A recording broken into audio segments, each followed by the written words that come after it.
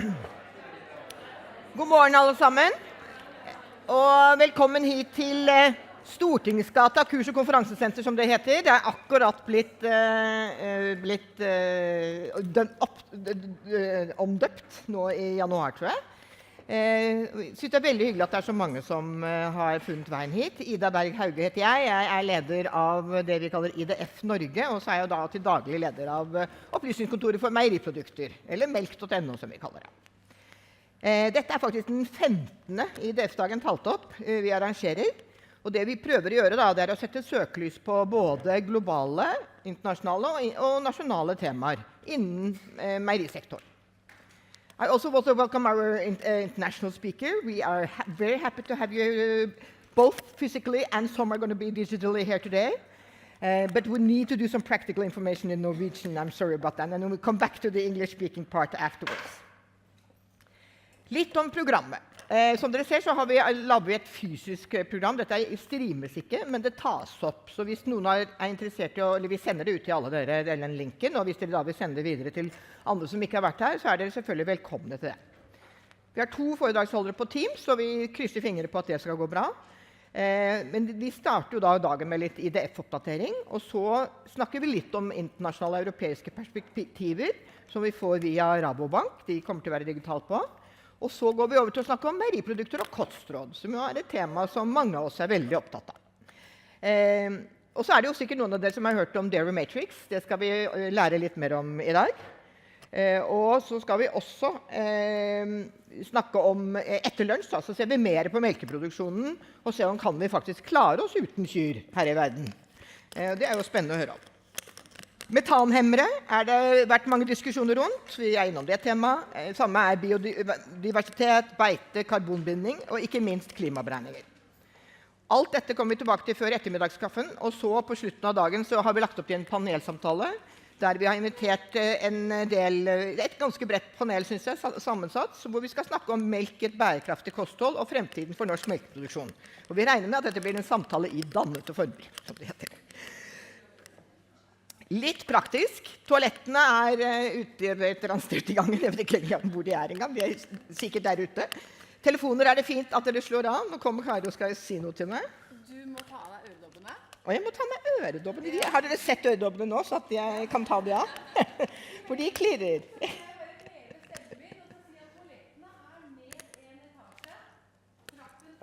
Ja, ok. Nettopp. Det fint. Kan ikke du ta det, eller jeg kan legge det. Litt sånn da. Så ikke jeg mister dem, det vil jeg vel slippe. Ja, vi ikke helt 100% profesjonelle her. Hvis vi tar det opp som sagt, så dere får tilsendt. Hvis det noen spesielle foredrag, altså selve liksom, presentasjonene, så går det i hvert fall an å sende en forespørsel til seminar@melk.no, så ser vi om det greit å sende ut. Hos Tine så tror jeg det i hvert fall opptaket blir lagt på intranettet. Vi har også fått masse flotte produkter, så det står på den andre siden av gangen, tror jeg, i det andre rommet, så det en kjøler med litt ymse og ting dere kan forsyne dere med. Og så blir det selvfølgelig en lunsj og litt grann til de forskjellige pausene. Før vi setter i gang, så vil jeg også takke arrangementskomiteen. Det Kari Bugge og Kirsti Vettre Brønner og Tone Roalkvam, alle fra Tine, som har gjort en kjempeflott innsats, og Ellen Ulleberg fra melk.no. De trenger en applaus. Så jeg tenker, vi altså over 100 påmeldte, og da tenker jeg at vi har truffet ganske bra med programmet, og det ganske bredt spekter av folk som sitter i salen, og det også veldig hyggelig. Vi prøver å sette av litt tid til spørsmål, i hvert fall på panelsamtalen, så ser vi litt hvordan det går i forhold til foredragsholdere, litt avhengig av hvordan vi skal styre, hvordan tiden går. Og da det noen som går rundt med en mikrofon i så fall. Og i år har vi faktisk lagt opp til en evaluering, og vi tenker at når man skal gjøre evaluering, så det lurt å gjøre det underveis. Så det ligger noen også på bordene. Hvis dere da skanner den koden her, så kommer dere rett inn på skjema, og så kan dere fylle inn. Og det kjempefint for oss da, som prøver å arrangere dette år etter år, at vi får litt tilbakespill på hva dere tenker og hvordan dette funker. Da skal jeg over til å snakke bitte litt innledningsvis om det vi kaller purpose. Altså, IDF skal heller komme tilbake til, men jeg tenkte bare å si helt sånn overorden, så har IDF sentralt purpose they call to connect and empower the global dairy sector to nourish the world with safe, nutritious and sustainable dairy. Og det liksom den store byen man har der i forhold til hva formålet med at vi holder på. Jeg tenker også det passer godt for oss her i Norge. IDF internasjonalt, der det jo den en uavhengig upolitisk internasjonal organisasjon. Dette kommer heller litt tilbake til, så jeg behøver sikkert ikke å si så mye om det, men vi har jo fokus på spesielt bærekraft, helse, kosthold, kvalitet, sikkerhet og standarder. Men for jeg skal si litt om IDF i Norge. Og dette jo bare et bitte litt utvalg, som da vi var i Chicago på generalforsamlingen. Det Helle og Marit Haugen som ble valgt inn som i styret til IDF, og meg selv. Men vi representerer da den norske nasjonalkomiteen. Så i hvert land det en nasjonalkomité som representerer landet, og som da representerer landet inn til IDF globalt. Så vår oppgave å ivareta de norske interessene til verdikjeden for melk og meieriprodukter innenfor aktuelle områder for IDF. Totalt i IDF Norge sitter det 26 medlemmer. Det TINE, det Mattilsynet, det Veterinærinstituttet, det Elopak, Tetrapak, NMBU, NTNU, og Geno har akkurat kommet inn. Mistet jeg denne. Og melk.no. Så vi prøver å diskuterer de forskjellige problemstillingene som man opptatt av både globalt og nasjonalt. Så vi bringer ting fra Norge inn internasjonalt. Vi tar med ting internasjonalt inn til Norge for å diskutere vårt syn på det. Dette jo et veldig gammelt nettverk. Vi har jo 120-årsjubileum, så det vel et av de nettverkene i verden som størst, og som har vært mest aktiv over veldig lang tid. Jeg skal vise dere et par slider. Disse kommer du tilbake til, så jeg tar den. Og det Dairy Consumption, de lave store rapporter hvert år på hvordan det med forbruket, hvordan det med produksjonen, hvordan går det med prisene, hvordan går det med forbruket. Her ser dere rett og slett hvordan forbruket på det de kaller liquid milk, eller konsummilk, i kilo rundt omkring i verden, hvordan det fordeler seg. Og det mørkeblå de som har høyest forbruk, da, over 70 kilo per capita. Og det jo da Australia, New Zealand, England, eller UK, Norge, Finland, noen østeuropeiske land. Så ser vi at det noen andre land som har liksom mellom 50 og 70, for eksempel India. Det veldig interessant. Der bor jo rimelig mange mennesker, og India et kjempestort produksjonsland, og også har høyt konsum. Sverige, Spania, Nord-Amerika. Og så følger de andre landene litt etter, og så ser du det noen land som helt hvit på kartet, og det også de som ikke med i IDF, som da ikke rapporterer noe inn. Så det betyr ikke at det ikke forbruk der, det bare ikke rapportert inn i rapporten. Ser vi på ost, så fordeler det seg litt annerledes. Da det jo mye de europeiske landene som ligger høyt, altså Sentral-Europa. Det Finland, det Island, det Frankrike, Italia, Baltikum, Danmark, Tyskland, Nederland, Sveits, Hellas. Alle disse landene ligger mer enn 20 kilo per capita. Norge ligger litt under, sammen med Sverige og noen andre østeuropeiske land. Australia og USA ligger også høyt oppe, men ikke så høyt oppe. Interessant å se Kina. Kina jo sånn upcoming land på dairy, men de spiser ikke ost. De liker ikke ost. Så da vi var i Chicago, så fikk vi servert noe sånn innovasjon på ost fra Kina, hvor de hadde blandet sukker i osten, sånn at barn skulle like det. På en sånn lollipop smakte ikke veldig godt, men det gikk så bra på det. Så det jo spennende å følge med på hva de gjør, for de gjør mye rare innovasjoner, for å si det sånn. Tenk dere søt hvit ost, ja. Og for å ta med smør også. Sentral- og Øst-Europa, desidert høyest. Interessant med India, som faktisk på samme nivå som Norge og Finland og Canada, også på smør. Så de bruker ganske mye smør der nede. Så sånne kart finnes i denne rapporten, og det tilgjengelig. Som vi kan hjelpe dere hvis det noen informasjon dere trenger, så kan både Helle og jeg snakke litt om det. Og hjelpe litt dere med det. Så i snitt så ligger det altså dairy consumption på 117,7 kilo per capita. I Norge har vi liksom ikke helt estimert hvor mye det Vi sier at vi spiser ca. 800 gram meieriekvivalenter per dag. Men det da i liter, og det i desiliter og liter, ikke kilo, så det må regnes litt om. Så vi ligger jo høyere enn snittet, selvfølgelig. 2 ord helt til slutt om sektoren. Altså, den jo, for de som har vært her før, har sett dette før. Men det jo noe med at når man har talt opp dette gjennom FAO-statistikken, som jo da den store landbruksorganisasjonen i FN, så det altså 1 milliard mennesker som faktisk involvert i meierisektoren globalt. Og det 6 milliarder mennesker som i kontakt med verdikjeden på en eller annen måte. Og jeg synes også det spennende å se at melk bidrar med 5% av energien, 10% av proteinene og 9% av fettet globalt sett. Og det altså, hvis du sier 1 milliardene, hvordan du deler den ned, så det ca. 600 millioner som bor på melkegård, og det 400 millioner som indirekte involvert i meierisektoren på en eller annen måte. Så det en gigantisk svær sektor. Og mange kvinner, 37 millioner gårder faktisk ledet av kvinner, og 80 millioner kvinner delvis involvert. Så det i mange land jo kvinner en veldig viktig faktor inn i melkesektoren. Ikke minst da i India. Helle og jeg og flere var på World Dairy Summit. Det har de rundt omkring i verden. Vi var i Chicago sist. Og det jo typisk amerikanerne. De kaller det altså «boundless potential, endless possibilities». Og det var gjennomgangstonen. Positive signaler, masse muligheter. Og det veldig morsomt eller spennende å være på sånne konferanser og høre hvordan de forskjellige landene snakker. USA snakker bare om eksport. India snakker bare om volum. De verdens største melkeprodusent, skal bli enda mye større. Kineserne snakker bare om innovasjon. I Europa det jo kvalitet, småskala, bærekraft og helse og mange andre aspekter. Ikke så tydelig kanskje profil som de andre kontinentene har, da, fra mitt perspektiv selvfølgelig. Da skal jeg få lov til å introdusere Helle. Helle Huseby altså også hun sekretær og veldig aktiv sådan i Nasjonalkomiteen. Hun har sittet i styret globalt i IDF, akkurat gått ut av det, og nå blitt leder av det som heter en av komiteene vi har, Standing Committee of Dairy Politics and Economics. Til daglig, Helle, du fagsjef med fokus på handelspolitikk i Tine, og du en veldig aktiv person i så måte, og du har jo et veldig, veldig stort hjerte for melkeproduksjonen. Bakgrunnen din egentlig at du har master i naturforvaltning, som du sier selv du har fått mye glede av i det siste, mer enn du trodde, og erfaring fra Landbruksdirektoratet og det som nå heter agroanalyse. Så velkommen, Helle. Og før du starter må du spørre, hva egentlig ditt favoritt meieriprodukt? Definitivt ost. Definitivt ost. Så må du trykke på den frem og tilbake.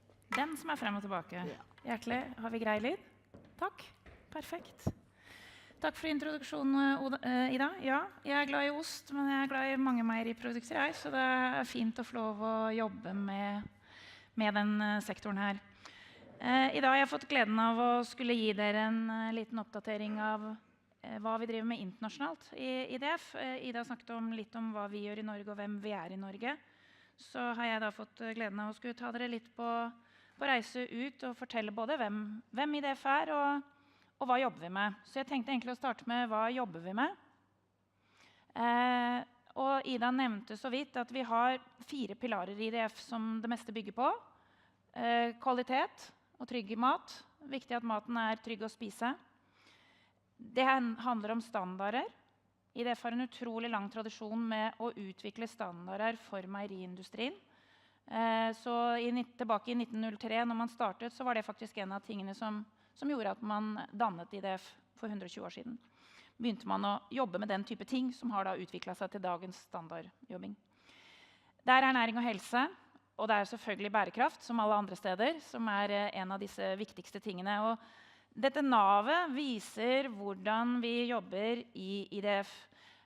Vi som med, som representanter for de ulike landene, for det landene som medlem i IDF, det ikke selskapene eller organisasjonene, så det Norge som medlem inn. Men det ca. 1200 frivillige fagfolk som jobber i IDF, og vi sitter i noe vi kaller standing committees, som vi har 17 slike fagkomiteer. Og de innenfor disse områdene her. Så hvis dere ser på en måte den ytre delen av sirkelen, hvor disse 17 komiteene passer inn, så vil dere se at vi dekker i grunn hele verdikjeden fra jord til bord, med unntak av retail, dagligvare. Mens da disse 4 tingene i kjernen da det vi bygger det meste på. Og de 2 siste pilarene der oppe næring og helse og bærekraft jo det vi har valgt å fokusere på i dag. Som Ida sa, vi har hatt mange IDF-dager. Vi har litt ulike temaer hver gang, men det det vi har valgt å ha som tema i år. Det til sammen 40 medlemsland i IDF. Du gikk fort gjennom det. Jeg så det så vidt på plansjen din, men den forsvant fort, så jeg kan si at det ca. 75% av verdens melk som med i IDF gjennom disse 40 landene. Pause. Det var veldig kjapt. Og så sa jeg at vi representerte, den kommer sikkert opp igjen.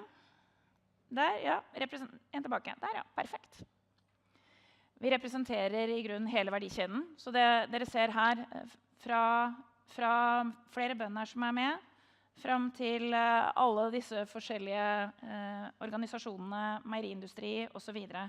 Og det styrken til IDF, fordi da får du veldig mange stemmer som har en veldig forskjellig inngang og en forskjellig synspunkt. Men det gjør at vi utfordres godt av hverandre i det nettverket her. Så hvorfor skal man ha en organisasjon som IDF? Formålet har dere allerede sett på en plansje av Ida. Jeg beklager at vi ikke superkoordinert. Jeg var litt sen med å lage mine plansjer i går på vei hjem fra London. Men dette formålet vårt. Hvordan gjør vi ting? Jo, vi snakker sammen. Vi samler inn kunnskap, vi deler kunnskap. Vi prøver å fortelle hverandre den kunnskapen vi har fått, den forskningen som har skjedd i ulike land. På tvers av hele verdikjeden, på tvers av selskaper. Det veldig unikt, føler jeg, i IDF, at vi konkurrenter i hylla hvis du jobber for et meieriselskap. Men i IDF skal vi jobbe sammen. Og det veldig fint. Vi jobber på tvers av landegrenser, vi jobber på tvers av verdensdeler, og så vi konsensusbasert, sånn at vi må bli enige. Hvis vi ikke blir enige, så bringer vi ikke vår posisjon fram. Men det klart at hvis vi klarer da å bli enige og klarer å ha en stemme, så vi også en sterk stemme for det vi prøver å fremsnakke.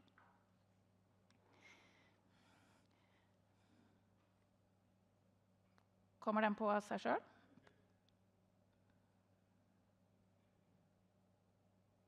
Alltid gøy med en liten video. Skal jeg prøve å trykke? Ok, nå må jeg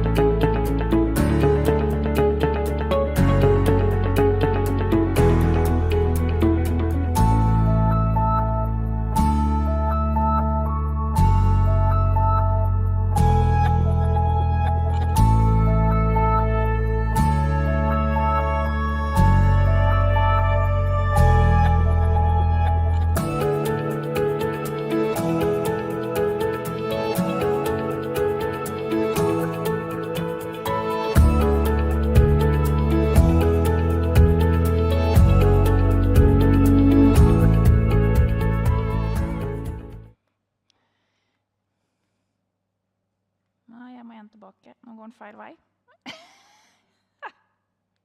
Sånn, ja. Nå skjønner jeg frem og tilbake. Der var det jeg skulle ha. Nå har vi pratet litt om hva IDF, og hva jobber vi med. Så hva det som driverne her, da? Hva det som de store tingene som gjør at vi jobber med det vi jobber med for tiden? Jeg vil si at jeg tror den største globale driveren for øyeblikket matvaresikkerhet. Det har det nok vært i mange år. Det har vært mange sultne mennesker i mange år, og det har vært mange underernærte mennesker i mange år. Så det ikke noe nytt. Men det definitivt fortsatt en stor utfordring for verden. Hvordan sikre nok mat. Og Ida viste akkurat den plansjen her. Dere finner den i en av rapportene som IDF utgir hvert år. Og hun fortalte også hvor mye vi spiser, men som poenget mitt var å vise oss at vi spiser stadig mer melk- og meieriprodukter. Spesielt i den delen av verden hvor man ikke har nok og god nok ernæring, så det et veldig raskt økende forbruk av meieriprodukter på grunn av den gode ernæringen disse her produktene kan tilby. Og så blir vi stadig flere folk. Og denne kombinasjonen av hvordan skal vi få til dette her når vi blir stadig flere, hvordan skal vi klare å ernære en så stor befolkning som vi forventer å være i 2050, for vi forventer å være 9,6 milliarder mennesker. Og før den tid, så bare i India så har de jo vokst med over 100 millioner mennesker. Ida sa de var verdens allerede største melkeproduserende land. De har økt sin produksjon med 5% årlig de siste årene. De tenker at de skal fortsette å øke med 5% årlig, men jeg tror likevel det skal bli kritisk å klare å få nok melk og meieriprodukter og annen mat til å dekke denne økende befolkningen. Så det betyr at vi må produsere smart. Vi må produsere mer mat enn i dag, med mindre ressurser. Og da tenker vi at meieriproduktene har en stor fordel, fordi de er så næringstette. De tilbyr mye ernæring og riktig ernæring innenfor den pakka du får når du spiser. Så vi tror vi skal være med og være en del av løsningen på hvordan vi skal løse den utfordringen her. Et par andre store globale drivere på meieriområdet er kvalitet og trygg mat. Jeg leser om listeria-utbrudd i avisen i går igjen utenfor oss. Det er stadig noe som kan gi oss sykdommer og så videre. Så IDF jobber veldig mye med kvalitet og trygg mat for å sikre oss at alle land har den beste kunnskapen og følger de samme reglene for å unngå matbårne sykdommer. Dyrehelse og velferd er jo en del av bærekraft, men det er på en måte også en egen driver sammen med klima og bærekraft. På bærekraft så begynte IDF veldig tidlig å markere seg. Og allerede tilbake i 2016 så lagde vi en avtale sammen med FAO. Vi signerte sammen på at vi forpliktet oss til å jobbe med bærekraft i meierisektoren. Det er ganske tidlig i forhold til mange andre sektorer. Så det er fint. Det betyr ikke at vi har en grunn til å ligge frempå, fordi alle andre har jobbet mye også, så vi må bare fortsette å levere. 2 år etterpå, jeg har lyst til å vise dette bildet her, så hadde vi en konferanse i Korea. Det var denne store summiten som Ida sa i høst, var den i Chicago.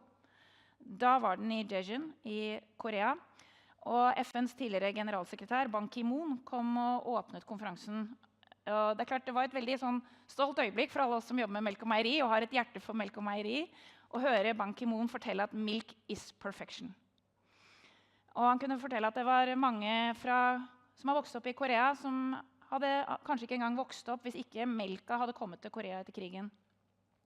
Så det var en veldig rørende historie å høre ham fortelle om hvor viktig dette er for det som jeg sier, ernæring er også bærekraft. Så fascinerende å høre på, og et utrolig flott foredrag, og fint å kunne høre at sånne også fremsnakker melka. Som Ida sa, melka representerer jo 5% av kaloriene vi får i oss på global basis. Det er ikke så veldig mye av det, men det representerer jo 10% av proteinene. Proteinene er viktige for veldig mange. De animalske proteinene har god kvalitet. Vi kommer til å få høre mer om det fra Tom senere i dag. Og så er det 9% av fettet som kommer fra meieriproduktene, hvis vi ser globalt sett. Litt mer om bærekraft. Vi kommer til å høre mye om bærekraftsatsing i ettermiddag. Vi kommer til å høre mye om hva vi gjør, så derfor hadde jeg lyst til å ta med en plansje. Bare for å vise at i tillegg til alle disse tiltakene man gjør i meieriindustrien, de tiltakene man gjør på gård, de tiltakene vi gjør i transportsektoren osv., så er faktisk produktivitetsvekst et veldig viktig bidrag til å redusere klimautslippene. Det er veldig stor forskjell på hva som er en stor gård og en liten gård rundt i verden. I USA og Kina så har de for lenge siden passert 10 000 dyr på mange av sine gårder, og i Kina er gjennomsnittet 2 kuer. Så vi har hele spektret med oss i IDF. Og det betyr at det å dele kompetanse, det å dele fra de landene som får det til, som klarer å produsere mer per ku med mindre ressurser, og det at vi da gjennom dette nettverket kan dele med andre, hvordan kan dere få det til? Det er viktig. Fra 2005 til 2015 så har FAO, FNs landbruksorganisasjon, beregnet at vi økte produktiviteten med 30%. Så vi produserer mye mer mat, eller meieriprodukter. Men det var bare 18% økning i utslippene. Og når jeg sier bare, så tenker jeg at 18% økning, det er ikke bra det. Det burde vært negativt. Men med tanke på at du bidrar med så mye mer ernæring, og god og riktig ernæring, så er det godt at det ikke var mer. Og hvis ikke vi hadde fått produktivitetsveksten, altså at en ku produserer mer enn før, så hadde disse utslippene økt med 38%. Så det er en ganske betydelig forbedring du kan få på mengden klimautslipp bare ved produktivitetsvekst. Så jeg tok en liten sånn grønn figur og prøvde å lime inn øverst, hvor dere ser hvor mye mer klimautslippene økte, men det har vært da en 11% reduksjon i klimautslipp bare på grunn av produktivitetsvekst. Så jeg er veldig spent på å høre om vi senere da skal få høre noen tall for Norge. På slutten av dagen så skal vi snakke litt om bærekraft og tall. Men jeg tok med bare en kurve, fordi i Norge så snakker vi om at vi har vel antageligvis et avtale på rundt 1,1. Blir som sagt spent å høre hvor mange tall senere i dag. Men hvis du ser på Asia, da, som er den største melkeprodusenten i verden, så har de nå gått fra å være på rundt 6, og de beveger seg ned mot 4. Så verdens gjennomsnitt er jo mye høyere. Verdens gjennomsnitt står øverst på plansjen her, og har gått fra 2,8 til 2,5. Men i Norge så er vi på rundt 1,1. Så det er jo viktig at vi bruker norske tall når vi snakker, men det er i hvert fall utrolig bra at det går riktig vei. Og så tenkte jeg også vise dere, hvis dere har behov for å finne tall og lektyre på noe tidspunkt, for bærekraft er mer enn bare klima. Meierisektoren er en veldig viktig bidragsyter på andre områder på bærekraft, både økonomisk bærekraft og sosial bærekraft. Ida nevnte i sted hvor mange kvinner som både jobber i industrien og som eier en gård. Og det er ekstremt viktig i land som jeg nevnte India i sted. Der er det å få lov å være en melkeprodusent, det er det som gjør at du kan sende ungene dine på skolen. Det samme gjelder i Kenya.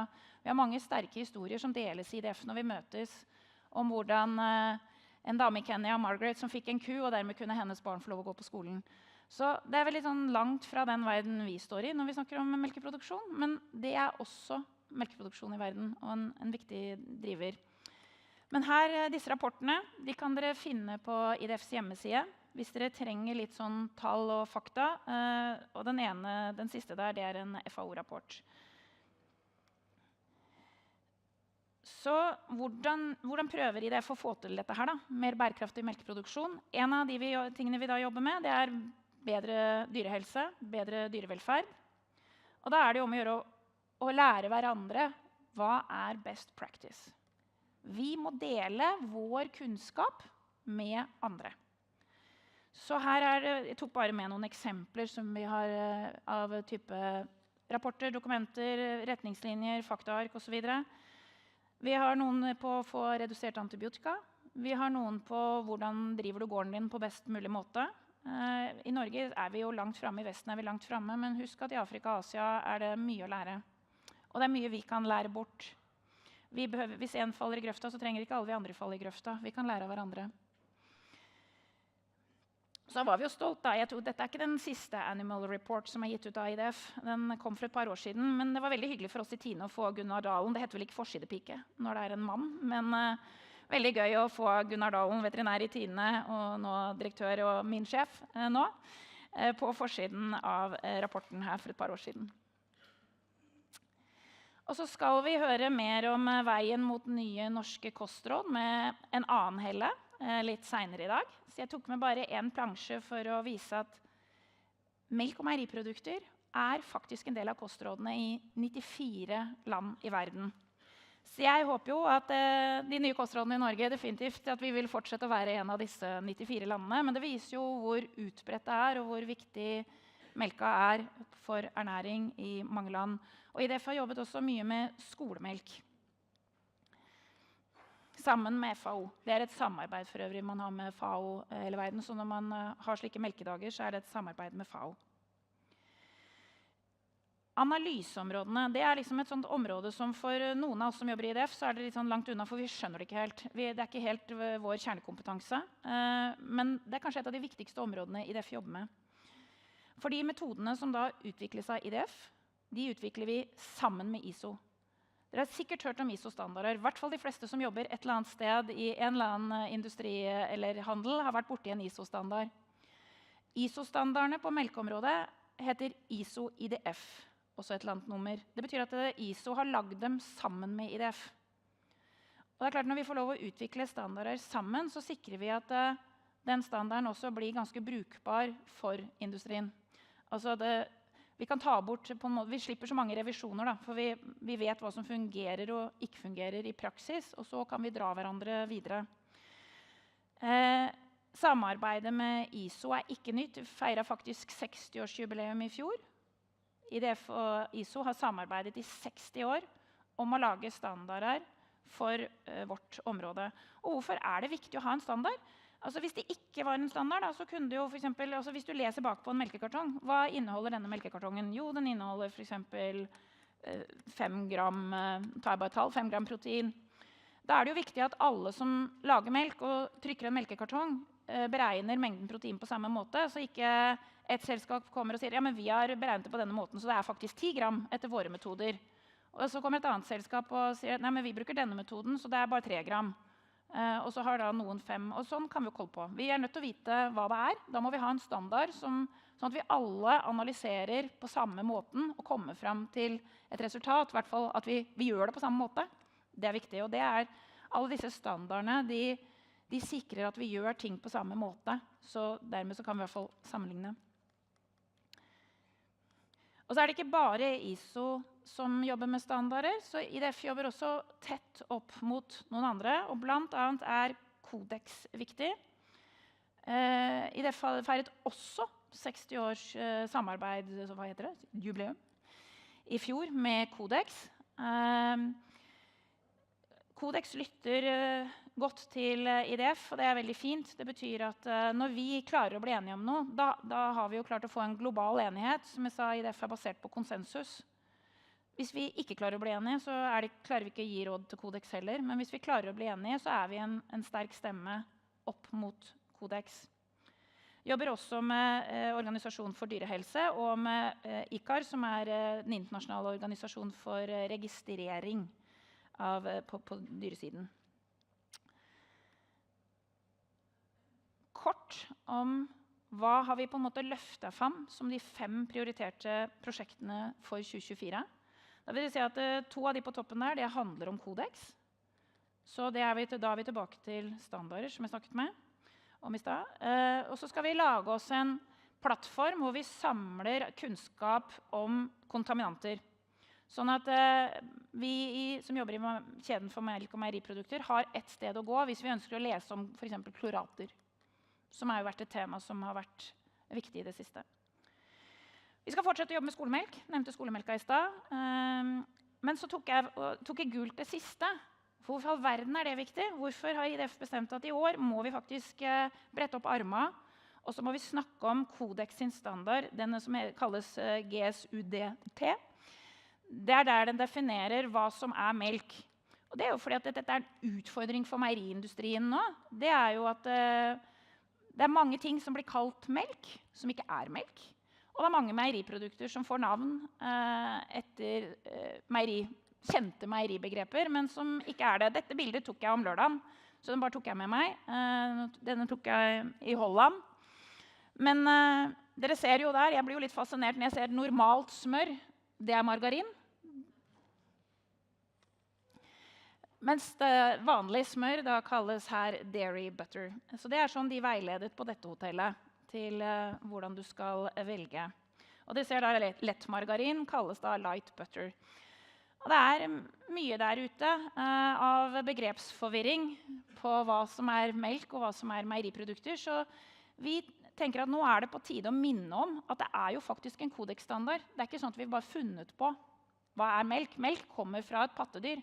Det kan komme fra flere pattedyr, det bør ikke komme fra ku, det kan komme fra kamel, men det kommer fortsatt fra et pattedyr.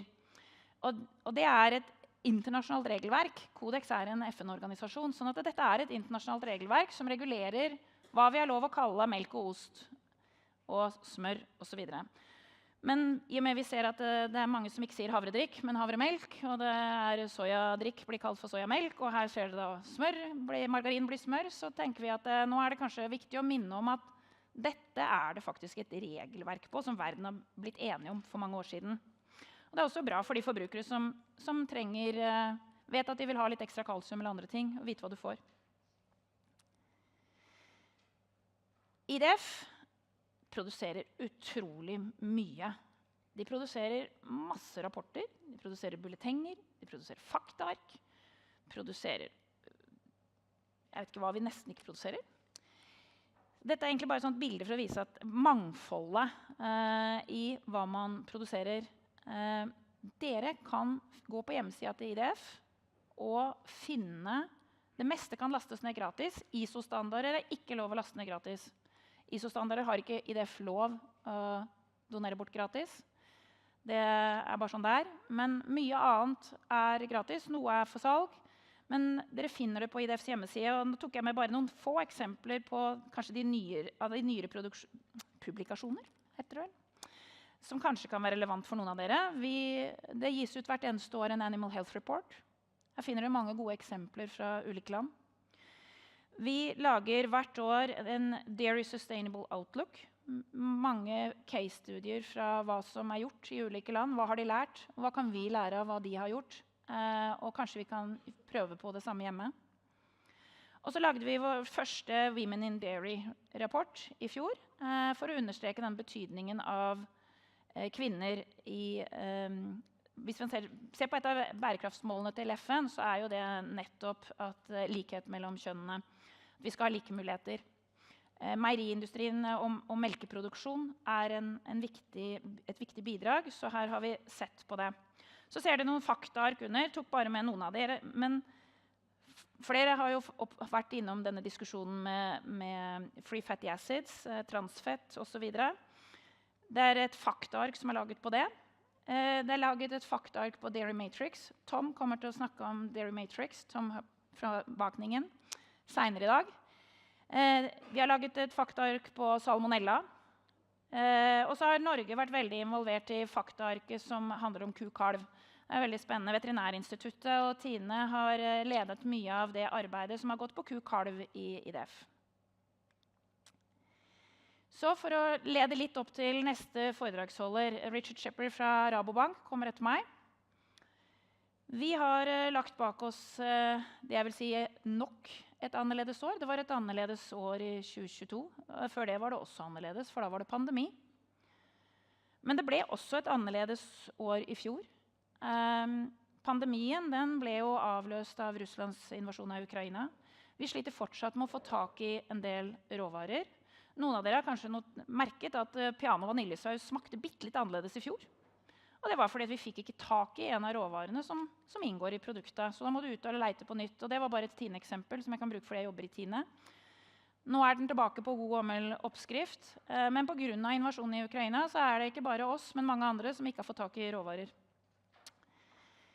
Det fortsetter å være høye priser på energi, påvirker kunstgjødsel, transport og andre ting. Og på toppen så er det da inflasjonsvekst, økte priser. Det er rett og slett andre tider, og vi er i en dyrtid.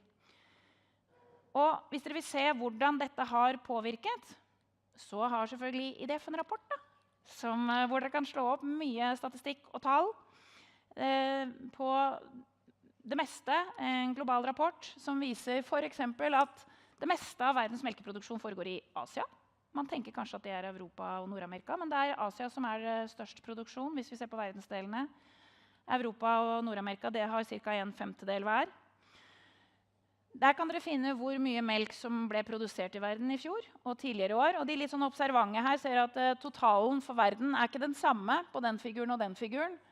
Men forskjellen er jo stort sett faktisk bøffelmelk. Fordi det er mye mer enn kumelk når vi ser utenfor landets grenser.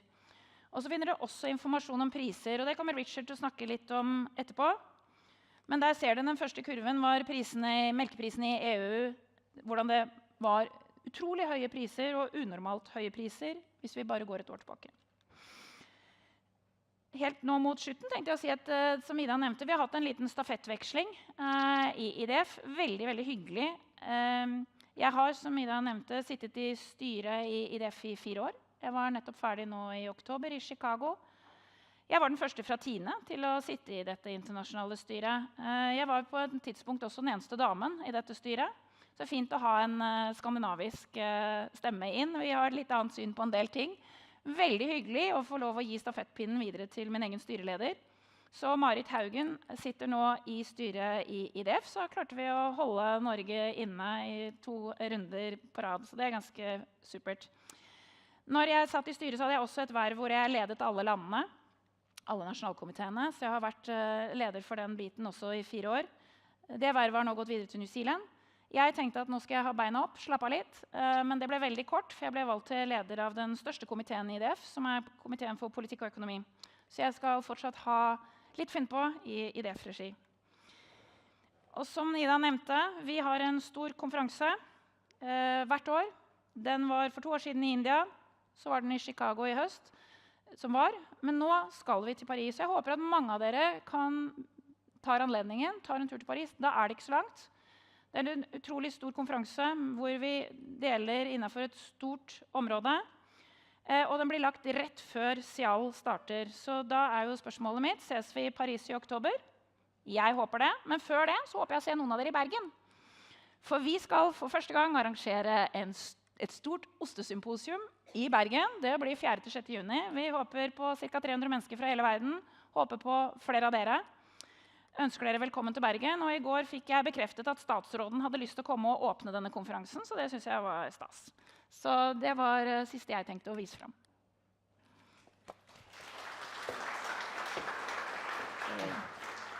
Tusen takk, Helle. Helle, som dere skjønner, er jo en ekstremt aktiv person, reiser rundt, opplever masse, så jeg tenkte bare ett spørsmål til deg. Opplever du generelt at det er positivisme, altså at folk er generelt sett positive i meierisektoren liksom globalt sett, eller opplever du at det er pessimisme, eller litt imellom? Jeg opplever at det er forskjellig hvor du ser. Vi står i en situasjon hvor sikkert mange av dere har fått med dere at traktorene kjører i gatene både i Berlin, i Paris. Mange av Europas hovedsteder, bøndene protesterer på hvordan det er både dårligere marginer, press på diverse bærekraftsaker, litt sånn opinion er litt sånn mot animal health og så videre, animal welfare i Europa. Så man oppfatter på en måte Europa litt pessimistisk, ikke helt sånn frempå. Så har du da USA, som Ida nevnte i USA, så sitter man jo klare, landbruksministeren sitter helt klar og sier de literne som Europa slutter å produsere på grunn av bærekraft, de skal vi produsere. Vi deler faktisk den samme atmosfæren. Det er litt sånn fascinerende når man ser på dette her, men kjempepositivisme i USA. De skal ta eksportmarked. De tok eksportmarkeder i fjor. De skal ta mer eksportmarkeder i år. Kina regner med å ha over 1/3 av verdens melk allerede i 2030. Vi er veldig spent på hvordan det vil se ut. Vi er litt spent på hva slags produkter vi vil lage. Så jeg vil si at det varierer litt med hvor du er, om det er positivt eller negativt for øyeblikket. Men for meg er det veldig fascinerende å se at både Nederland og Irland har tenkt å ta ned dyretallet for å møte bærekraftutfordringen. Og så sitter liksom USA helt klare og skal bare overta den melka. Men sånn er det. Tusen takk, Helle. Jeg synes det var veldig bra presentasjon på og gitt oss et godt innblikk i hva IDF går ut på. Og vi kommer jo ikke unna at både Helle og jeg gleder oss til å reise til Paris, for jeg kan fortelle at de ostebordene de har i Paris, altså, de er noe for seg selv. Then we're going on to our digital speaker. It's always a challenge, or it's going to be interesting to see if we have our Richard on the line. I don't know how teknikerne, hvordan går det der med, har vi noen på online her? Yes, hello Richard, good morning. Good morning everyone. I just want to do a quick introduction for you, and then I just leave the floor to you. Richard Shepper is an analyst within the Rabobank Global Dairy Research Team. And I don't know if everybody knows Rabobank in Norway. It's a cooperative bank. I think you're based in the Netherlands, but you have a global focus on the food and agriculture sector specifically. Richard is based in the Netherlands, with a focus on the dairy sector here in Europe. And together with his colleagues, he translates developments in the global dairy sector to the European context. Welcome, Richard. We are very much looking forward to hearing about the European trends and your perspective. So thank you for being here. Well, thanks for the introduction. I will start with sharing my screen. Then, in the next, say, 20 to 25 minutes or so, I will talk you through a bit of the transition that's happening in the EU dairy landscape, and also why you should anticipate an accelerated decline in milk volumes going forward. Considering the time, I think though to skip the introduction could be pretty short, because I think the introduction you have given is very good. So Rabobank, corporate bank, the Netherlands do everything, but outside of it, everything related to food and agriculture, and dairy is at the core of it. I'm a dairy analyst in Rabo Research. Within our research, so I'm covering Europe. We have a global team. Every analyst looks at his own region, but together we, for example, write global market reports. One example is the Global Dairy Quarterly, which we publish every quarter. So the next one will be up next month. But let's move into a bit more. Hey, what is the sentiment? Because I don't know how the headlines in Norway look like, but this one was hard to miss across Europe. And to be honest, it's not about a diesel tax that set this protest in motion, for example, Germany. No, I think it's much more about the drop that's flooding the bucket. And also spreading, of course, across Europe. But yeah, it's complex to explain. And it's also true that, let's say, in those discussions, you also hear dissatisfaction with the EU ambitions. But it is not so straightforward. Yes, there is a common ground, but it is not so straightforward. And I will explain that later on during the presentation. But it is interesting to watch that during the past year, there's been a lot of pushback on some of the ambitions from the EU Commission, for example, in the Green Deal. And of course, we also have elections, European elections in June this year. So it's going to be an interesting one to see how this will develop. And if, for example, some of these ambitions might be eased or not.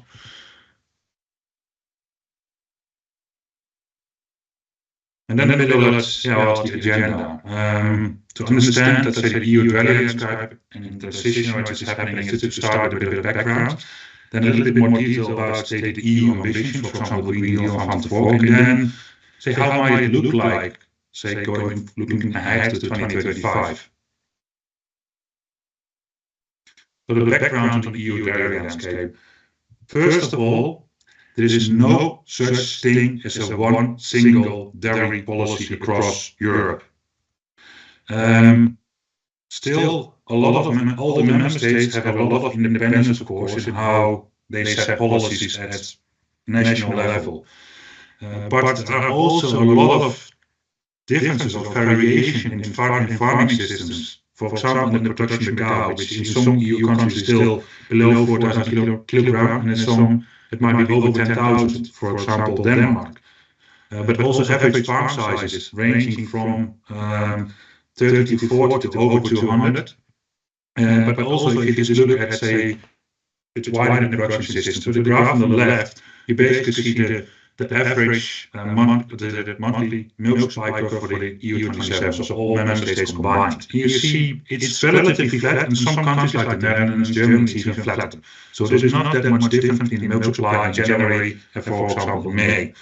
But if you then go to the right, that's Ireland. Ireland is really, let's say, a seasonal pasture-based system, low cost, so all the cows calve basically in the early spring, and then production goes up and peaks in May, and then at the end of the year they all dry it off and they calve again. So it means that during the winter months there's hardly any milk production. While, for example, a lot of other EU countries, the cows calve throughout the year. But because of this variation in farming systems, you also see differences and challenges in the options to have, for example, to comply with sustainability targets.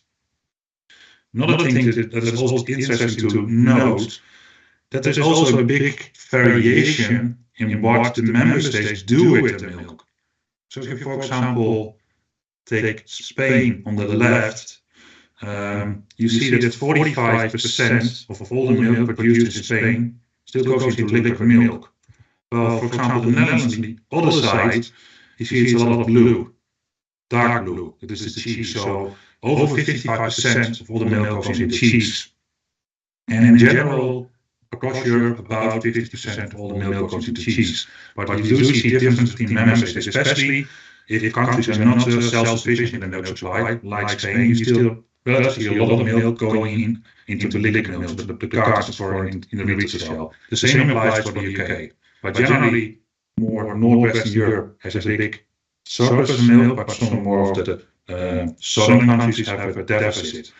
And overall, only about 12% is traded outside of the European Union, plus the UK, because that's still included.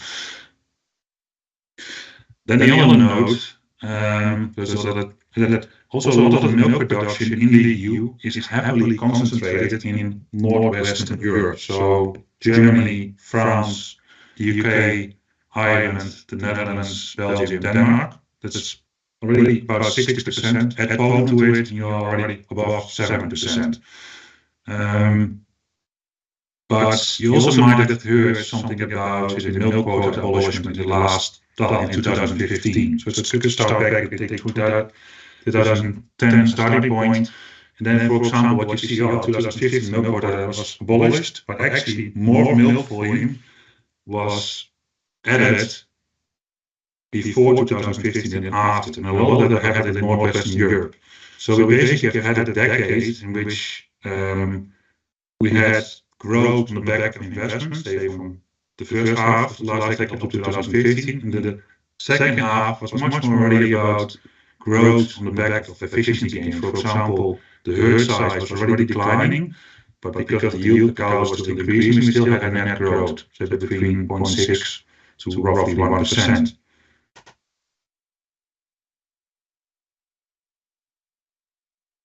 And what is also a bit of a misconception in all of this is that, well, first of all, a lot of people think that all the growth, of course, happened because the milk quota abolished, but no, that's overestimated. It's actually much more about a combination of, let's say, a period of more liberal policies, healthy margins, but also interest rates that started to come down. The second thing that was a misconception, a lot of people think that, well, a lot of the dairy herd, well, basically exploded. That did not happen.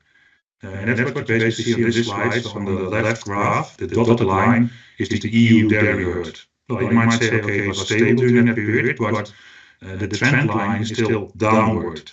So for the last decades, the dairy herd has actually been declining because we became more efficient and started, well, the genetics improved, the production count increased, and that basically compensated. And that was why we still had growth.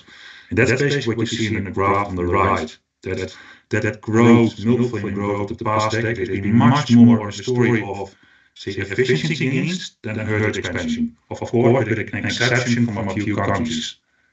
And then Ireland is the one that really stands out. So that's really a story of, let's say, farm and land conversions from, let's say, sheep and beef into dairy, because dairy farming was more profitable. But also of Ireland going forward, we don't expect to see much more land conversion going ongoing.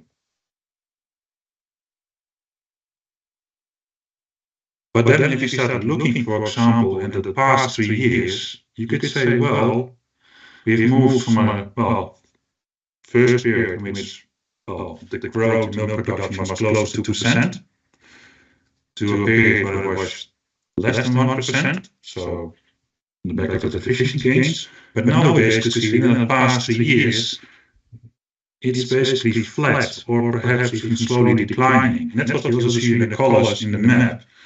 That where you saw a lot of green in the previous map, it's now much more actually red. And the question also comes, why is that? And I think the third misconception here is that is because of, for example, the farm to fork and Green Deal. No, it isn't. I do think it's much more a story of a lot of years with, say, tight margins, but also uncertainty about, for example, policies. Hey, what am I expected to do, let's say, in 2030, for example? But also there's a big labor issue. So keep in mind that across Europe, a lot of countrysides, a lot of young people are leaving. They have a lot of options. They don't want to milk cows anymore. So succession and labor, an issue. Of course, technology, for example, automated milking systems, can make family farms more efficient, so that you need less human labor in order to milk your cows. But I think overall, it's also a story about uncertainty and feeling squeezed. And that last part is also one of the reasons why we've seen the protest. Then quickly talking about those margins, because you might also have heard about record high milk prices in Europe, especially in 2022. Yes, that is definitely true. But the same counts for the cost price.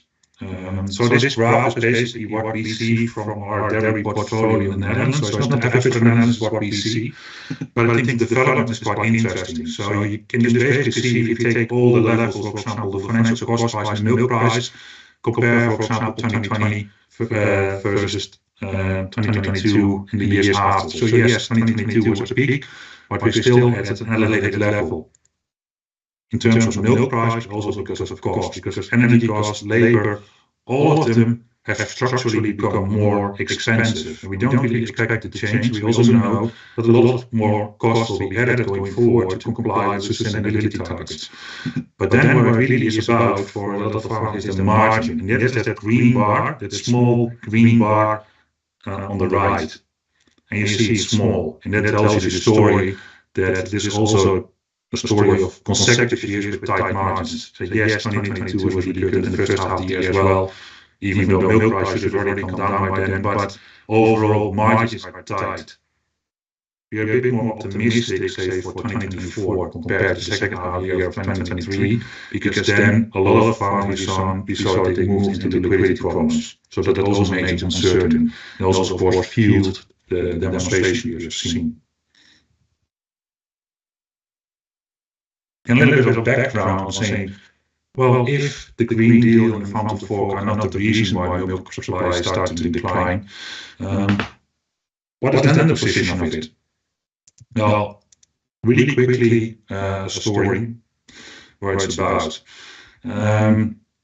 Certain ambitions have been set, and generally you could say it's about becoming climate neutral and lowering emissions and making basically the farming system more future-proof and restore biodiversity. And in that perspective, the Green Deal is the overarching ambition, or I would call it the umbrella. And in that, or underneath that, there are several strategies, including the Fit for 55, Farm to Fork, and the biodiversity strategy. But there's much more, and not all of them, of course, are that relevant for food and agriculture, or agriculture specific. So from those, you could say it's a lot of it's in the Farm to Fork, but and underneath that, you could say it's about the legislation or the execution phase. The status at the moment is that a lot of the new ambitions and strategies have not been executed. So it's not put into legislation yet, and especially not implemented yet at the member state level. Because what, for example, happens, those strategies have to be included in the common agriculture policy. And for the common agriculture policy, all the member states have to write down a national strategic plan. So the EU is not going to tell you how to do it.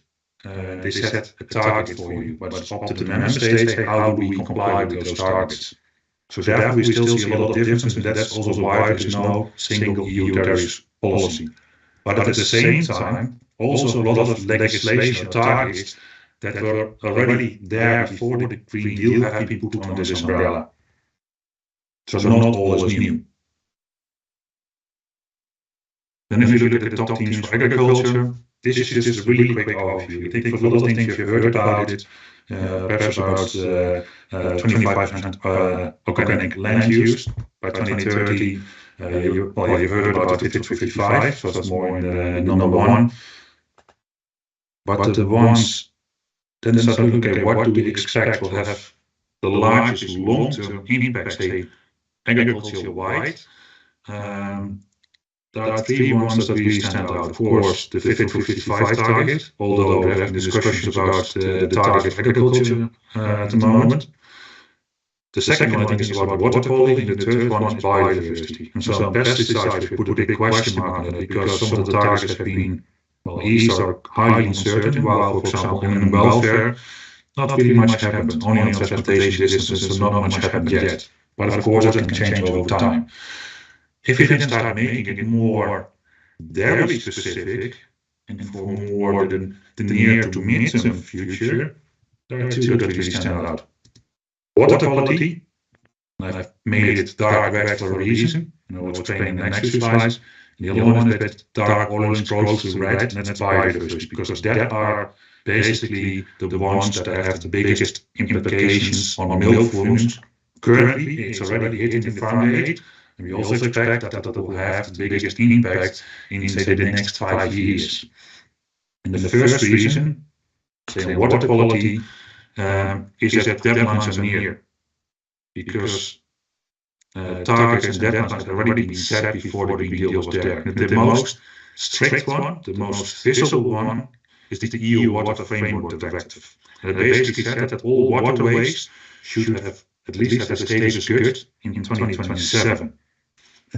Then let's have a look. And there are a lot of other targets for water as well, but it's way too detailed. But then let's have a quick look in how it looks like. So this graph, it's a bit old, and it is, it's not in too much detail, but it gives you a good overview. And well, the colors basically give you, okay, what the percentage of the waterways have the status good or don't have it. And then you see a lot of red, and then you see, for especially in Northwestern Europe, that there's a lot of the water quality is just not good enough. And if you would overlay this with, for example, a map for livestock density, population density, and industrial density, well, there will be a big correlation. So it's a combination of factors, but it's also true that in Northwestern Europe, we have the highest density in our livestock. So what basically means, what kind of implications does it have, for example, for dairy farming? Well, the most visible one, I would say, is the removal of nitrogen derogation. Nitrogen derogation is basically an allowance given by the European Commission to a country or a region to apply more nitrogen from organic manure per hectare. Normally it is 170 kilograms, but with nitrogen derogation, it's only 230 kilograms or 250. But now what we've seen in recent years, that Germany already lost it some years ago. Flanders, the northern part of Belgium, which is also, has lost it last year. In the Netherlands, it will be outphased gradually from last year up to 2026. And last year, we only had the first step back in our allowance, going back from 250 to 240 or 230. That we have the surplus in manures or in minerals is really exceeding. A lot of farmers have difficulties, to offset, to sell the manure, and the manure pits are full. But also in Ireland, there are issues with water quality. Even though the color is blue, if you would highlight it more on the dairy-specific regions, it's a bit different. But there, for example, the bandwidth has been lowered from 250 kilograms of nitrogen to 220. So that is definitely something to keep an eye out also going forward for the next few years, because we haven't seen the biggest impact yet. The other one is really about biodiversity.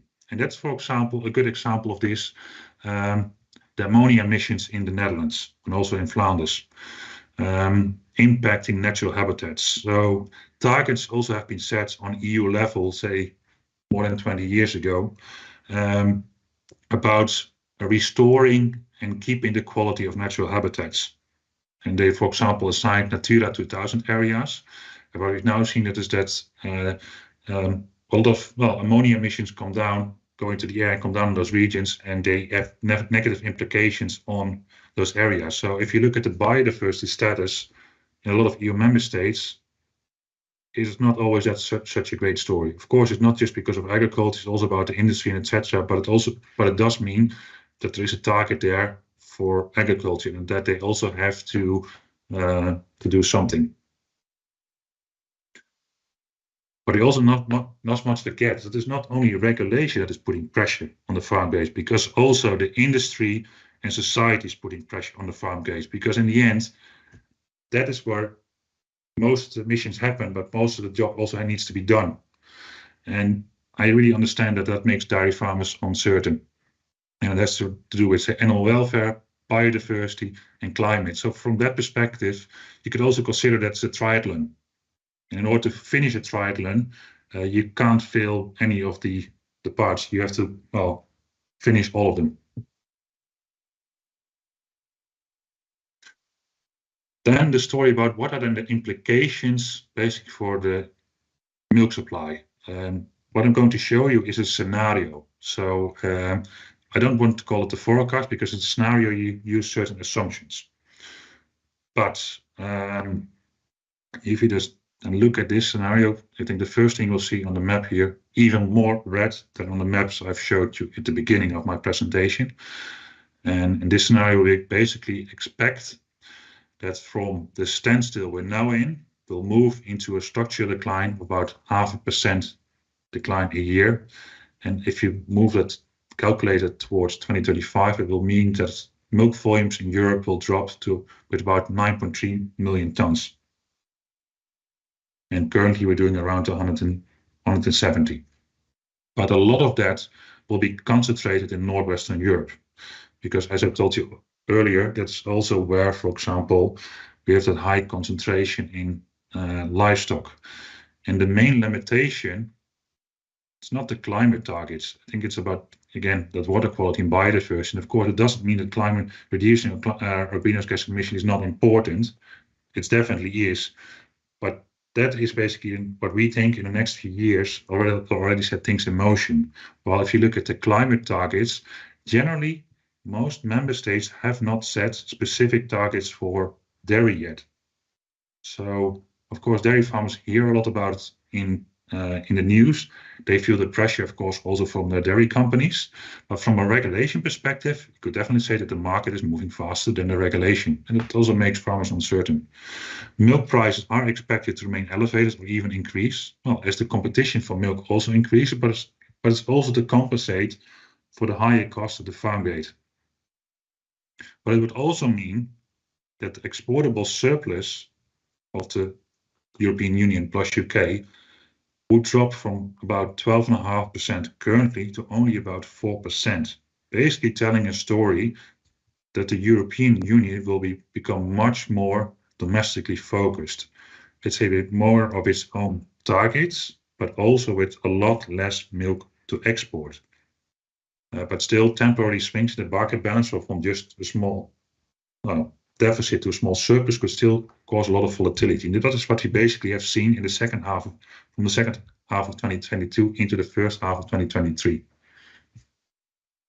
So a period where dairy commodity prices dropped quite harsh, but where milk prices actually stayed too high because dairy companies were scared to lose too much milk. But in the end, it negatively impacted their financial results last year.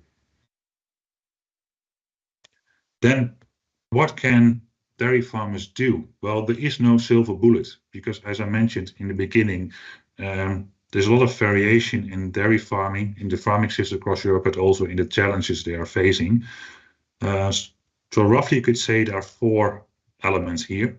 I think the first one is more about circular farming, becoming less dependent on purchased and imported concentrates and fertilizer, because we, of course, as European Union, we still import a lot of soy coming out of Latin America. That itself you consider is not sustainable, but it's also adding minerals to your balance. And the same thing counts for the chemical fertilizers.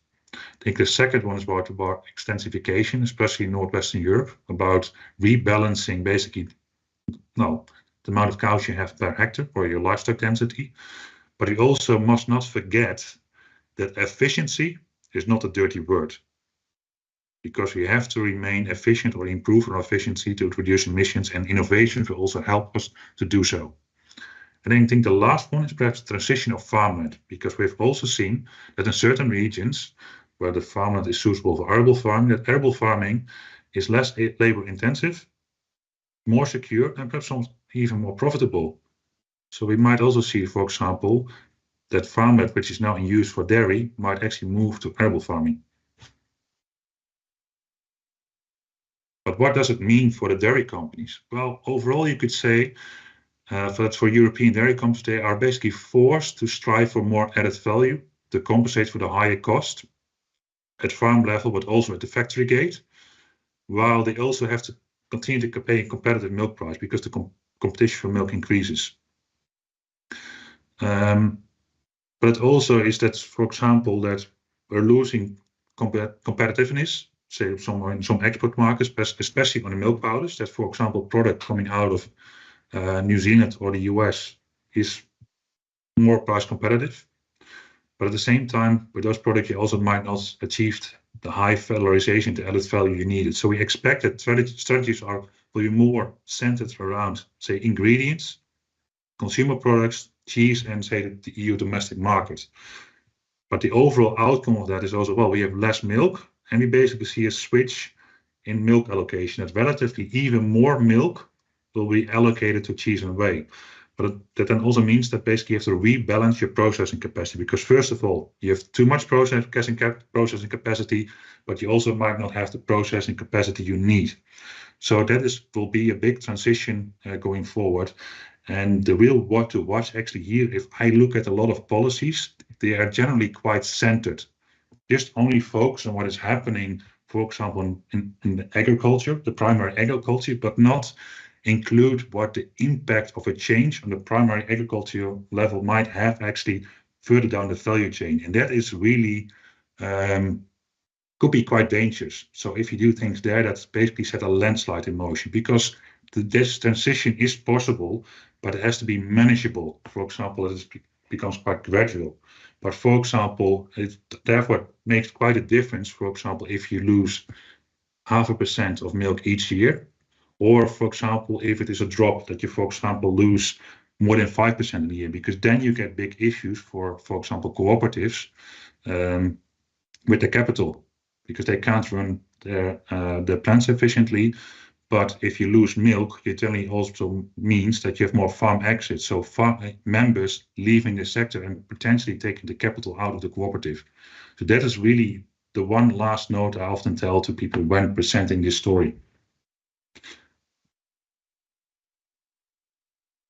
And that wraps things up from my end. Thank you for your attention. And I don't know if there are any questions in the room.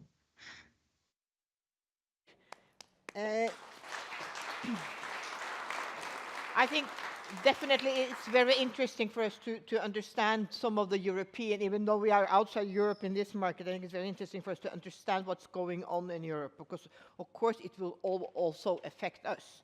You are giving us somehow kind of a gloomy picture, and it seems like when we were in Chicago last fall, we were just talking about before you came on that the Americans are very optimistic about their trade positions. The Indians are very optimistic when it comes to all the amount of milk they're going to produce. The Chinese is innovating and want to take the market.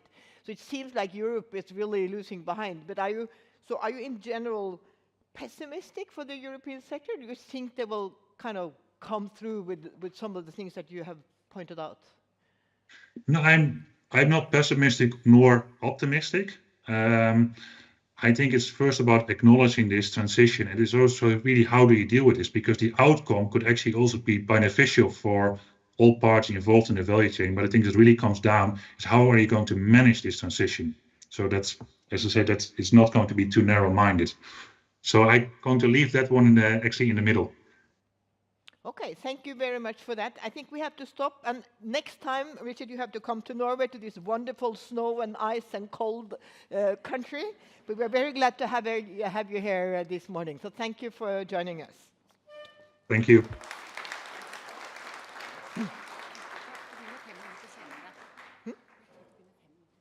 Ja, det er pause nå. Så skal dere få lov til å strekke litt på bena. Pause med frukt. Viktig med mingling og networking. Det det IDF dreier seg om, så dere må bli kjent med noen nye også, kanskje. Husk evalueringen underveis. Supert. Nå sier de at vi skal begynne igjen. Jeg foreslår fortsatt 10:30. Så vi prøver å kjøre sånn at vi tilbake her 10:30. Da det et kvarters pause. Starter.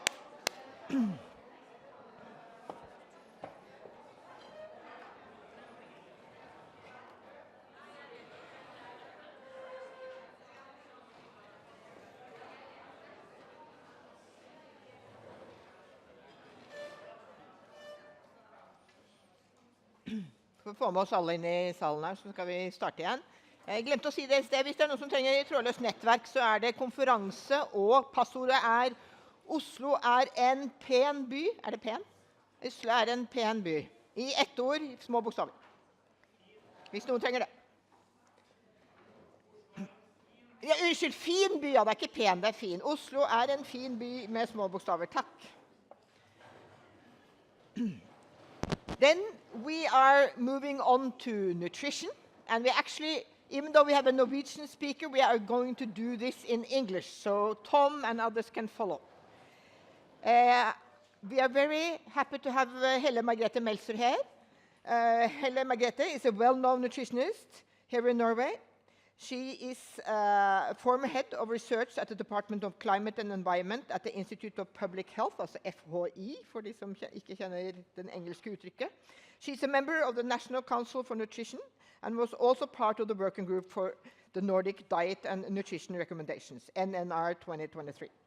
She has led the work in the new tools application to the Research Council, a project which, among other things, will dwell deeply into the issue of sustainability and labeling of food. Welcome, Helle Margrethe. We are very anxious to hear about you to talk about milk and dairy products from knowledge to dietary guidelines. Thank you.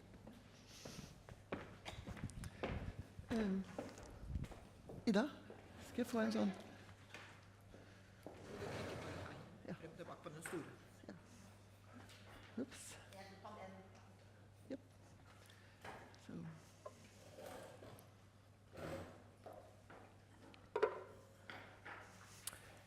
So, you can hear me now? It sounds like it. I hope I can speak slowly and distinctly enough, but I tend to get fast, so someone has to just slow me down if I become too fast. Thank you so much for the invitation. Very nice to be here.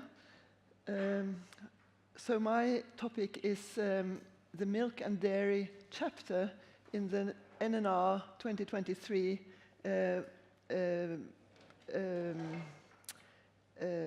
what do you call it, book.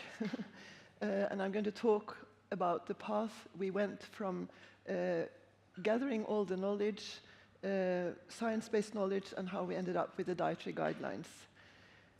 Just very quickly, my conflict of interest disclosure. I've had some funding from, especially in the Norwegian Research Council and EU programs, where we do have collaboration with industry and business and NGO partners in some of them. Ida already said I'm a member of the Norwegian Nutrition Council, and I've been in this NNR group, and then I do give talks very regularly, but rarely paid for them. Anyway, let's start. We've already heard several of the speakers talk about the gloomy background we have in the world just now. There are a lot of things to worry about. But in the midst of all the worries and the global situation and also the war going on in Europe, the Nordics seem to be a very unique and peaceful corner of the planet. It is very special. We are special, and we are looked at and admired for our welfare models. We are admired for our high quality of life. We always score high on international rankings. We put high emphasis on equality between the sexes. We have low levels of corruption. We have a very well-functioning, from many points of view, educational system. We have a political stability compared to very many others. We work a lot on environmental sustainability. We have strong social and cultural connections, and innovation and technology. So this is the sort of the Nordic peaceful corner of the world, which also is manifest in the collaboration we have through the Nordic Council of Ministers. The Nordic Council of Ministers was established just after the war in 1952. So for very many years, for 70 years, we have been collaborating closely with the other Nordic countries. And if you go on to the homepage of the Nordic Council of Ministers, you will see what's written in this blue box at the very beginning. It has a very, very ambitious vision to make the Nordic region the most sustainable and integrated region in the world by 2030. The cooperation in the Nordic Council of Ministers must serve this purpose. And then they have this working document, which you can see to the right. So perhaps thanks to the peacefulness of our region, we are able to put up ambitions like this and take it perhaps further than many other regions in the world. And this has also manifested itself in our close collaboration about the Nordic nutrition recommendations. We've had this collaboration on common nutrition recommendations since 1980, with the aim to provide sustainable food-based dietary guidelines as a central tool to fulfilling the Nordic vision. And hitherto, up till the last edition, these have been health-based. In the last version, you can also see on the map here, we included the 3 Baltic countries. That was a new exercise. But so we are 8 countries that this time collaborated to develop these guidelines. And as you can see on the overview here, this is the 6th time we do this exercise. So every 8th to 10th year, we have come together and developed these updated dietary guidelines. The new thing, apart from including the Baltics this time in the 6th version, was that we were also commissioned to integrate sustainability and also obesity in a much more explicit way than has been done hitherto. It has been a huge organizing effort. Here you can get a glimpse on how much it has taken to develop the guidelines we published in June last year. In the middle green here, you see the committee, the central committee headed by Rune Blomhoff, professor at the University of Oslo. And then you have the names of 2 representatives from each of the Nordic and Baltic countries, in addition to a secretary. So I'm in the middle there somewhere. But in addition to this central committee, we had a steering committee with representatives from each of the Nordic ministries. We had a scientific advisory board, and if you are able to see the names, you will see they represent the global nutrition community, with Health Canada there, with the World Cancer Research Fund, etc., etc., WHO. So that was our international committee. We had a systematic review center, which produced 9 qualified systematic reviews for us. And we also had then, not least, at the bottom there, you see all these scientists who were involved in writing background chapters. As a minimum, 2 authors per background chapter for each of the topics we covered in our recommendations. Qualified systematic reviews, that's sort of the highest standard you can get for a systematic review. And we especially then leaned on these institutions for independency and have that as a main basis for our background work. So you can see the national academies in the United States and the Institute of Medicine. We have been relying a lot on EFSA reports, but also on earlier work from the Nordic Council of Ministers. We spent the first of 4 years just working on methodology. Put a lot of effort into that, consulted all the major dietary guideline committees around the world to learn from them, and then developed what we found was an updated and even improved version of what has already been done. We stood on the shoulders of what has been done earlier, but also further developed the methodology. So we have a novel fundament for assessment of causality through our qualified systematic reviews. We believe we have been transparent in our documentation at every step. We have had extensive checks and balances, people reviewing our suggestions the whole way through, a democratic process with all the 100 experts. We had a novel framework for integrating environmental effects of food consumption. And then the whole way through, our methods were reviewed and discussed with our scientific advisory board. So it's sort of the opposite of what happens when you just look at one-on-one association at a time. There are many, many associations out there, just exemplified with this picture of underpants and the development in mode, in fashion. One can see a clear relationship between the development of this piece of clothing and the global warming, but although the association is strong, there's absolutely no causality here. You have to work a lot very differently to get to causal associations in the nutrition science. So the bottom sentence here, one swallow doesn't make a summer, that certainly applies in nutrition.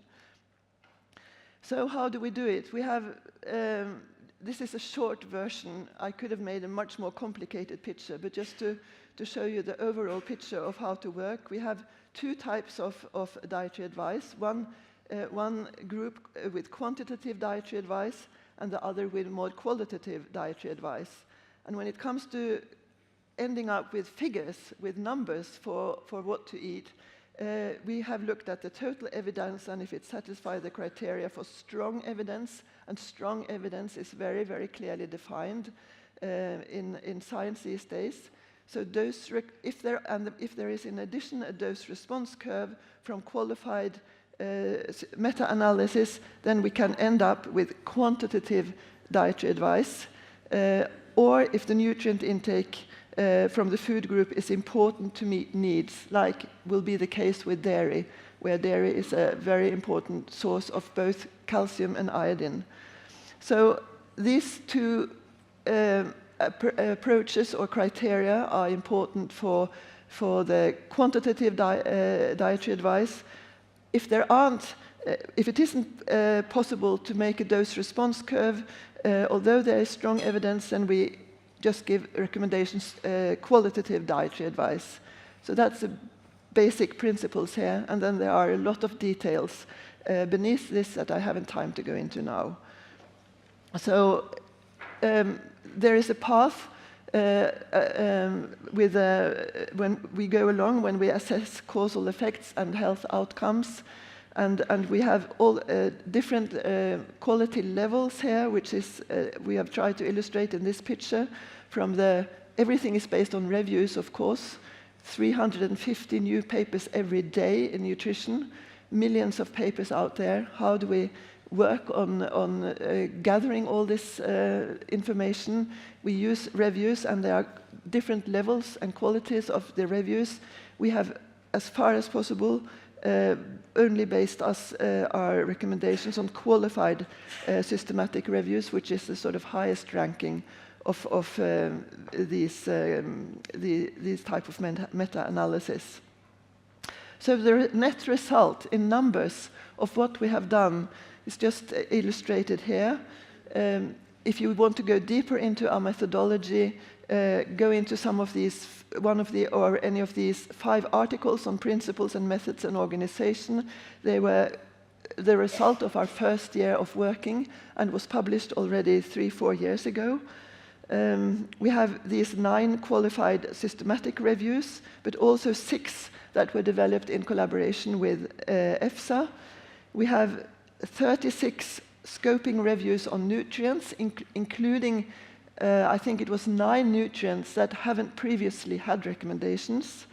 We have 17 scoping reviews on food groups and dietary patterns, and that was absolutely new in the previous NNR from 2012. We just had a collapsed chapter on food groups. This time, every food group, major food group, has its own chapter. And then we have 4 scoping reviews on environmental effects. And then we also cover certain other topics, like one on physical activity, one on body weight, and one on, which hasn't been published yet, on global burden of disease, and one on socio-economic sustainability. So this was the background. I hope I haven't used more than a third of my time. Now let's come to milk and dairy products, which I thought not everyone here would know the background, so that's why I started with that. Milk and dairy products, that's the focus of the rest of my talk. Here is what the first page in our, we called it one-pagers, the summary of our recommendations this is what the top half of the page looks like when it comes to milk and dairy. Here we sum up all the information, all the reviews, scoping reviews we have as a background for our recommendation. And what you need to look at here is in the blue box, and I guess what you're most curious about is how we ended up with an advice to consume between 350 and 500 milliliters of low-fat milk and dairy products per day. So just have your eyes on, or keep in your memory those numbers, 350 to 500 milliliters per day. And it's an advice, it's not an upper limit. 500 is not an upper limit. This is just an advice to secure adequate intake of the nutrients we especially want from milk. So let's go a bit more into the background of how we ended up with these numbers. There are two approaches, basically, when we worked with milk and dairy. I will call it the bottom-up approach compared to the top-down approach.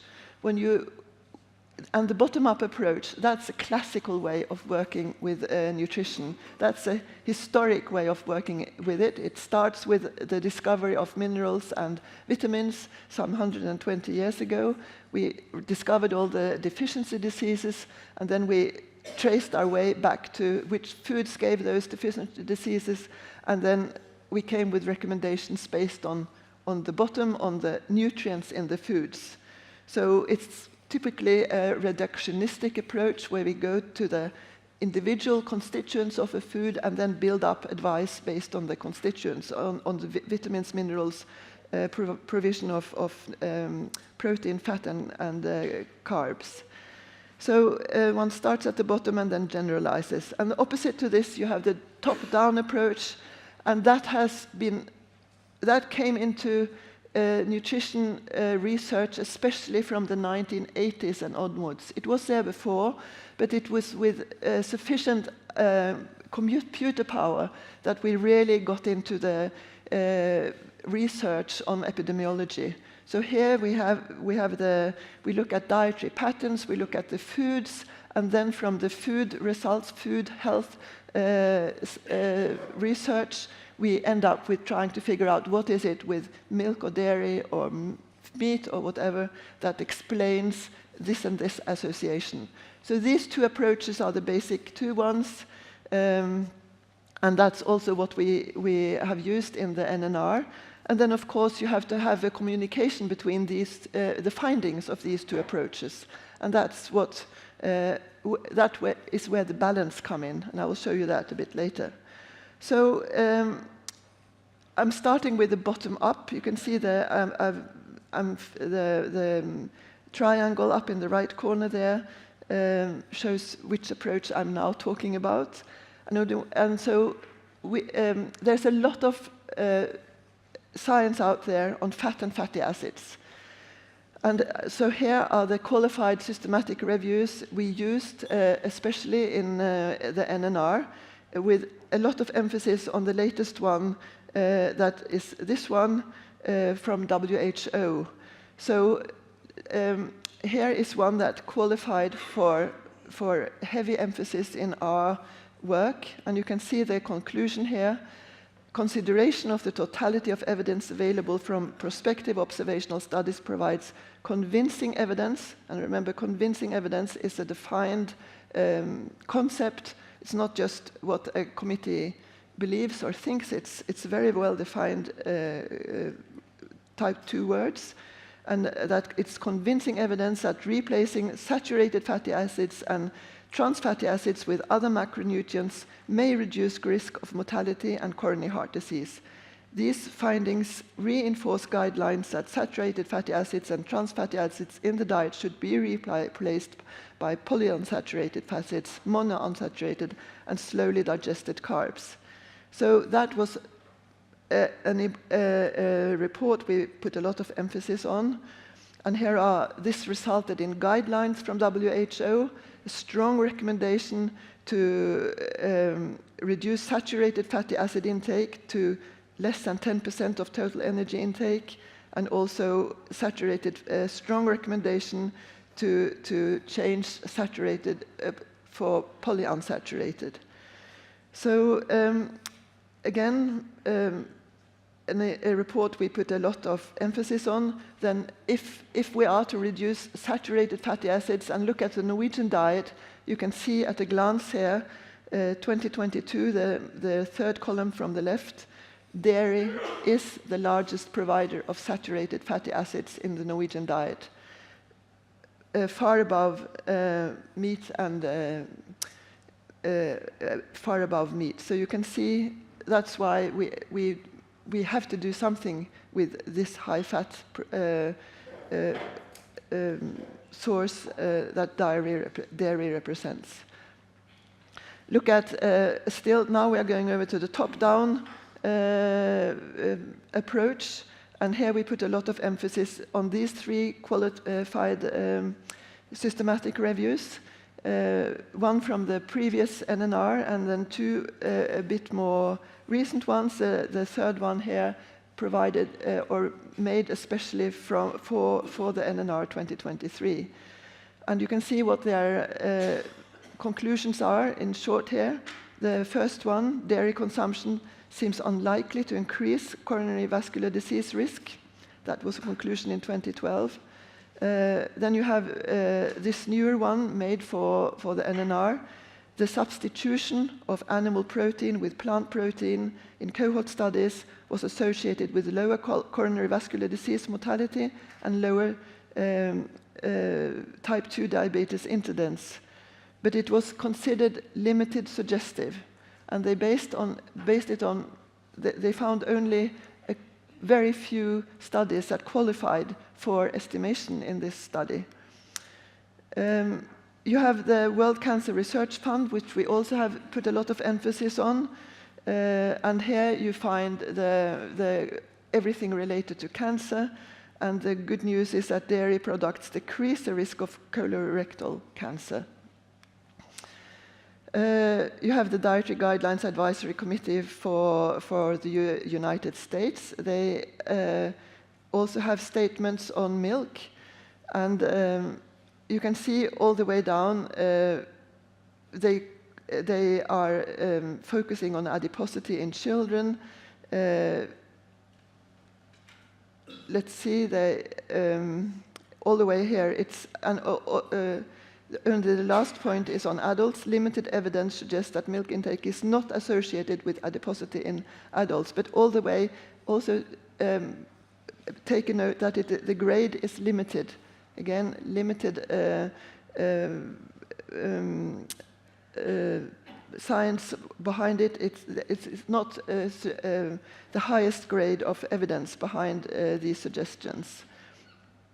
We also have placed emphasis on qualified systematic reviews on dietary patterns, and here we are referring especially to these three articles with Boucher et al. As a first author, and you can see here they come into the issue of low-fat dairy.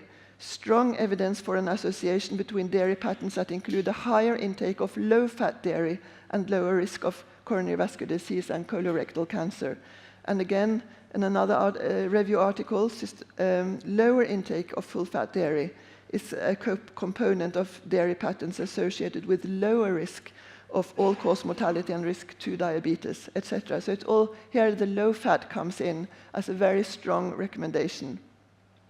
So to sum up what I've been saying, when it comes to the bottom-up approach, convincing evidence that replacing saturated and trans fatty acids with other macronutrients may reduce the risk of mortality and coronary heart disease. While if you sum up the top-down approach, you have these sentences that I've cut from the previous slides. Much more unsure and not so strong evidence, but still very, very important to follow up on. So I guess a lot will happen in the years to come when it comes to epidemiological studies. And then, of course, how do we weigh these towards each other? And that's the crucial point. That's the tricky point. How do we do that? It's about balances. And that, of course, that's the final step in the committee, and perhaps the weakest, the least transparent phase of the work, because here we have to, this phase we haven't described in too much detail. But what we did do was to then put the epi-studies on one part of the balance, and then on the other part of the balance, you can see the largest stone is the fat, which we had to put a lot of emphasis on. But then we also looked at B12 or dairy as an important source of B12, calcium, B2, iodine, protein, etc. And also we put weight on the dietary patterns. So this is how we had to weigh our evidence. And what was new to me, and in opposition to what is part of the public debate, is that we tend to get from our newspapers and television programs and films that the fat hypothesis or fat theory has been weakened the last decades. But that's the opposite is actually true. The fat, the link between saturated fat and coronary vascular disease has been strengthened the last decade. There's more evidence than ever that saturated fat has a strong association and increased risk of coronary vascular disease. And an excellent review article on this has very recently been published now in 2024 by this group at the University of Oslo. And I recommend to read it, where they go through and have a very thorough presentation of all the recent evidence. So we are aware of all the publications on associations between dairy and reduced risk of coronary vascular disease and diabetes type 2, which you, of course, would like to emphasize. We know this article, we know this other systematic review. There come several that are very well conducted the last years.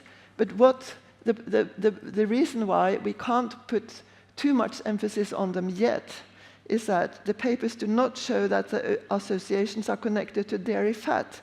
There's reason to believe that the content of calcium, magnesium, or other parts of the cheese matrix can reduce risk factors, or it can be the effect of fermentation. Both these issues will be covered a bit later today. So regardless of whether the products have a lot, much or little fat, so the fat is probably not part of the story as it looks like now.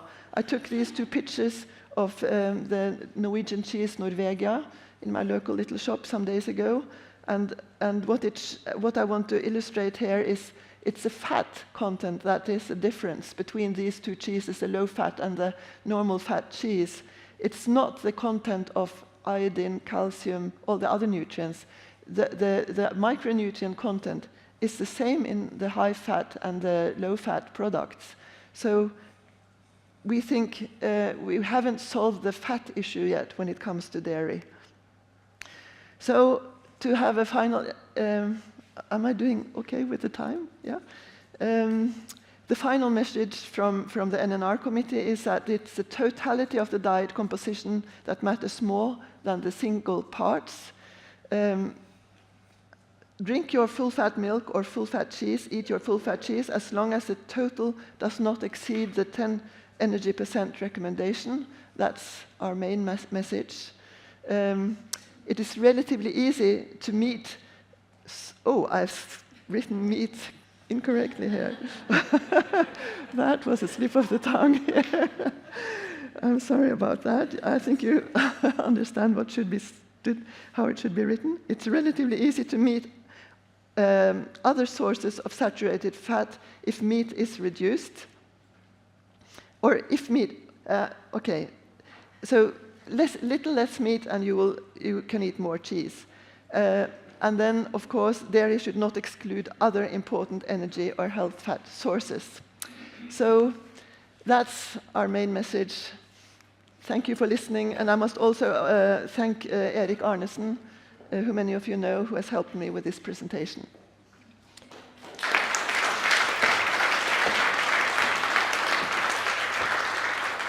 Thank you very much, Helle Margrethe. And I think actually we have time to open the floor for some questions, because it might be some questions out there in the audience. So if somebody wants to say something, please raise your hand, and we will bring you a microphone.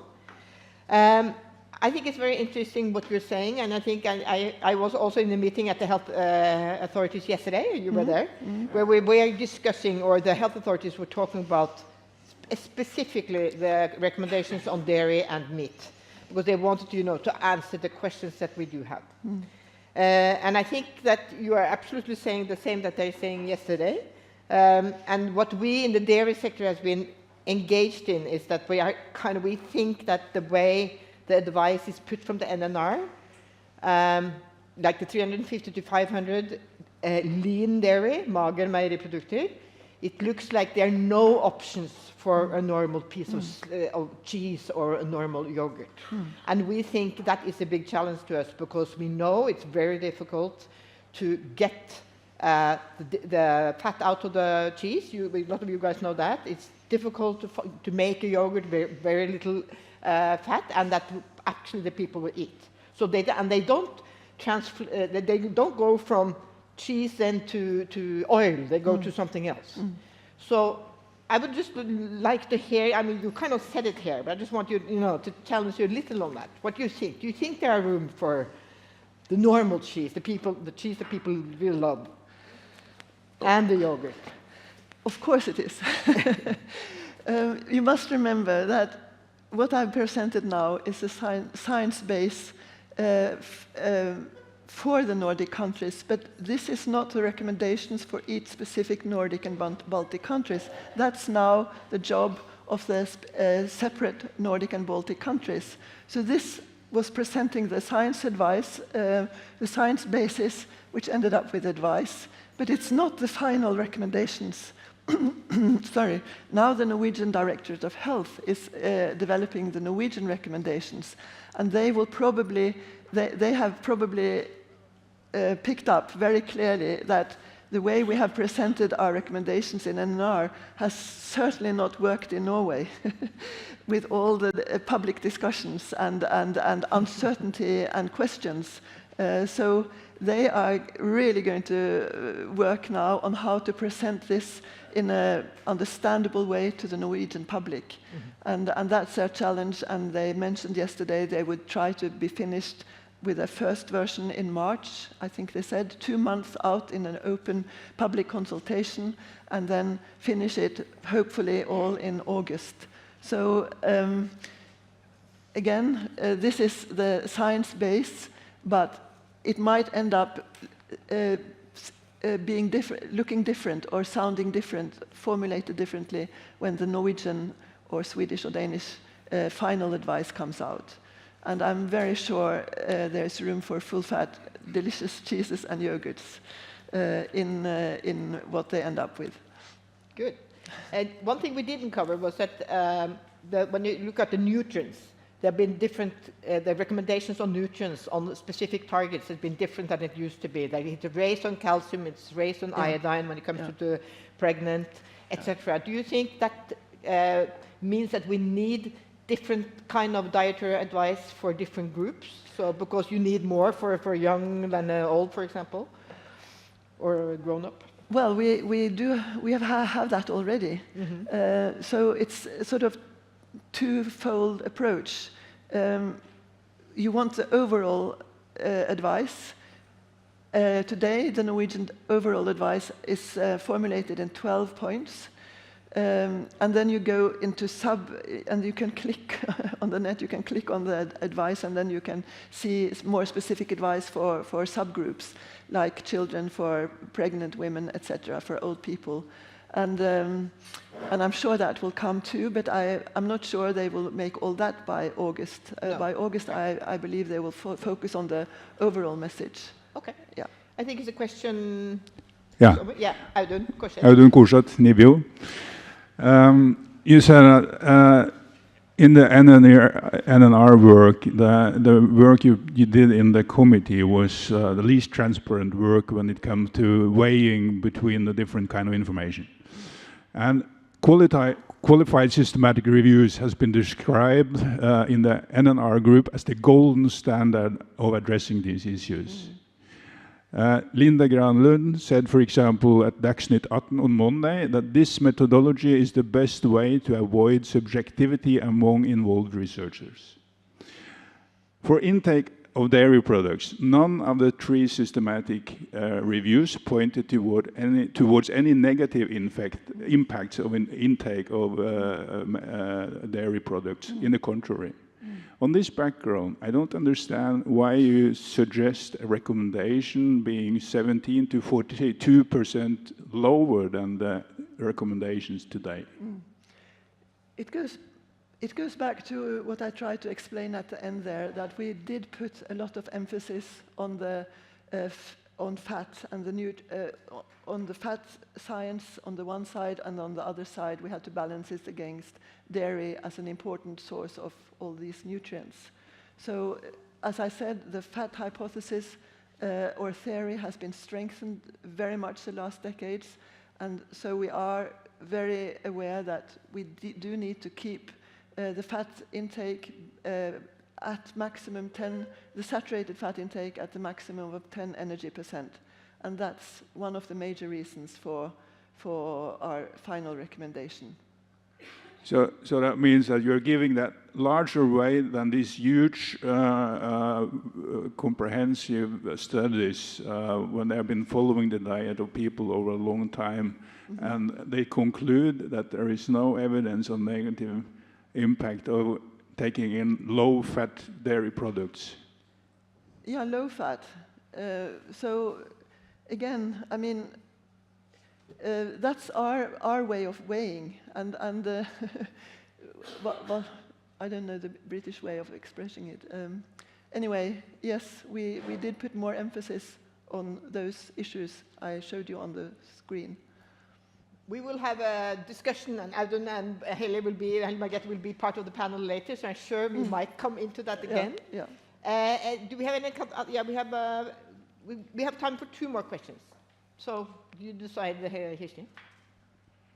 Hei, det Anne-Katrine Wist fra Tine.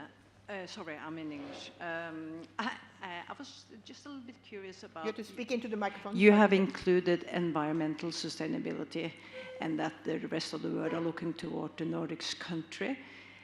How is that measured? Because if we remember the last presentation, we were partly red when it comes to the water, and we have a lot in the media lately for the forestry and how we actually are forvalted our natural resources. So how do you come to that conclusion?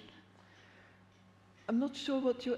it's a bit blurred. Yeah, you say that the Nordic countries are very well looked to when it comes to environmental sustainability. Yes, yes. How do you measure that? What's the reason you conclude that? Oh, it's all by international investigations. If you look into the International Sustainability Index, for instance, which comes from the UN every year, actually the 4 of the 5 Nordic countries are among the top 10. Every country has to submit to UN every year how they are doing on a huge heap of criteria. And then we are ranked, all countries in the world are ranked according to how we are doing. And when you look into that index, I think Finland and Sweden are among the top 3, and then Norway number 6 or 7 in the last one. Denmark also among top 10. Iceland is the only one that falls below.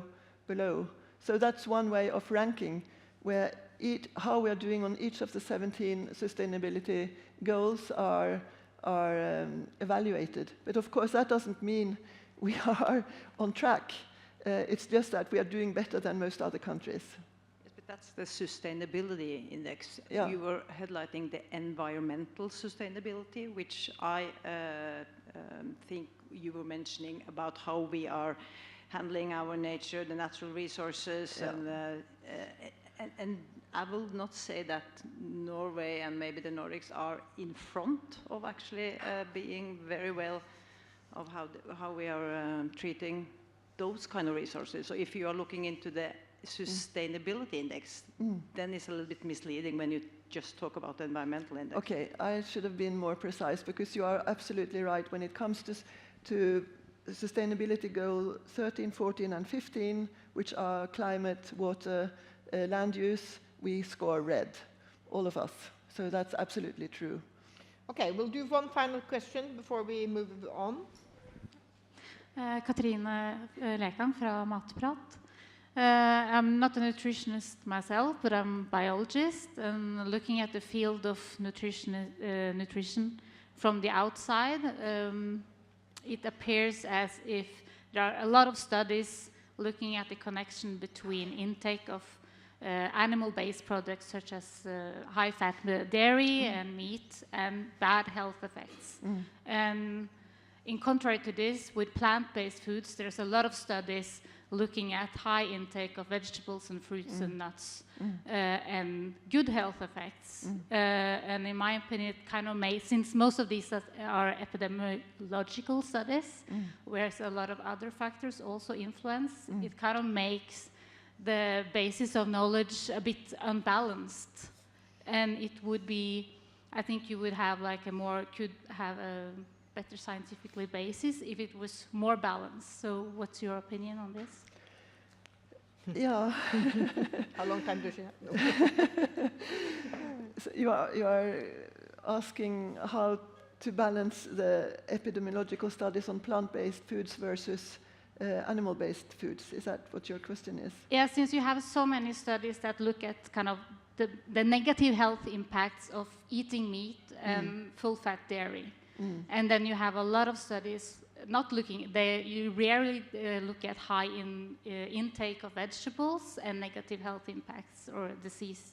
You often look at high intake of vegetables and good health impacts. So it kind of, since it's epidemiological studies, it kind of makes it a bit unbalanced since you also have so many other factors influencing. Well, it's all about finding balances, and that's where the last sort of weighing comes in. But one of our qualified systematic reviews was on the totality of dietary patterns, and which confirms what you say, that it's risk reducing to have a diet which is plant-based compared to a diet which is heavily animal-based. So we have that aspect included in our advice. But then again, that was a sort of top-down approach, which you mentioned now, and we had to weigh it against the bottom-up approach, which look at the constituents and then especially the saturated fat intake, and what we know about saturated fat intake today and increased risk of especially coronary vascular diseases. So this balance exercise is really difficult. Ok, thank you very much, Helle Margrethe. Du kan få litt for en liten hyggelig ostehilsen fra oss, så tusen takk skal du ha.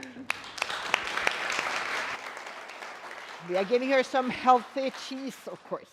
Okay, we're moving into our next international speaker, Professor Tom Huberts. He has come all the way from Netherlands here to talk to us. Tom holds a Master of Science from Wageningen University and a PhD from the University of College Cork.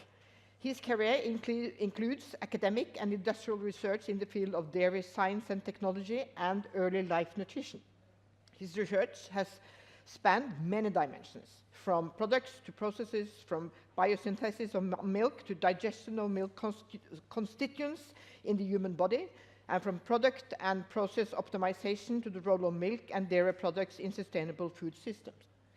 You currently combine the role of Professor of Dairy Science and Technology at Wageningen University, Research Fellow at Friesland Campina, Distinguished Visiting Professor at Victoria University, and Editor-in-Chief of International Dairy Journal. It takes my breath away, almost. In addition, you have been an active member of the committees in the International Dairy Federation, IDF, the Global Dairy Platform, and FAO. Welcome to Norway. I hope you're not freezing to death. We're very much looking forward to hear more about the dairy matrix that we touched into from the previous speaker, the critical link between the nutrients, their bioavailability, and health outcomes. So welcome. Thanks. Thanks very much for the very nice introduction, and indeed very happy to be here. This morning it was a bit cold, but it's quite okay at the moment. And I think, yeah, as we saw very nicely in the previous talk already, we can look bottom up and really look from a nutrient perspective. We can look top down and start looking more at the epidemiological perspective. And at some point there is a gap in between where often we can't quite connect the dots, and that's where we've really been talking a lot about matrix effects, in particularly the last decade. So that's where we'll dig into a bit today as well. And if we're talking about matrix effects, we're not talking about those movies which actually got worse and worse over the years. So hopefully our matrix story will stay and will get better and better rather than worse and worse. But what we've really seen, I mean, that has really put nutrition in the spotlight, dairy matrix in the spotlight. And the story has really been, as we heard in the previous talk as well, I mean, we can't just look at calcium, we can't just look at sugars, we can't just look at saturated fat or any of these things as well. We really need to look further, and we need to start looking at products, basically see how everything interacts, how it all comes together, how that later comes together in meals as well, of course, because hardly ever we consume a product just on its own, and that's where really a lot of these matrix effects come into play. What we often see from a perspective when we start looking at matrix effects, when we start seeing a lot of it is really about nutrition, and that's just some papers that we did recently ourselves on this. Looking, for instance, at calcium absorption, and we'll cover that later as well. How basically it makes a whole load of difference whether you take a calcium supplement or whether you get the same calcium in from milk, or whether even that calcium in milk is combined with a meal. We see very big effects. Amino acid, uptake, digestion, kinetics of that, very much determined by the type of product that it is in as well. Glycemic responses, similar story. I mean, that's not just about how much carbohydrate do I get and what carbohydrate do I get. Again, the product that it's in, the matrix that it's in. Very important. And the last one that we don't actually often talk about on the bottom right-hand corner is even when we start looking at dental health. I mean, we know there's benefits from a dairy perspective, and again, I mean, that's not just a single component, not just a single thing. That's not just because we say, hey, there's calcium in milk and dairy products, that's good. Also there the proteins play a role, the lactose plays a role. It's again, everything coming together, that whole product coming together, and that is what's causing these effects. So when we're looking at that, I mean, that's where we really start seeing we're not just looking at individual constituents anymore, but we're really looking at these matrix effects. I mean, is that new? Probably not. Well, definitely not. I mean, matrix effects have been around for a very long time. Is that unique to nutrition? Not either. I mean, if you look at people in analytical sciences, it's all they talk about. It's a matrix effect every time. Last night I was in a call with the AOAC about method development for measuring proteins from a milk fat globule membrane. And I think in the 2.5 hours of the call we heard the term matrix effect at least 50 times. Because that's what it's all about. I mean, it's nice and easy to be able to analyze something there as well. But what happens when you need to do that analysis in a complete product and not just in a pure compound? Any of our colleagues in sensory will tell us the exact same. I mean, sensory perception is really about matrix effects as well. A bit of salt in cheese, nice. Gives us good flavor. Put that same amount of salt into milk or into water and try and drink it, and none of us are going to be very happy. So again, it's going to be a matter of not only that one component or that one constituent that we're after, but really how do we piece all that together? What do the other components do? How does the whole thing behave like that? So that's really that complete picture that we need to keep building up. Nutrition, also not completely new. Work from October 1977. I was not even 2 years old at that point, but People were looking into these things already, and a very, very nice study actually at the time, not from a dairy perspective, but looking at apples, and basically saying, does it matter whether I eat an apple, whether I make an apple sauce from it, or whether I make apple juice from that same apple, and what does it do to my glycemic responses? And we see huge effects even on how the exact same constituents are taken in a different form. With the apple, relatively moderate glycemic responses, controlled release of the carbohydrate because we have structure, because we need to chew, because we need to digest that whole matrix properly. So that's where we get it much more controlled.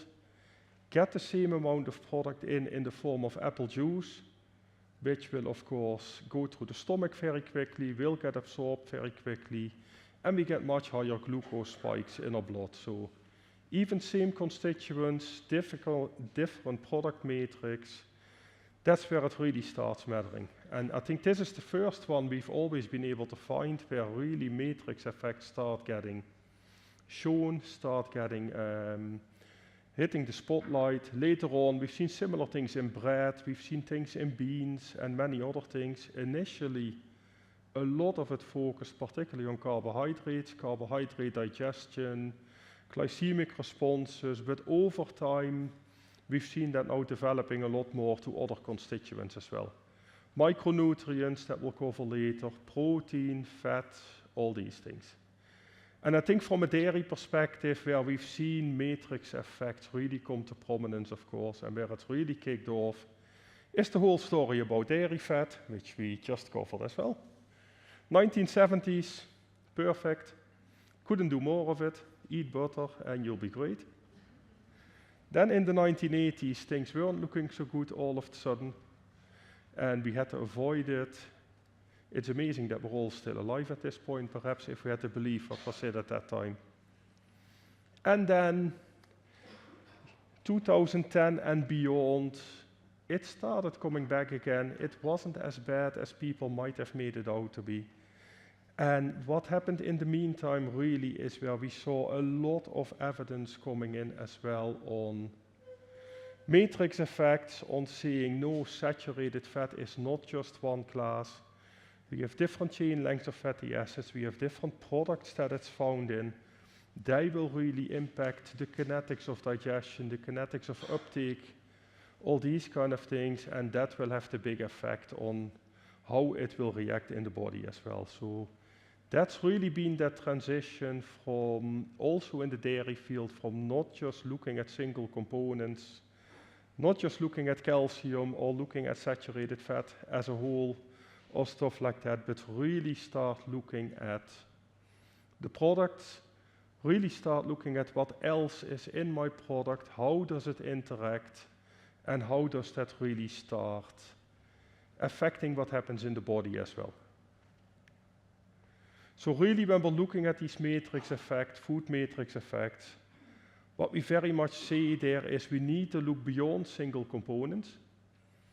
That we can't just look at calcium, we can't just look at protein, we can't just look at one of the fatty acids or even fat as a whole, but we really need to put that together and start looking at what else is in the product, how does it interact, is this something that is easily digested, is this something that will be very slow to digest, will this be released very quickly or not?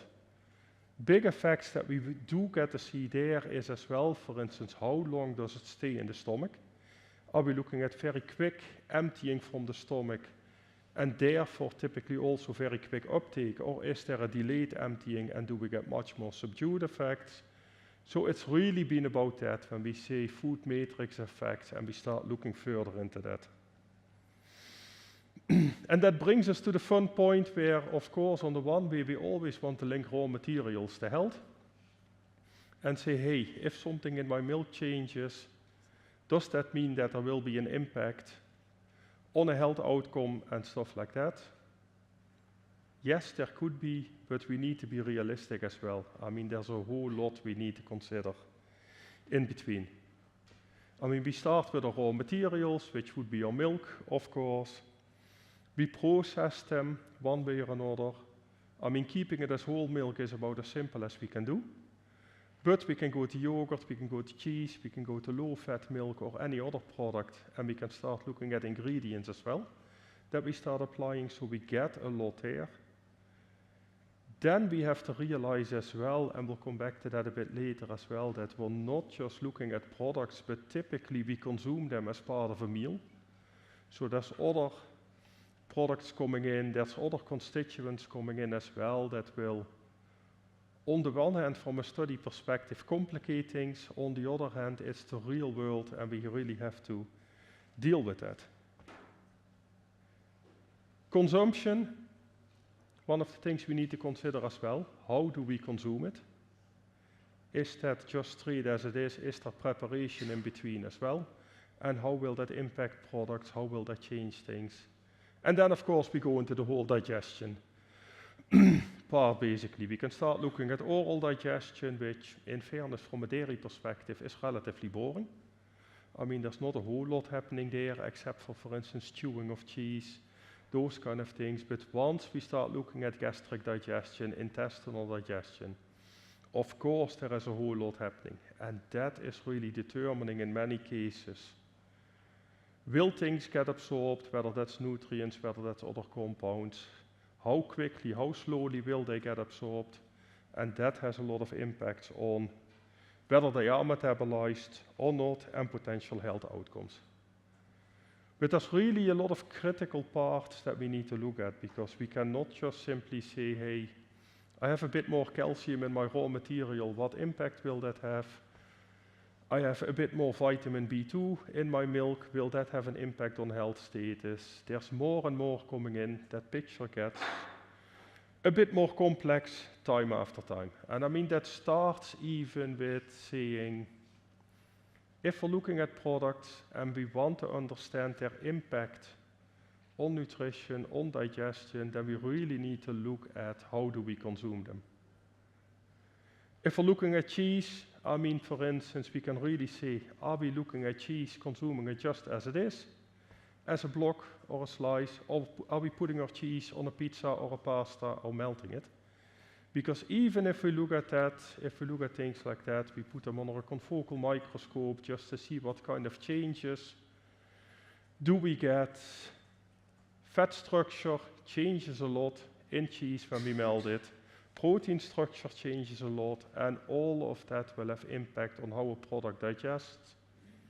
Yes, it will still fully digest. We've never seen issues with digestibility. But the kinetics, how quickly, how slowly will it digest? How quickly do I get my fat taken up, my amino acids taken up? That is very much determined by any of these pre-treatments that we do. And that's really where a lot of these matrix effects come from. We've seen that as well in the glycemic responses, of course. We saw it with apples, and one of the critical ones in there, again, is really, on the one hand, of course, which carbohydrates are present, but also how quickly or how slowly will they get absorbed into the blood. Do we get that real glucose spike in our blood, or do we get something much more gradual, much more subdued, that won't be as damaging, really? So from that perspective, we can't just look at what constituents are there. We really need to look at it from a perspective as well of how does it digest, how quickly, how slowly, when does it absorb, those kind of things. So we really need to start looking at products and components in products throughout the digestive tract from that perspective. That typically starts with breakdown of structure. In the case of milk, of course, there isn't a whole lot to break down. But if we're looking at cheese, if we're looking at yogurt, then we have a structure that is broken down before we start swallowing it. In some cases, later on, we can actually get structure formation again as well. If we consume milk, it comes into our stomach. One of the first things that we actually see is coagulation. It's almost like having a nice little cheese factory inside you, something like that. We start looking at digestion of the macronutrients, of course, the proteins, the carbohydrates, the fats. Some of that happening in the stomach, most of that really happening in the intestines, but we need to look at that. Along with that, we get release of micronutrients. That can be calcium, magnesium, some of the vitamins. All of that, we need to look at where that's happening, but also what are they complexing with? Are there things in products really that will bind our micronutrients again and prevent them from getting absorbed? So it's really looking at products, taking them through that process and putting it together. I mean, if we look at lactose, which seems like a relatively easy one from that perspective, I mean, lactose itself will not get absorbed. We need to hydrolyze that first into glucose and galactose, which is why we have lactase. And then the glucose and galactose will be absorbed in the small intestine. But if we start digging deeper, if we start looking a bit more what's behind that and what control do we have, we see a few very nice things. On the one hand, from milk and dairy products, typically we have fairly controlled gastric emptying. It's not all going through the stomach at once, but there's really control on that. On the other hand, if we take, for instance, as we saw earlier with the example of the apples as well, juices, I mean, that will empty a lot quicker. It will go into the intestines a lot quicker and could be taken up quicker there as well. The other thing that we see, of course, is we still need to hydrolyze lactose to glucose and galactose before it can get absorbed. And that's where we see, if we look at lactase activity that we have in the body, comparatively it's a lot lower than, for instance, sucrase that we need to break down sucrose. It's a lot lower than maltase that we need to break down maltose. So from that perspective, because that enzyme activity is lower, we also get much slower uptake of the glucose and the galactose there. And all these things really help in making sure that lactose as such, and lactose in dairy products in particular, really has low glycemic index. Purely based on carbohydrate composition, you would already expect it to be fairly low, because galactose, as one of the two monosaccharides, has a low glycemic index. But if we look at the whole picture, then we see that it's even lower than you would purely expect, because of that delayed gastric emptying, because of that controlled enzymatic activity that makes sure that it doesn't get released very quickly, and it starts piecing together.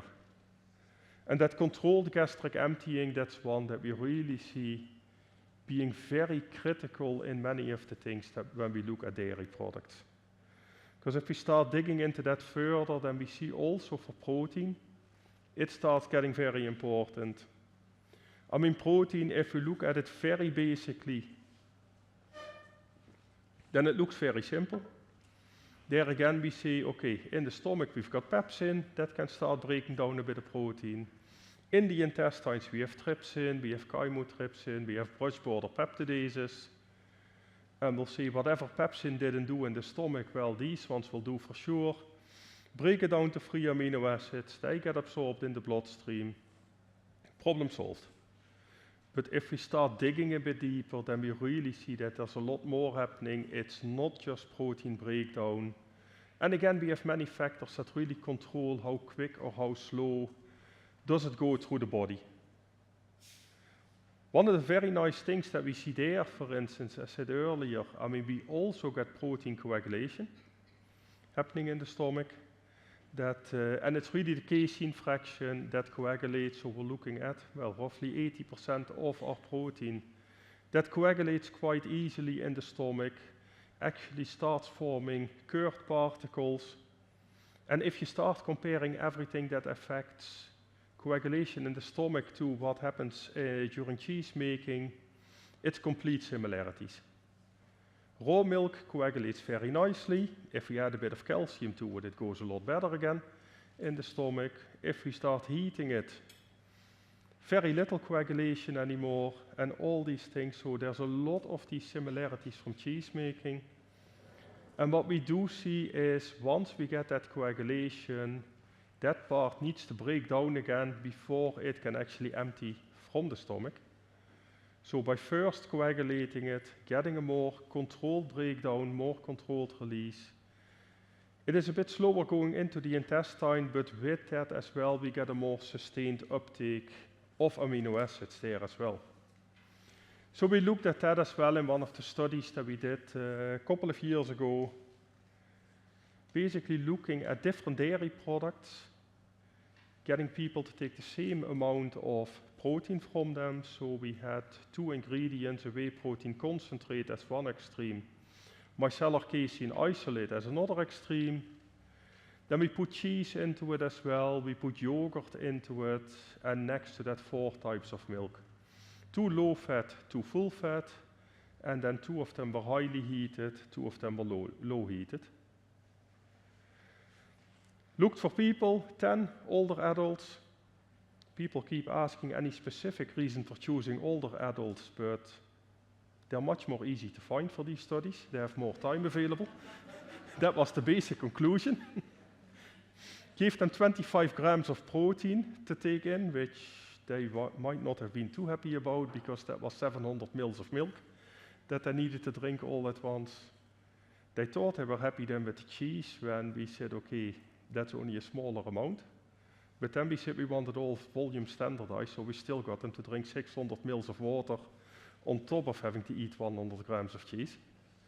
And after that, basically take blood samples, start monitoring amino acid levels in the blood and really see what happens. On the one hand, do we see differences in how much of the amino acids we take up? On the other hand, do we see differences in how quickly or how slowly do we see these changes happening? Got a lot of comparisons from it in these things. 2 of them that we saw really being slow, so quite slow uptake of amino acids were, on the one hand, the micellar casein. I mean, that coagulates in the stomach, coagulates quite strongly, takes a long time to break down. Cheese, I mean, it's already coagulated, of course, by the time we eat it. We chew on it, yes, it becomes a bit smaller, but it's still, the particles are far too big to go into the intestine. I mean, they need to get smaller than about 1 to 2 millimeters for that. So from that perspective, there's still quite a bit of work to do. On the other hand, whey protein concentrate, for instance, that doesn't really coagulate in the stomach, so that was quite quick. Almost emptied immediately, very rapid uptake, but it also drops down again quite quickly. Yogurt was a very interesting one for us as well in there, that was actually fast, because we saw that really as well in there as one of the highlights. Can't see the point of it. Okay, well, that's problem solved as well. But really where initially we thought, hey, yogurt, I mean, like cheese, it is gelled. So it's probably something that needs longer to break down as well, and we get much slower uptake of the amino acid.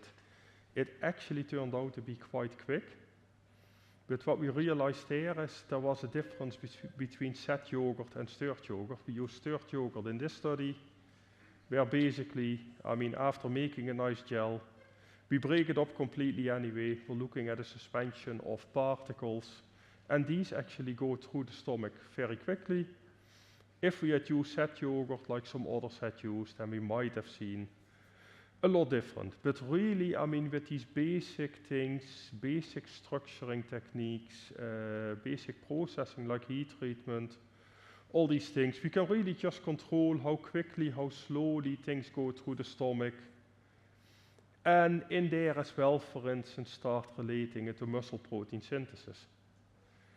Do we want, on the one hand, a very quick release of amino acids that we need to stimulate muscle protein synthesis to get that going? Well, maybe look at whey proteins, maybe look at yogurt, which was as quick.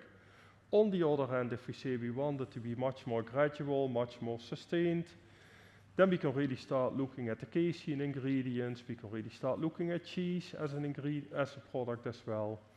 So with basic products, basic processing technologies, nothing different compared to what's already there in any factory at the moment, we can really control that, make different product matrices, and really have different impacts from that perspective as well.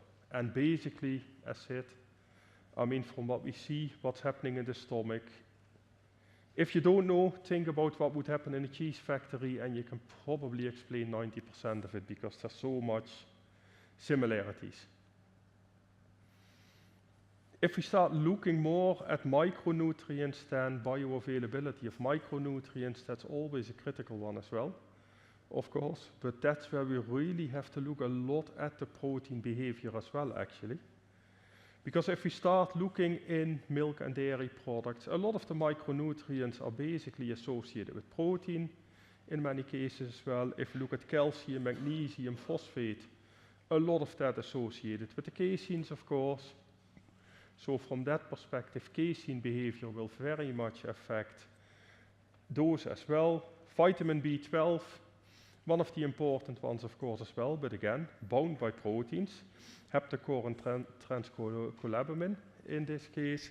So again, there, it's not just looking at free nutrients or anything like that. They're bound to proteins. Iron is bound to lactoferrin in the same way as well. So we really need to look, when we start looking at bioavailability of these micronutrients, again, start looking a lot at basically the proteins as well, the macronutrient digestion, changes therein to look at that bioavailability. And that's where we see for calcium, for instance, I mean, we see very nice food matrix effects as well. That on the one hand, purely from bioavailability, you would think, hey, drink calcium chloride, nothing can interfere with it, and that's it. And technically that is correct, were it not for the fact that if you drink a bit of calcium chloride, it goes through your stomach immediately, goes into the intestine, you get so much coming in at once that the absorption can't deal with it, and a lot of it leaves the body unabsorbed again as well. So again, there we're looking at much more controlled release, controlled absorption, those kind of things. That's where we see from a dairy perspective quite nicely. Of course, we're dealing with high levels of calcium in products, which is always good. It is bioavailable, which is also good, although we have to realize it's not 100%. I mean, typically from milk, from cheese, from yogurt, we're looking at about 30 to 40% of calcium that gets absorbed in a normal consumption. And that's actually quite high among a lot of other products. That's as well when we're looking at, I mean, we're looking at calcium recommendations of about 1,000 milligrams per day on intake. What do we really need in the body? About 300 milligrams, so we're already counting on about 70% not getting absorbed. One of the very nice ones in milk and dairy products is we're not dealing with anti-nutritional factors. That's one of the issues that we see in a lot of the plant-based products, for instance. We're dealing with phytates, we're dealing with oxalates that really bind the calcium quite strongly, can prevent release, can prevent uptake there as well. And again, one of the things that we see, again, that controlled release, the fact that it's not all going through the stomach at once into the intestines, can really help making sure that we get it much more gradually and that we get maximum uptake from a product like that. So again, it's really that behavior of protein that is really controlling how quickly, how slowly will the calcium go. And therewith as well, giving us nice effects on bioavailability. And we can look at that for other nutrients as well, and a lot of other micronutrients, but as said earlier, sometimes we have to look a step further as well, and we can't just look at individual products, but we can really start looking at meals or at combinations of products, those kind of things as well. And this is a nice example, a study that some colleagues of mine did a couple of years ago in Wageningen, where they were really looking at zinc absorption. Now, if we're looking at zinc, then the major source in diets worldwide is rice. We're looking at about 50% in many places of zinc coming from there. Problem is there's a lot of phytate there as well, so it's very poorly bioavailable. So while people get zinc in their body indeed, whether it will get absorbed is more questionable. So they started looking a bit more at, hey, what do combinations of products do? So rather than just taking in rice, they started looking at a combination of milk and rice and see what would that do to bioavailability of the zinc. And, well, probably not surprising, if there wasn't any nice results, I probably wouldn't be showing this study. But what they basically saw is they got about, well, if you want to look at it positively, almost twice the amount of zinc taken up when that zinc, or when the rice was consumed together with a glass of milk, compared to when it was consumed with water. So really complementarity between food products as well, that can really help in there. And we started digging a bit into that further as well later on and really saying, okay, is this the only example? But the answer was really no. There's actually been quite a bit. I mean, zinc is in grains as well, of course. We see it in bread, we see it in other comparable products. From that perspective, also there, we've seen the combination with dairy that can really start helping for bioavailability as well. So that complementarity between products, not only looking at how is bioavailability linked from a single product, but how can a dairy product maybe help bioavailability of nutrients from another product as well. First examples are starting to emerge really, but there's a lot more to be done there. And then of course we keep getting back to where we started, fat. Can we explain that as well? When we start looking at matrix effects, things that start happening. And really, I mean, it's always nice and simplistic to say we want to avoid these kind of issues, so we have good fat and bad fat. That's kind of what we got accustomed to over the years. I mean, this is nothing new either. We've seen that graph many times before, of course, when we start looking at, well, trans fats. I don't think anyone is arguing that we should avoid them. And those that are arguing that might need to get something rechecked. Nobody is saying that the polyunsaturated, the monounsaturated ones are not good for you. I mean, don't have benefit. And of course, the saturated one, that's been the one that's been in the balance a bit. I mean, is it really that bad? Is it not bad? And that's where we start seeing a lot of the matrix effect as well. A lot of work done, of course, by Arne Astrup in Denmark over the years on that, really looking at products, different products, product matrices, and looking at outcomes. Dairy was one of the ones really, of course, where it turned out that the effects weren't as big as you would expect purely based on intake of saturated fats, meat, and chocolate as well. Similar effects there, and it's always been a matter as well of how can we explain them. Does that all fit in these matrix effects as well or not? That's where you really start digging a bit into lipid metabolism. What happens, of course, when we digest the fat? How is it taken up? What happens? Chylomicrons are the ones that really start coming to note here. And what we see as well, of course, is chylomicrons, particularly the remnants of them, they can actually be quite damaging. If we have too many of those really at the same time, then we really need to start looking at, okay, can we control kinetics maybe of fat release to reduce their levels? All these kind of things. If we start looking at milk fat in relation to that, then I think one of the things that we really have to start looking at and considering is not even all of the fatty acids in milk fat, not all the saturated fatty acids will actually be incorporated into these chylomicrons. The long chain, 12 carbons and above, yes, but in milk we're dealing with about 30% of fatty acids that are shorter than that. So they will not go through these pathways, they will go through different pathways. The same way, of course, not all that fat is coming in at once. Particularly in cheese and other products, we get that much more gradual release from that perspective as well. And also there, we can really subdue these effects, can get much more limited effects there as well. And that's probably explaining as well why for saturated fat, when we're looking at it from a dairy perspective, we would not get the same outcomes, we would not get the same effects that we would normally see if we consider it purely as fat. And then often, if we consider it purely as, say, palm fat or something like that, where it's all long chain, we don't consider short chains at all. So really from that perspective, what we keep seeing a lot there is we need to consider those matrices. We can't just look at nutrients. We see differences as well. I mean, if we look at metabolical outcomes, if we look at cardiovascular outcomes, all these things, we do see differences between products. Milk might not react the same as cheese, butter might react different.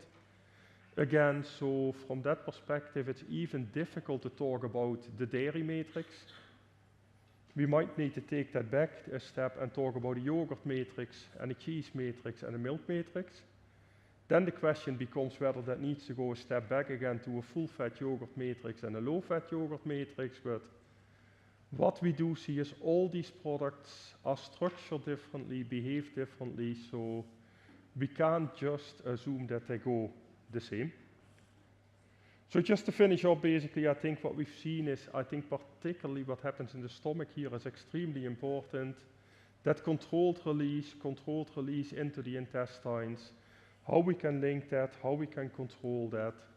I mean, that determines a lot of these matrix effects that we see and outcomes that we get based on that. I mean, was all that new? No, probably we knew most of it 40 years ago already. That's the reality, and I think that's a good thing as well with these matrix effects now. A lot of the evidence is there, a lot of the things are there, and we're finding those final few puzzle pieces to really bring it together and to really complete that puzzle and link the things together. And that, I think, has been the critical thing. So does it matter that it was not all new in these things? I think not at all. I mean, we just need to keep reminding ourselves we have the stories, we have the evidence, and we just need to piece it together. So with that, thank you for your attention, and more than happy to answer questions, if I didn't go over time. Thank you, Tom. I'm sure there are going to be some questions during the break. Maybe Helle Margrethe and Tom has something to discuss. And I'm sure some of you also, but I think also we will open for 1 or 2 questions. It's just going into your lunch, so that's okay for me. So Siv from NMBU will ask you a question. Yeah, Siv Skeie from NMBU. So we heard from Helle that she divided the fat in saturated and unsaturated fat. Should we divide the dairy fat into 3 groups? I would consider going a step further, yeah, but I think the typical struggle with that is the ideas are there, the first signs are there. I mean, is it far enough to put that immediately into nutrition recommendations? That will take time. Can I ask, I'm asking this to scientists, so I guess I know the answer, but do we have enough evidence to talk about dairy matrix, that there's something in the fat as part of the dairy matrix that explains the dairy matrix? Or do we, but for me it seems like Helle Margrethe says we do not have the science. I'm not a nutritionist, so I'm not sure if I understand all of what you're saying, but what I'm grasping is that there are a lot of science on this. So what do you think? How much more do we need to dive into this to really understand it, to be able to give out the advice to the people? Yeah, and I think that's the challenge. That's the balance between, is the science there? Yes. Is the volume of science there to basically say, will this go into nutritional recommendations, those things? That is, I think, where we need a bit more. Okay. So you think that the advice about lean dairy being given in many countries, do you have any comments on that? Do you think that is still the right way to talk about dairy? No. I don't think it's needed. I think there's the other very pragmatic perspective there as well.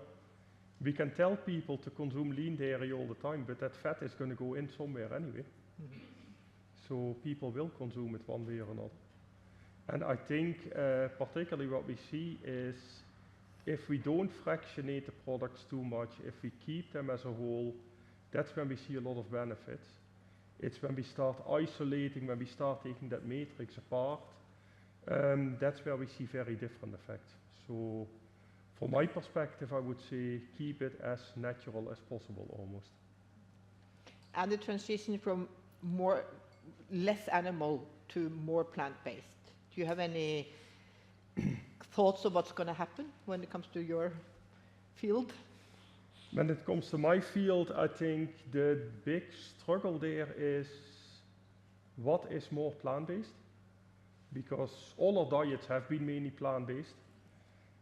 And plant-based does not have to be a meat replacer. Plant-based does not have to be a dairy imitation. All these kind of things. So the natural plant-based we see, and we'll see coming up a lot, I think, and I mean we see that everywhere. Whether all the alternatives are needed, I think we've seen the hype and we see it dropping down a bit again as well. Okay. Do we have any other questions here, or should we again leave it to the lunch? I guess people are getting hungry. You have a lot of nice cheeses in Netherlands, but here you get some Norwegian cheeses as well. Ah, Thank cool. you very Thanks much very much. Your, Thank you. Da lunsj. Vi setter pris på evalueringen fortsatt. Det er jo lurt å gjøre underveis.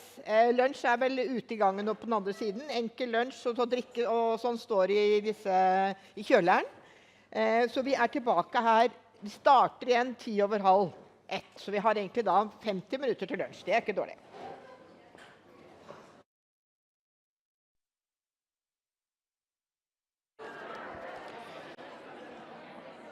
Ok, alle sammen. Jeg tror vi skal sette i gang, så vi kommer oss i mål.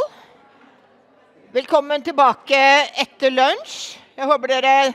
Det var jo en enkel lunsj, men det virker som det var god mingling og god nettverking, og at folk hadde noen å snakke med. Jeg håper også at dagen så langt har vært innholdsrik, selv om det er noe av poenget her, da, at man er innom mange ulike temaer. Så alle klarer jo ikke å skjønne alle temaene. Men sånn er det bare. Så skal vi lære litt om hvert. Nå skal vi inn mer på melkeproduksjonssiden et lite øyeblikk, and we are moving into a new digital English-speaking speaker. So if I'm just want to check that Professor Willem Windisch is on the line. I don't know, technical, are you? Yeah, you are here? I'm on the line, I hope you can hear me. Good to see you. I'm just going to do a quick introduction and then you can share your screen. We'll see if that works. Professor Windisch holds a PhD from and is a professor at Technische Universität München, TUM School of Life Science. Dr. Windisch investigates nutrition in livestock for the production of food and animal origin. His specialty is livestock feeding in connection with agriculture circularity.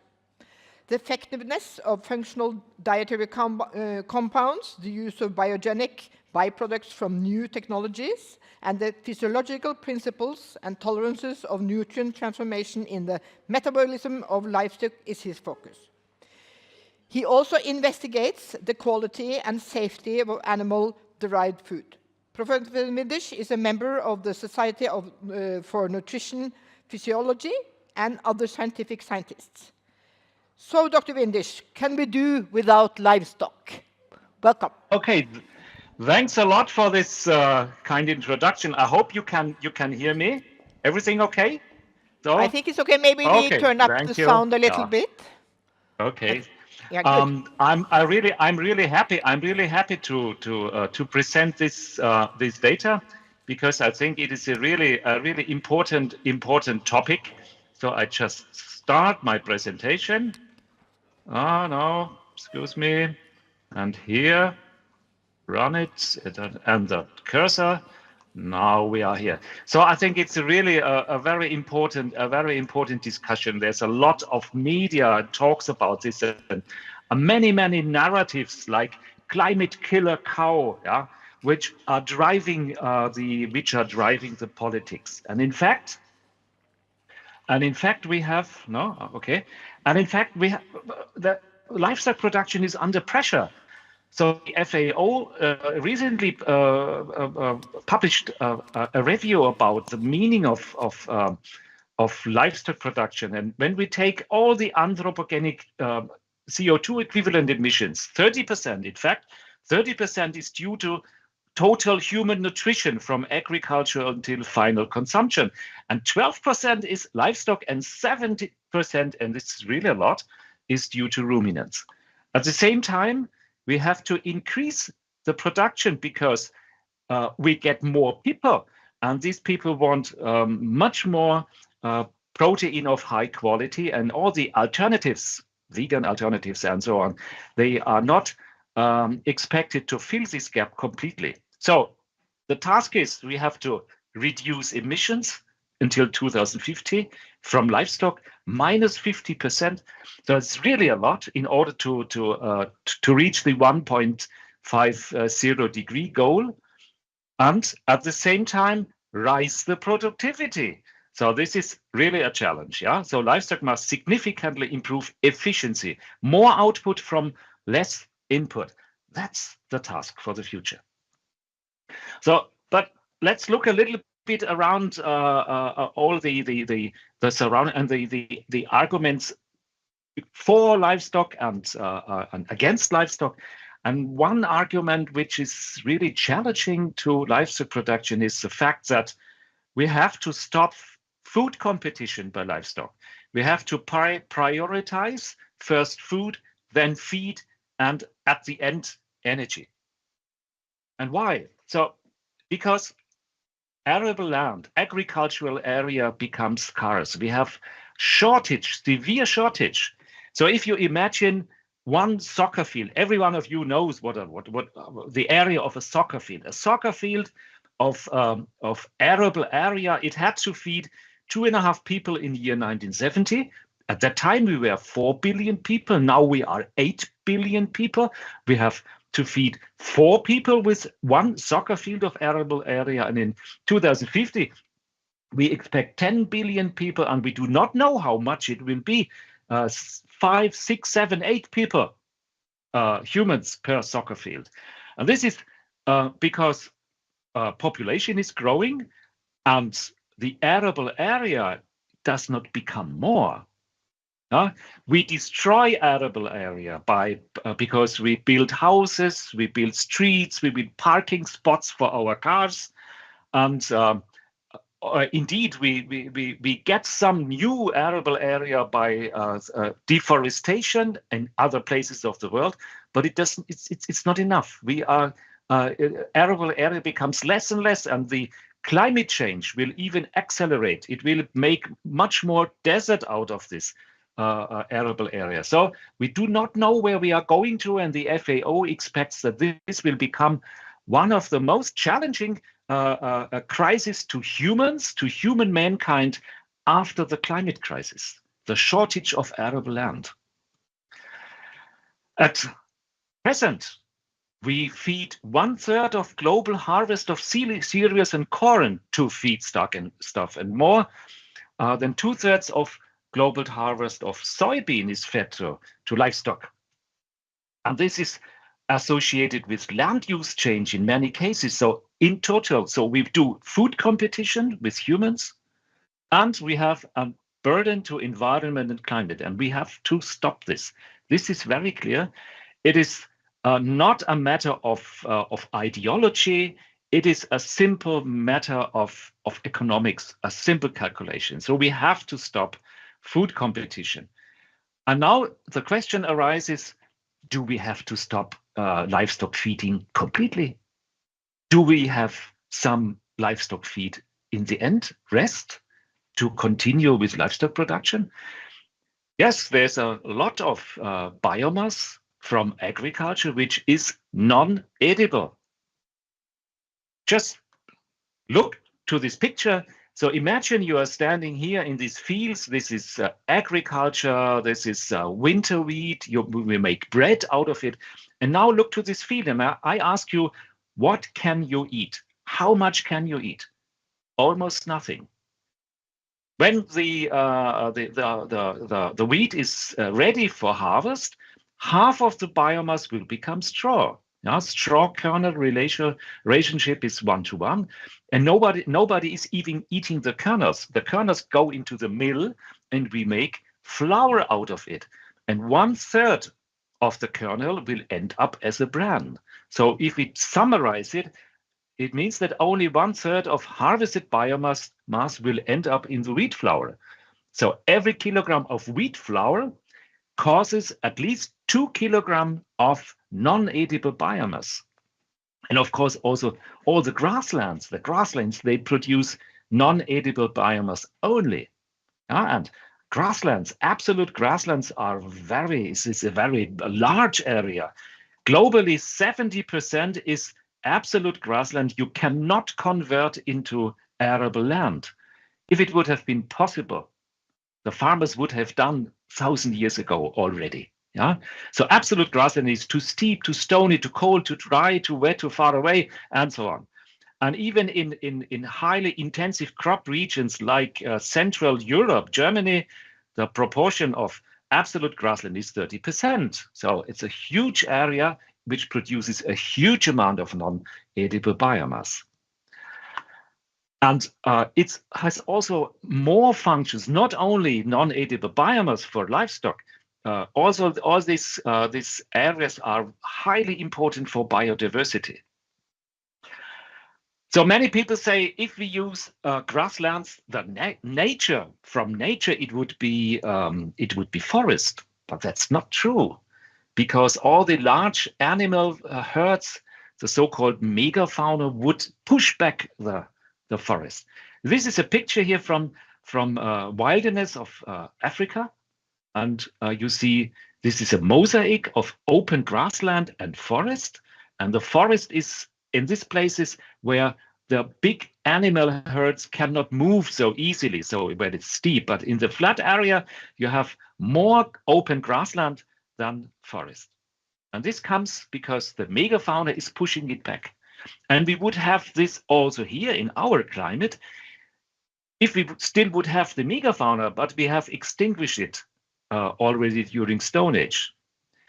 So what happens if you add livestock to such an area?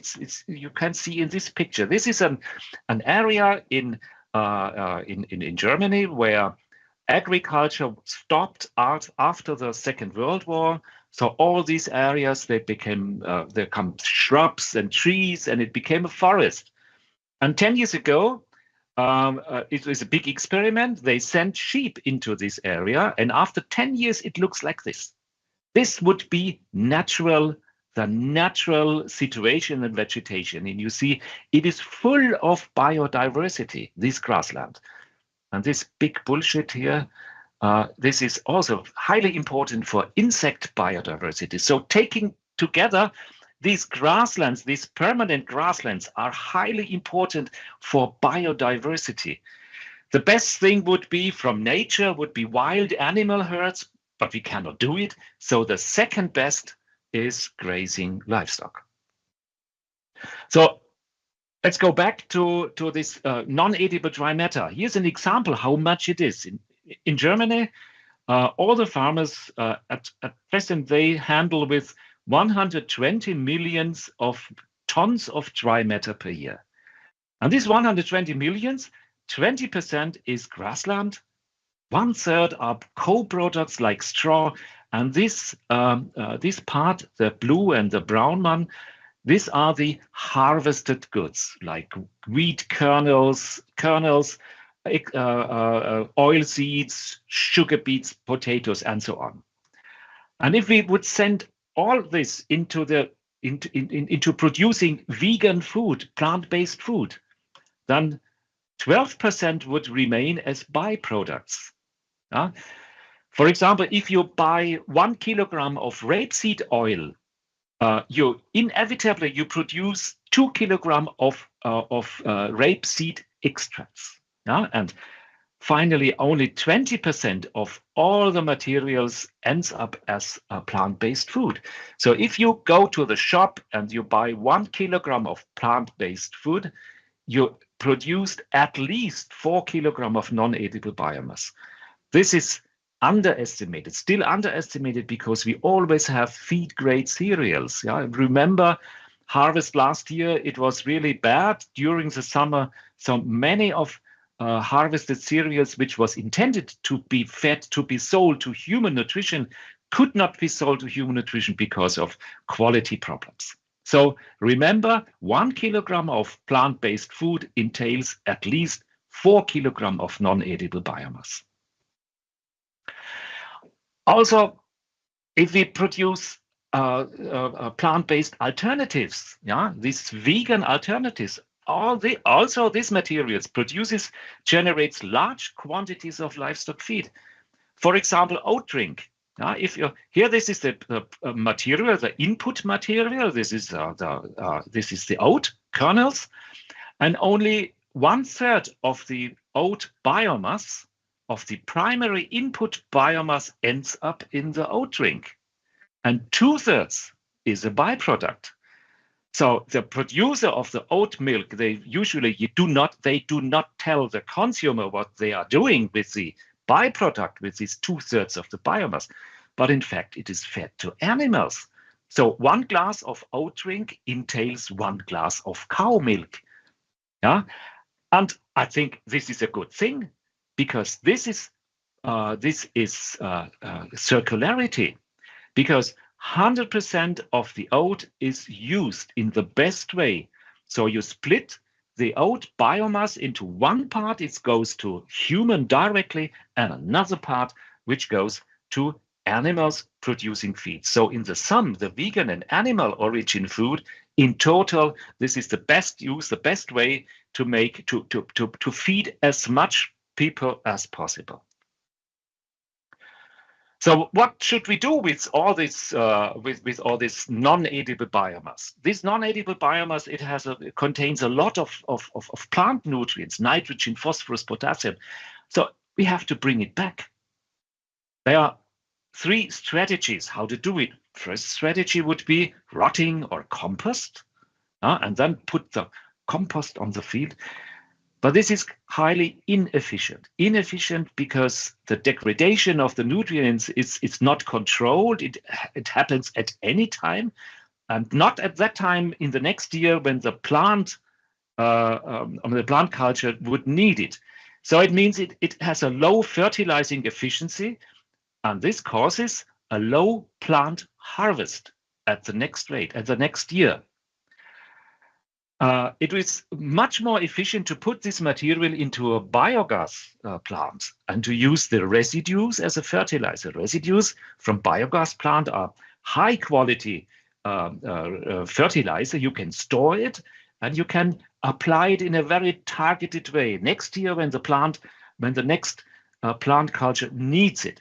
So you get a much higher plant harvest. So if you want to feed people, if you want to do a vegan agriculture, you should have at least a biogas plant, because you feed around double as much people as with just rotting, because rotting is inefficient. But you can feed it also to livestock, and then you get the dung. And the dung, again, it is a storable, high-quality fertilizer. You can apply it in a very targeted way. You have a high fertilizing efficiency. You have a high plant harvest. This dung supports the production of vegan food, but at the same time, it produces also animal-derived food. And this quantity is rather high. I will show you here. So imagine you have 1 kilogram of bread. It has 100 gram protein, 3,000 kilocalories. This is the vegan food. And 1 kilogram entails 4 kilogram of the non-edible biomass, the grassland, the crops, the intermediate crops, the straw, the byproducts. And if you feed this 4 kilogram, let's say to a dairy system, you have to feed also the offspring and the dry cows. But nevertheless, the net outcome would be at least 3 kilogram of milk. And 3 kilogram of milk has another 100 gram of protein. So you double the amount of protein and you get 50% more kilocalories from the same agricultural area. So you do not increase anything. So it's simply an intelligent way to make use of circularity of the non-edible biomass. So net gain from non-edible biomass, at least 50% more food from the same area without food competition. And that's the reason why we have livestock since thousands of years. That's the reason. Of course, you might say, you need ruminants, and ruminants produce methane. But methane, we have to be very careful if we discuss methane and climate killer cow. You may say this, you may state this on a global view, but you cannot state this on a view from a viewpoint from the situation we have here. So let's look first. Let's look to the numbers of ruminants. Here you see an example. Germany. These are the numbers of cattle and of sheep since year 1800. You see the cattle were increasing from 10 million to around 17 million, and then after in the 80s it decreased, and now we have as much cattle as in year 1800, and the sheep is almost nothing anymore. So looking to the numbers, we have less ruminating livestock than in year 1800. And of course, these livestock, they eat more, they produce also more methane per individual. But the reduction in the number is so strong that methane emission from ruminant livestock is well below the pre-industrial level. So we are emitting around methane from year 1840. So that's it around. So we could say agriculture has done its homework already, but we have to further fight with methane. Methane is a really a very important, a very effective greenhouse gas, and we have to take it very, very serious. But the way how we are doing our CO2 equivalents, this clearly overrates the climate effects of methane. You all know this CO2 equivalents according to GVP 100, and methane has factor 28. And this kind of calculation ignores that methane and CO2 are absolutely different in behavior. And there is a lot of literature in very high-ranked papers. This is a Nature paper. I really recommend reading it. Or this is the Swiss Academy of Science, and they make statements on this.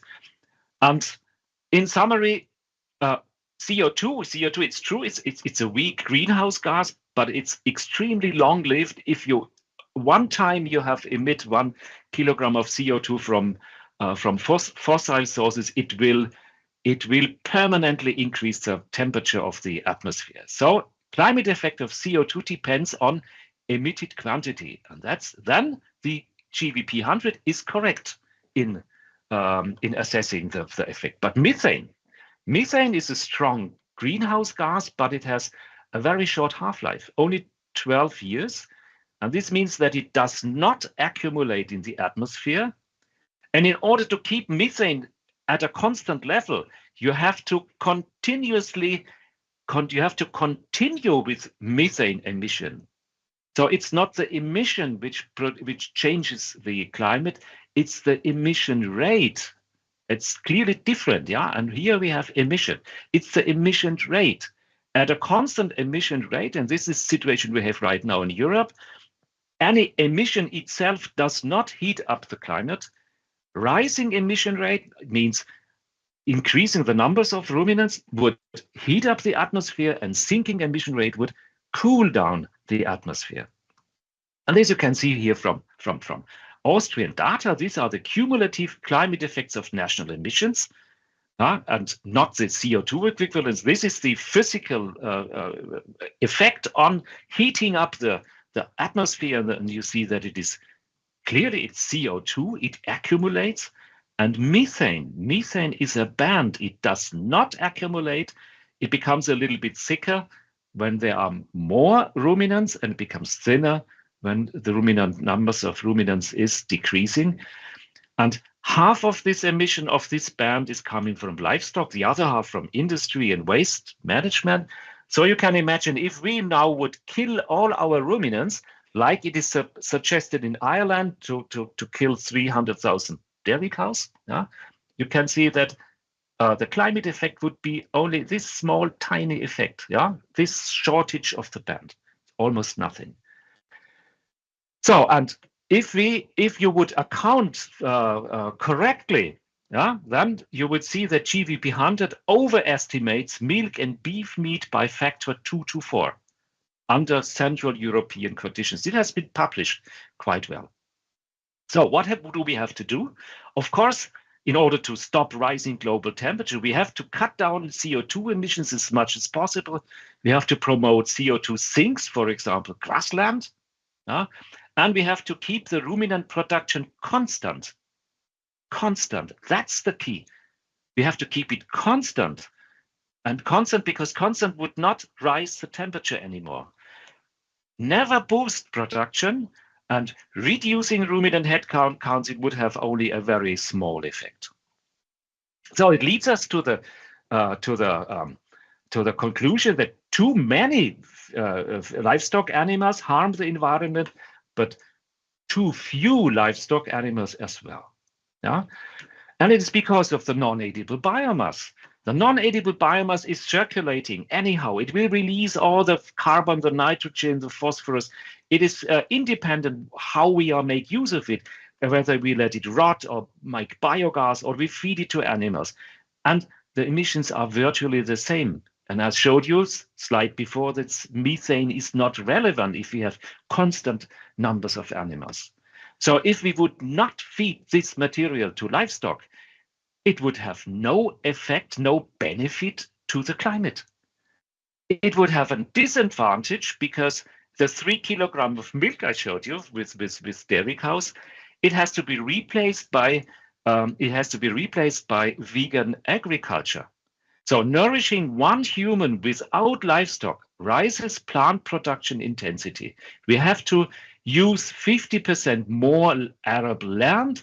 We have to use more water. We have to use more fuel, fertilizer, and this would increase the emissions. So here we are right now, high intensive livestock production, food competition, land use. If we go back to circularity, we are here, we are in the green zone. When we look to the impact on the environment and climate to nourish one human. And if you go to zero livestock, which means completely vegan nutrition, the emission would rise again, so that there's a minimum. We have to seek for the minimum, and the minimum always contains livestock.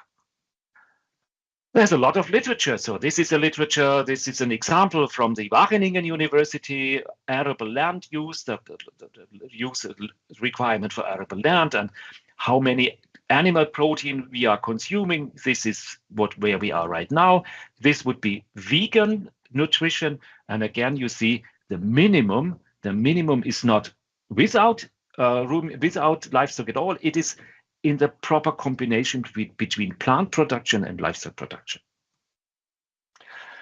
And this is also very clear that that all the animal products, they do not have only one footprint, they have two footprints. A very low footprint as long as we are in circularity. And if we do extra production, then which is entailing food competition, land use change, then we have high emissions, then we have high footprints. It's not a matter of using concentrate in dairies, because concentrate you can compose of non-edible biomass as well. It's just the question, do we have food competition, and do we entail land use change? That's the question. And a very simple example. So feeding dairy cows, milk quantity, rising milk quantity. The higher the milk quantity, the more milk protein you get. And you feed dairy cows up to 15-20 kilograms just with roughage and with non-edible material. And this material and the protein comes only from rumen microbes, from microbial protein. So we can say, this protein, this milk protein, up to 20 kilograms, is virtually vegan milk protein with very, very low footprints. But above this threshold, you have to feed extra feed protein. And this may cause food competition and land use change. And then suddenly you have a high footprint. Now, so every cow consists of two colors. So green in terms of environmentally climate friendly, and red, which is risky to environment and climate. The first 20 kilograms are always environmentally and climate friendly. So what should we do? We should do it from the viewpoint of farmers. We should take out adverse components of livestock feeding, and this would have a massive relief on environment and climate. And if you apply a top-down strategy, like governments usually like to do, like limiting consumption of animal-derived products or limiting the stocking density, you will not change. You will not take out the red one. If, for example, stocking density is limited, what is the reaction of the farmer? The farmer will increase the performance, and then he will increase the red component. So if it's running bad, no relief of environment and climate would be the consequence. So we should give it to the farmer. So let's summarize and give a little outlook. Can we do without livestock? The answer is very clear. We can't do without livestock. Livestock is an indispensable part of agricultural circularity. And in particular, we need ruminants. And nourishing humans with a minimum impact on environment and climate requires a local balance between plant production and livestock. And this local balance is different. In one region, it's different from another region. So we cannot apply one figure. We have to look to the individual, to the local situation.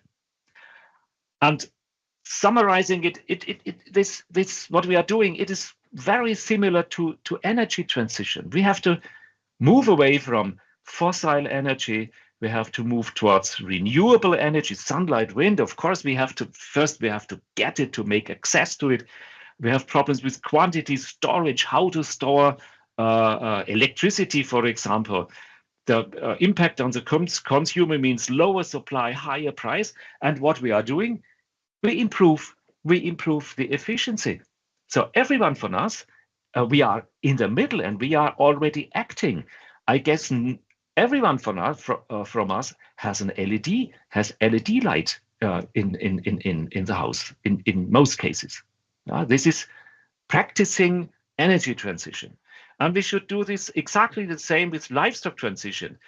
Stop with food competition, land use change, move to inevitably occurring non-edible biomass. This non-edible biomass, it is a renewable, it's nothing else but a renewable feed source. It is limited in quantity and feed quality. You cannot feed straw to a chicken, so we have less feed for chicken, less feed for pigs. It means we have less products, higher price, and the consequence is we have to improve feeding efficiency and feeding and livestock management. For example, improve the quality of roughage, improve storage, improving management to adapt the genetic performance of the animal exactly to the potential the biomass is giving to you. So there's a lot of things to do, and we have to apply all modern progress, all modern things we have gained in the last years, like digitalization and so on, and biotechnology, as much as possible to produce more products with less input, and less input mainly from non-edible biomass. I think this is a quite interesting, challenging future, and it could help us mitigating the emissions and helping fighting the climate change. Thanks a lot.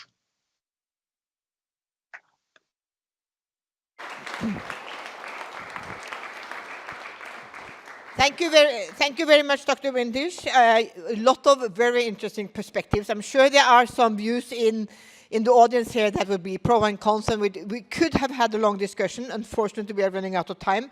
I have one question for you, just for me to understand. You are saying in general that we should not decrease the production, but we should not either increase the production. But does this, and at the same time you're saying it depends on the regions. As we see in India and in China, it's increasing. In Europe, they are decreasing. So how do we kind of like apply this in a global matter? So we should, I say we should increase as much as possible up to the limit the biomass is giving to you. For example, you have a certain amount of forage and try to increase the performance level of the cows that they can make maximum use out of it. If you improve the quality of the forage, your limit is increasing, so you can have also a higher performance. And this is also something you can apply anywhere in the world. It is in countries where you have limited resources, feed management would be the most important thing. Yeah, how to make better preservatives out of the biomass. How can you cannot make silage or hay in Africa? In many cases, you cannot do it. But we have to find out ways to harvest this biomass and to preserve it when it has the best quality. And with this improvement in quality, you can rise the performance. You even can reduce the number of animals. So adapting and matching what is the potential of the biomass you are producing and the efficiency of the animals. Thank you very much for this insight. I'm sure if anybody has questions, I'm sure we can find your email and send you some questions since you're not in the room. But thank you from Germany, and I hope I'll see you in Norway next time. Okay, thanks a lot. Bye-bye. Da vi over på en norsk sekvens. Vi har invitert Harald Volden. Harald spesialrådgiver i forskning og fag hos Norsk Melkeråvare, og også professor i drøvtyggernæring og fysiologi ved NMBU.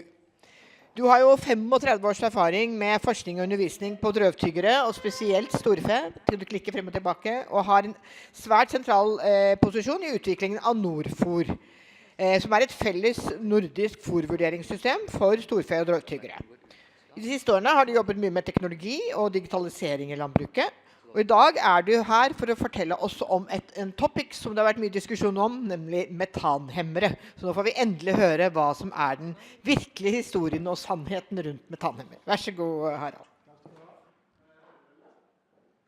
Ja, jeg kunne gått det forrige temaet i forhold til metanets vidiverdigheter og kortliv og langliv og CO2 eller klimagasser. Et veldig spennende tema, men jeg har i hvert fall fått oppgave i dag å snakke om metanhemmere, så jeg må liksom prøve å holde meg til det temaet da. Den her vil jeg starte med, for å sette det inn i et visst perspektiv. Og jeg har lagd plansjene mine på engelsk, for jeg var litt usikker på om språket, men jeg foretrekker i hvert fall å snakke i norsk da. Her ser dere utslipp av klimagasser fra ulike kilder da, i norske landbruket, tallene fra 2021. Og det jo mange utslippsfaktorer eller kilder, enten vi snakker om metan eller om vi snakker om lystgass. Men det som verdt å merke seg, det jo de stolpene ute til venstre der, for det jo da metan, eller enterisk metan, som betyr at det metan altså fra vomgjæringa. Og når vi begynner å se bortover på de ulike kildene her, så det ikke noe tvil om at de største kildene til utslipp av klimagasser fra landbruket, det da fra metan. Og begynner vi igjen å se da på metandelen her, altså den enteriske metanen, så det klart at det storfe som den største utslippskilden av metan. Så det skal vi ha da i bakhuet i forhold til når vi begynner å snakke om metanhemmer og sånne ting. Og så kan vi sette dette inn i et litt annet perspektiv igjen. Altså hvis vi da sier her at jo, det metan fra storfe som den største utslippskilden når det gjelder metan. Så kan vi se på hva har utviklingen vært de siste årene. Og da kan vi gå tilbake igjen til 1990, referansebanen. Og det vi da ser, det at vi har hatt en nedgang. Vi har, virker den ikke, den der pekeren? Da må vi kjøre en egen en, da. Da det sånn at vi har hatt en nedgang på mjølkeku, og så har vi hatt en økning på storfekjøttproduksjon, først og fremst knyttet da til ammekua, og det betyr da at den grønne, så har vi hatt en liten nedgang. Og det betyr da at for mjølkeku så har vi hatt en nedgang på 24%. Innenfor storfekjøttproduksjon så har vi hatt en økning på 49%, og samlet for storfeproduksjon så har vi hatt en nedgang på 7% i henhold til det offisielle utslippsregnskapet fra 1990 og frem til i dag. Og så det viktig at vi som næring klarer å se dette i sammenheng. Vi kan ikke begynne å isolere mjølkekua og så si at ja, mjølkekua har hatt en så veldig fin utvikling. Det liksom kjøttproduksjon som liksom den store utfordringen. Vi må klare å se dette i sammenheng, ikke minst fordi at mye av storfekjøttet produseres på mjølkebrukene. Og da det sånn at med de forpliktelsene som landbruket har inngått, hvor vi da sier at innen 2030 så skal vi ha en reduksjon i utslippet på ca. 5 millioner tonn. Det en forpliktelse som vi som næring har gjort overfor myndighetene. Så det helt klart at en av de store utfordringene da, det metanproduksjon fra storfe. Og da jo spørsmålet, hva kan vi gjøre? Og hva det liksom som opprinnelse for dette her? Og da kan vi gå til neste plansje, bare som et lite sånn innspill til forrige innleder. Så når jeg regner på en typisk norsk fôrrasjon til mjølkekua vår, så det faktisk sånn at det 15-25% av det fôret som faktisk kan brukes direkte til humankonsum. Det betyr at 70-80% faktisk kun utnyttbart av drøvtyggerne. Det den situasjonen for Norge sin del. Så det sånn at den der kua, i dette tilfellet her, får jo da noe grovfôr og kraftfôr, og så produseres det noe metan. Og hva da utgangspunktet her? Jo, det den der figuren her. De dyrene, de spiser altså noe fiber, de spiser noe sukker, de spiser noe stivelse. Kua som en fantastisk bioreaktor, altså som da utnytter 70-80% av det som ikke vi kan spise, det omdanner jo da til de såkalte flyktige fettsyrene i vomma. Og de flyktige fettsyrene, de står jo da for ca. 70% av energiforsyningen til drøvtyggeren selv. Det som da en utfordring her, det at dette skjer i et anaerobt miljø. Det betyr da at det skjer en produksjon med overskudd av hydrogen. Og det hydrogenet, det må drøvtyggeren kvitte seg med, eller vomma må kvitte seg med det hydrogenet. Og da kommer de metanogene bakteriene som har funnet ut at det jo søren meg lurt å etablere seg i den der vomma. For det hydrogenet jo faktisk noe energi. Og da tar de metanogene mikroorganismene tak i det hydrogenet, kobler det med CO2, drar ut en energieffekt og produserer da metan. Og da det faktisk sånn at dette egentlig ikke noe som drøvtyggeren selv ønsker, fordi at dette representerer faktisk 5-8% energitapp. Så det liksom noe av liksom bakgrunnen dette. Altså vi har en anaerob fermentering, vi får en produksjon av metan som representerer et energitapp for dyret. Og så jo da spørsmålet, så har vi fokus på hvordan skal vi klare å redusere dette her? Hvordan skal vi redusere produksjonen av metan, både ut ifra en fokus på utslipp av klimagasser, men for en som driver med drøvtyggerfysiologi og ernæring, så det også veldig interessant ut ifra et energiperspektiv, i og med at dette representerer et energitap for kua. Og da det litt forskjellige strategier som man kan bruke. Her det listet opp da 3 hovedkategorier. Det ene rett og slett gjennom egenskaper ved dyret, egenskaper ved managementsystemene, enten det fôrprosessering, Det skjer veldig mye spennende innenfor dette med genetikken, genetisk seleksjon i forhold til utslipp av metan. Dyrehelse, ikke minst. Det klart at et friskt dyr slipper ut kanskje 20% mindre metan enn et sykt dyr. Kjempeviktig som tema. Beitehåndtering, fôrkvalitet, fôringsstrategier, fôringsteknologier. Og når vi da ser på de faktorene der, så ser det ut som at det ligger en gevinst, en utslippsreduksjonsgevinst, på et sted mellom 5 og 15%. Litt avhengig av, litteraturen sier litt forskjellig. Så kan vi gjøre noe med selve rasjonsformuleringen, rett og slett altså hvordan vi setter sammen en rasjon. Det hørte vi litt om på forrige innlegg også. Det kan være en bedre grovfòrkvalitet, det kan være forholdet mellom grovfòr og kraftfòr, ikke minst dette med å bruke ulike biprodukter inn i rasjonen, og vi kan gjøre noe for eksempel ved å bruke mer fett og oljer i rasjonen, og vi har også en diskusjon gående på dette med å bruke tanniner. Kjempespennende, men det resultatene viser, det er at her ligger det en gevinst kanskje på 5%. Vi har blant annet hatt store forhåpninger til dette med såkalt grovfòrkvalitet. De forsøkene vi har gjort selv, og det vi har satt sammen i litteraturen, viser kanskje at det er en 2-3% å hente på en bedre grovfòrkvalitet. Vi hadde stor tro på at dette skulle vi virkelig ta ut en gevinst på, men dessverre så ser det ikke sånn ut. Og da er vi over på den tredje gruppa, og det er dette her med hva kan vi gjøre gjennom ulike tilsetningsstoffer, altså såkalt metaninhibitorer.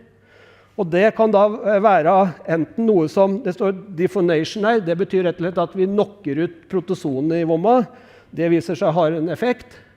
Det jobbes med vaksiner rundt omkring i verden, som også er en interessant effekt.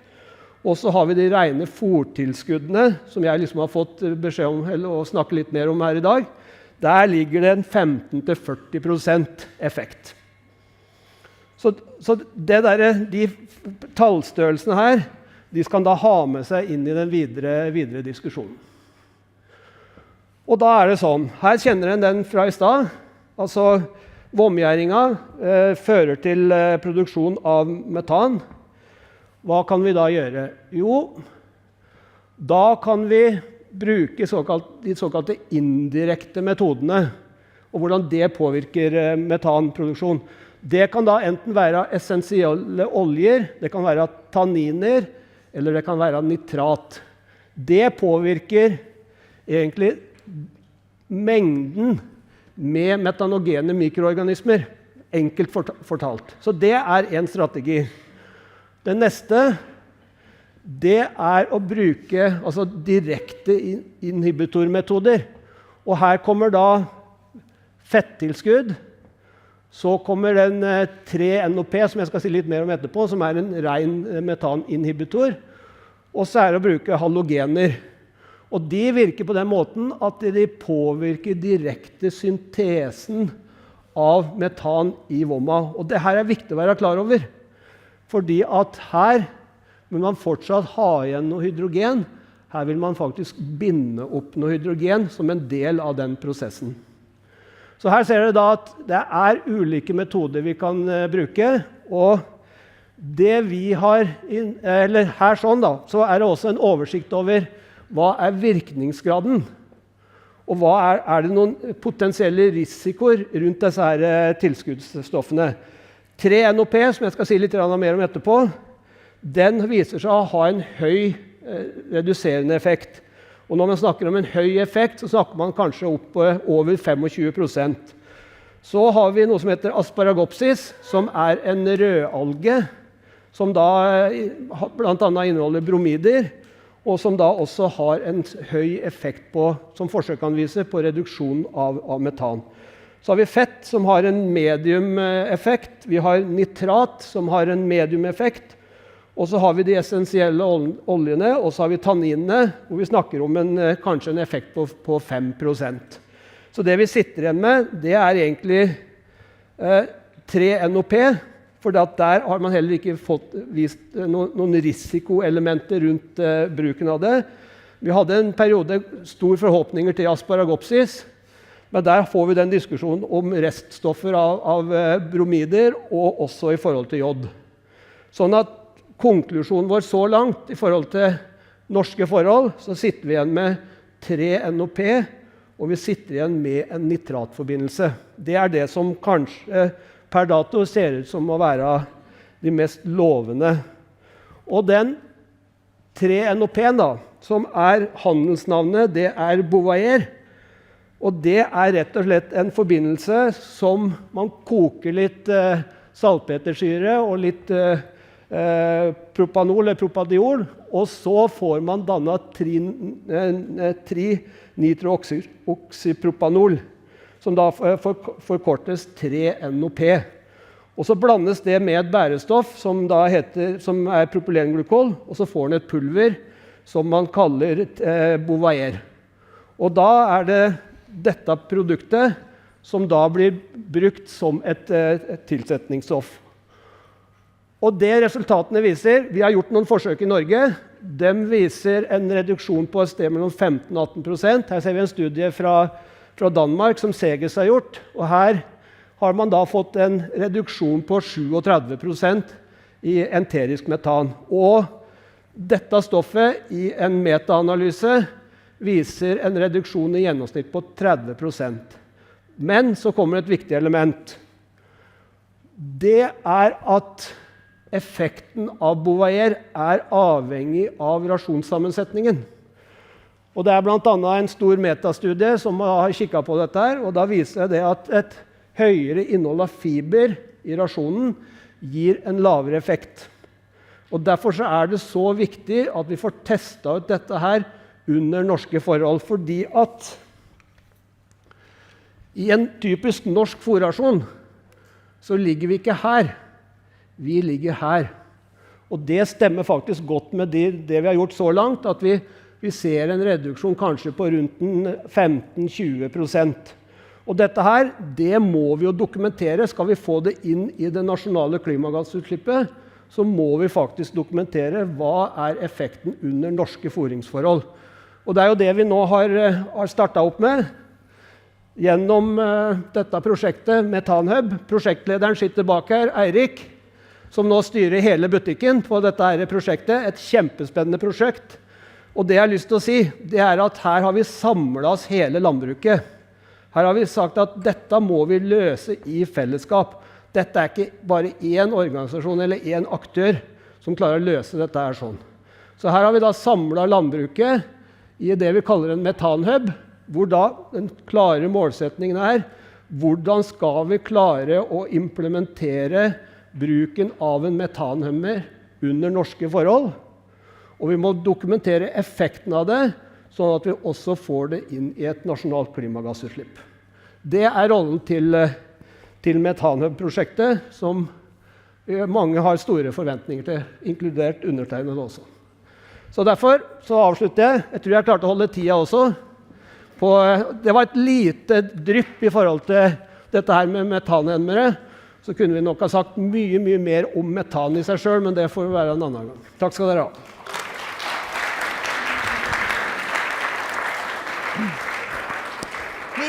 Vi tar et spørsmål. Ikke gå helt, Harald. Vi må rekke, tross alt, dette et veldig interessant tema, så vi må rekke 1 eller 2 spørsmål. Altså, disse reaksjonene som kommet kanskje litt overraskende på mange, da. I hvert fall I industrien, på at man blir veldig negative, både bøndene og forbrukerne har liksom begynt å snakke om at man tukler med melken. Man gjør noe som ikke vi skjønner hva Og da kan man tenke at det kan komme på alt mulig andre innovasjoner. Hva tenker du om det? For det første så tror jeg min første reaksjon, det sunt. Det sunt at det kommer noen reaksjoner, fordi at altså med en gang man begynner å si at man skal tilsette ulike stoffer, så begynner man å reagere samme om hva slags type kost vi snakker om, ikke sant? Så det å stille de kritiske spørsmålene, det mener jeg viktig. Samtidig så må vi da som næring drive en kunnskapsbasert formidling. Hva det dette egentlig betyr? Ikke sant? Eksempel 3NOP, som har gått gjennom en rimelig tøff internasjonal evaluering og godkjenningsordning gjennom EFSA for eksempel. Da må vi fortelle forbrukeren og omverdenen at hva som faktisk ligger til grunn av testing. Og så det kanskje på sosiale medier, så tar jo dette fullstendig av. Men det må vi bare leve med, tror jeg også. Men vi må være veldig tydelige på hvordan vi kommuniserer dette ut.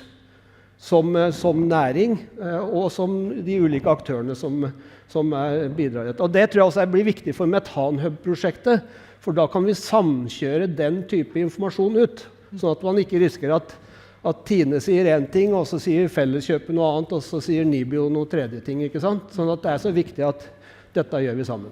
Så det jo veldig mye snakk om også at vi skal ha mest mulig norskprodusert fôr. Kan vi da produsere mot metanhemmeren i Norge? Hva sa du? Kan vi produsere metanhemmer i Norge? Ja, det gjør vi allerede med den der Silver som jeg ikke nevnte der, som den metan, eller den nitrathemmeren. Den blir jo faktisk produsert i Glomfjord. Ok, så det det som kommer til å skje, tror du? At, Nei, det vet jeg ikke. 3NOP jeg tror ikke vi får noen produksjon av 3NOP i Norge. Det tror jeg ikke. Men den Silveren jo også veldig spennende, og den skal vi også i gang med å teste nå i løpet av 2024. Vet du hvordan vi ligger an med bruken av dette i forhold til andre land? Vi langt fremme? Ja, midt imellom. Den som har kommet lengst i Europa jo egentlig Belgia og Nederland. Belgia har nå, fra 1. januar, de har vel egentlig i fjor så tok de i bruk Silver, altså det nitratproduktet, og fra 1. januar så tok de i bruk 3NOP, og de har sagt på et nasjonalt nivå at det gir 26% utslippsreduksjon, som et nasjonalt gjennomsnitt. Så vi godt i gang, men danskene vel kanskje de i Norden som har gjort mest forsøk på dette her, men kanskje ikke kommet så langt i implementeringen som det vi har. Nå går vi ut og har rekruttert 10 mjølkebruk som skal begynne å bruke dette her, og så målet 100 bruk i løpet av 2024. Og så har vi et håp om at dette skal være tilgjengelig for mjølkeprodusentene, alle sammen, fra 2027. Så vi ganske ambisiøse i forhold til hva vi ønsker å få til. Kjempespennende. Tusen takk skal du ha. Det var alltid hyggelig å høre på deg. Then we are moving into our final foreign speaker, even though he also speaks a little bit of Norwegian, George Furry. Dr. George Neil Furry is a postdoctoral fellow in the Faculty of Environmental Science and Natural Resource Management at the Norwegian University of Life Science, also NMBU. You received your PhD in Ecology, Evolution and Behavior in 2022. At the University of Minnesota under the supervision of David Tillman, because you are actually a Canadian, if I understand correctly. Your research focuses on ecosystem ecology, examining the relationship between plant biodiversity and ecosystem nutrient cycling. So we will talk about the ecological link among grazing, plant biodiversity and soil carbon. Så vær så god, David. George. Yeah, takk. Thank you for the introduction. Hi, sammen. Hello, everyone. My pleasure to be here today. The patterns of plant biodiversity have long confused the ecologist. Why are there so many species? Does plant biodiversity have an impact in an ecosystem? How could we go about answering this question? One way is to do an experiment. Here I'm showing a photo from just a type of experiment. Each of these plots was seeded with a different number of plant species. This photo was taken from a helicopter. So each of these little lawns has its own amount of plant species. The experiment is called Biodiversity 2. This is where I worked on in my PhD. It's at the Cedar Creek Ecosystem Science Reserve in Minnesota, USA. So the experimental design here manipulates plant species. 1 species on its own, 2, 4, 8, and 16 different plant species. This allows experimental control, then, of biodiversity. So for those who are interested, this is a tall grass prairie ecosystem. So these are all native species. We have a mixture of C3 and C4 grasses, nitrogen-fixing legumes, as well as forbs. Now this design, it allows to test how does biodiversity impact an ecosystem variable, such as soil carbon. This is very important for our discussions today. So I can show some results here. On the y-axis, we have soil carbon. This is the concentration of carbon in the soil. On the x-axis, we have year, or the time since the experiment was established. So in the blue line, those are the monocultures. These were plots seeded with only 1 species on its own. On the red line, we can see the high-diversity plots. So you'll notice these data shows, through time, there's been an accumulation of soil carbon, But the greatest accumulation occurred in the plots that were seeded with high plant biodiversity. So we have very good experimental evidence that high plant biodiversity led to a greater accumulation of soil carbon. Now, the interesting thing about this is when we compared this rate of accumulation to nearby fields that had been abandoned from agriculture and were undergoing natural succession, this is between 2 and 3 times. So if you just leave these fields to be abandoned on their own, it's not as good of an accumulation of soil carbon as if we restore plant biodiversity. Now, you may be wondering at this point, well, what does this have to do with milk? Why am I here? And I think it's important because if we want to understand patterns of plant biodiversity, we have to think about grazing in the Scandinavian mountains. So here I can draw some support from a review from a professor at NTNU. He sought to understand how can we understand biodiversity in the Scandinavian mountains. And he concluded that it's hard to know when and where will grazing increase or decrease, but we have to consider it as a key process for the maintenance of biodiversity in these grazing outfields. Now, these grazing outfields, as I've learned from moving to Canada, it's very much a part of the Norwegian culture, sort of in the romantic ideals of what it means to be Norwegian, which we can see epitomized in this painting here. So when I mean these grazing outfields, we're thinking about these are not really improved pastures, we're not thinking about fertilizer, we're not really thinking about improved cultivars. We're trying to understand this complex semi-natural system. So because it's a semi-natural system, this allows us to understand the conservation of biodiversity as well as management. This brings us to sort of a research question then. Is it possible to manage Norway's grazing outfields for both the regulation of soil carbon while also conserving plant biodiversity? This is a very interesting question. So let's break this down one piece at a time. So to begin with, if we're thinking about this logically, the first part would be that grazing should have to have some impact on plant biodiversity. And as I've shown from experimental data, that the plant biodiversity can also have an impact on soil carbon. See if I can hit this to come back on. There we go. Yeah. So the relationship that's often thought in the literature, I can just explain this, is sort of a nonlinear relationship. Now, we've seen this a little bit in the first speaker, where we're trying to understand in the middle. I can just sort of meme this out. On the y-axis, we can imagine plant biodiversity or soil carbon. On the x-axis, then, we can imagine herbivory. So the idea is that at low levels of grazing or low levels of herbivory, we can have a decrease in biodiversity, and then there's some optimal density in the middle that can maximize both plant biodiversity and soil carbon. This would be the idea. So what is the evidence for this so far in the Norwegian context, particularly in the grazing outfields? Well, best evidence that we have for these ideas comes from a paper by Vegard Martinsen. He's my supervisor at NMBU. And he studied this in a large experiment in the mountains of Norway that manipulated sheep grazing density. So you can see a brief picture of this. There were large exclosures shed out in the mountains, giving 3 experimental treatments: a control, no grazing, low-density sheep grazing, and high-density sheep grazing. And then Vegard examined soil carbon. So the y-axis then here is soil carbon, and the x-axis is the grazing treatment. So we found evidence that at the very high levels of grazing, there was a decrease in soil carbon. But in the middle, sort of the maintenance density, there was either a slight gain or a maintenance of soil carbon. So you can see this relationship, this sort of nonlinear relationship that at low levels of grazing, perhaps less carbon, and then an increase, and then a decrease. So where do we go from here? We have to improve our understanding.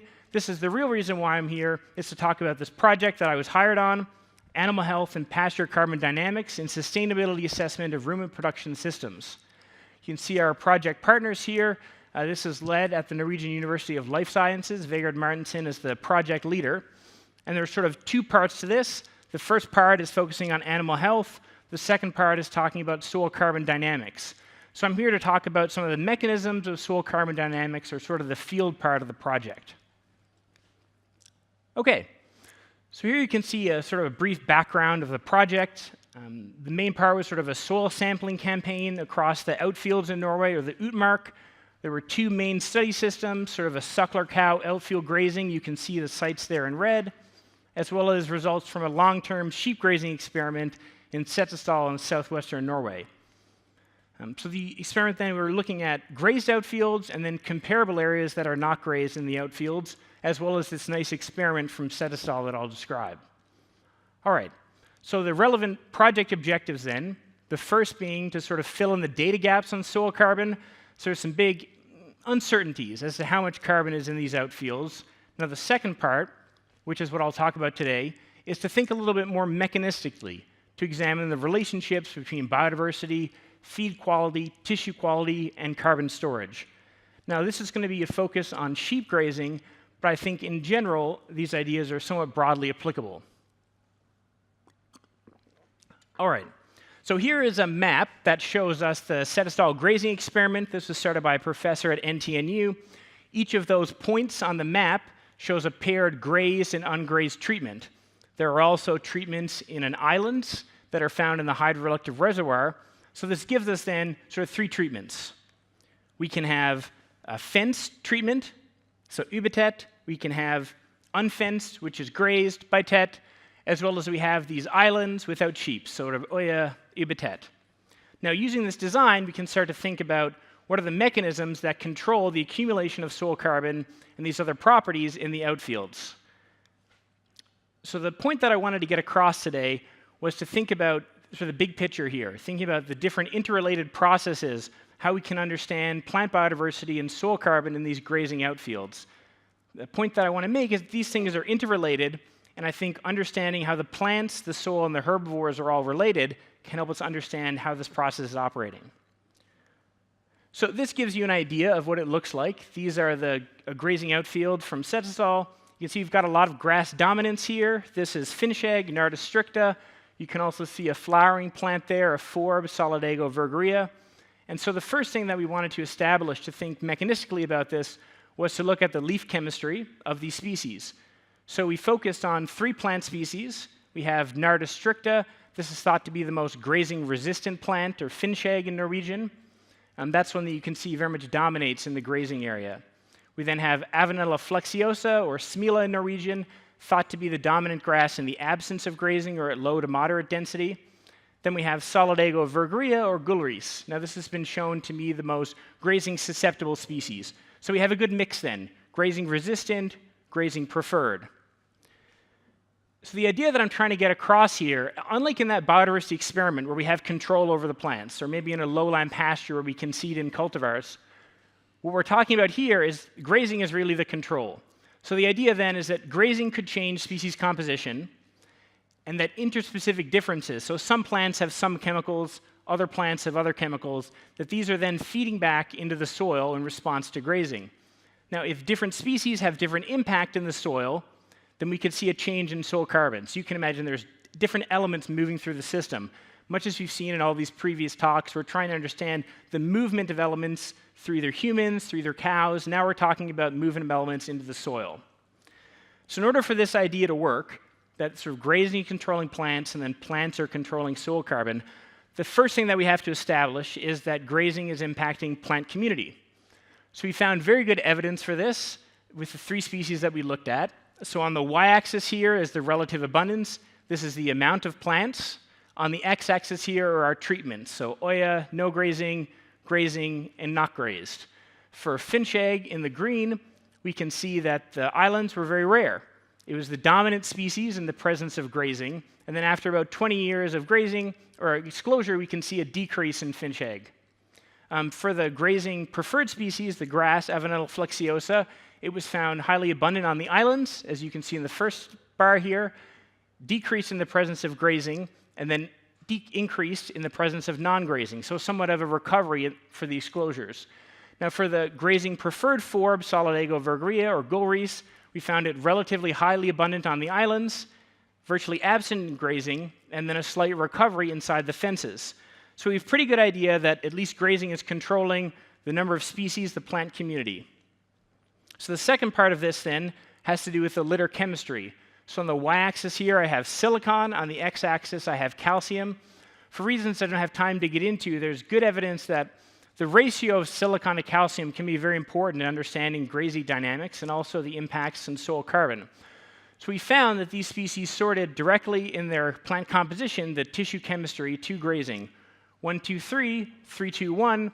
The grazing-resistant species, Nardus stricta, was very high in silicon and very low in calcium. The intermediate species had a moderate amount of silicon, less calcium. but the grazing preferred species in the outfield had very high amounts of calcium and very low amounts of silicon.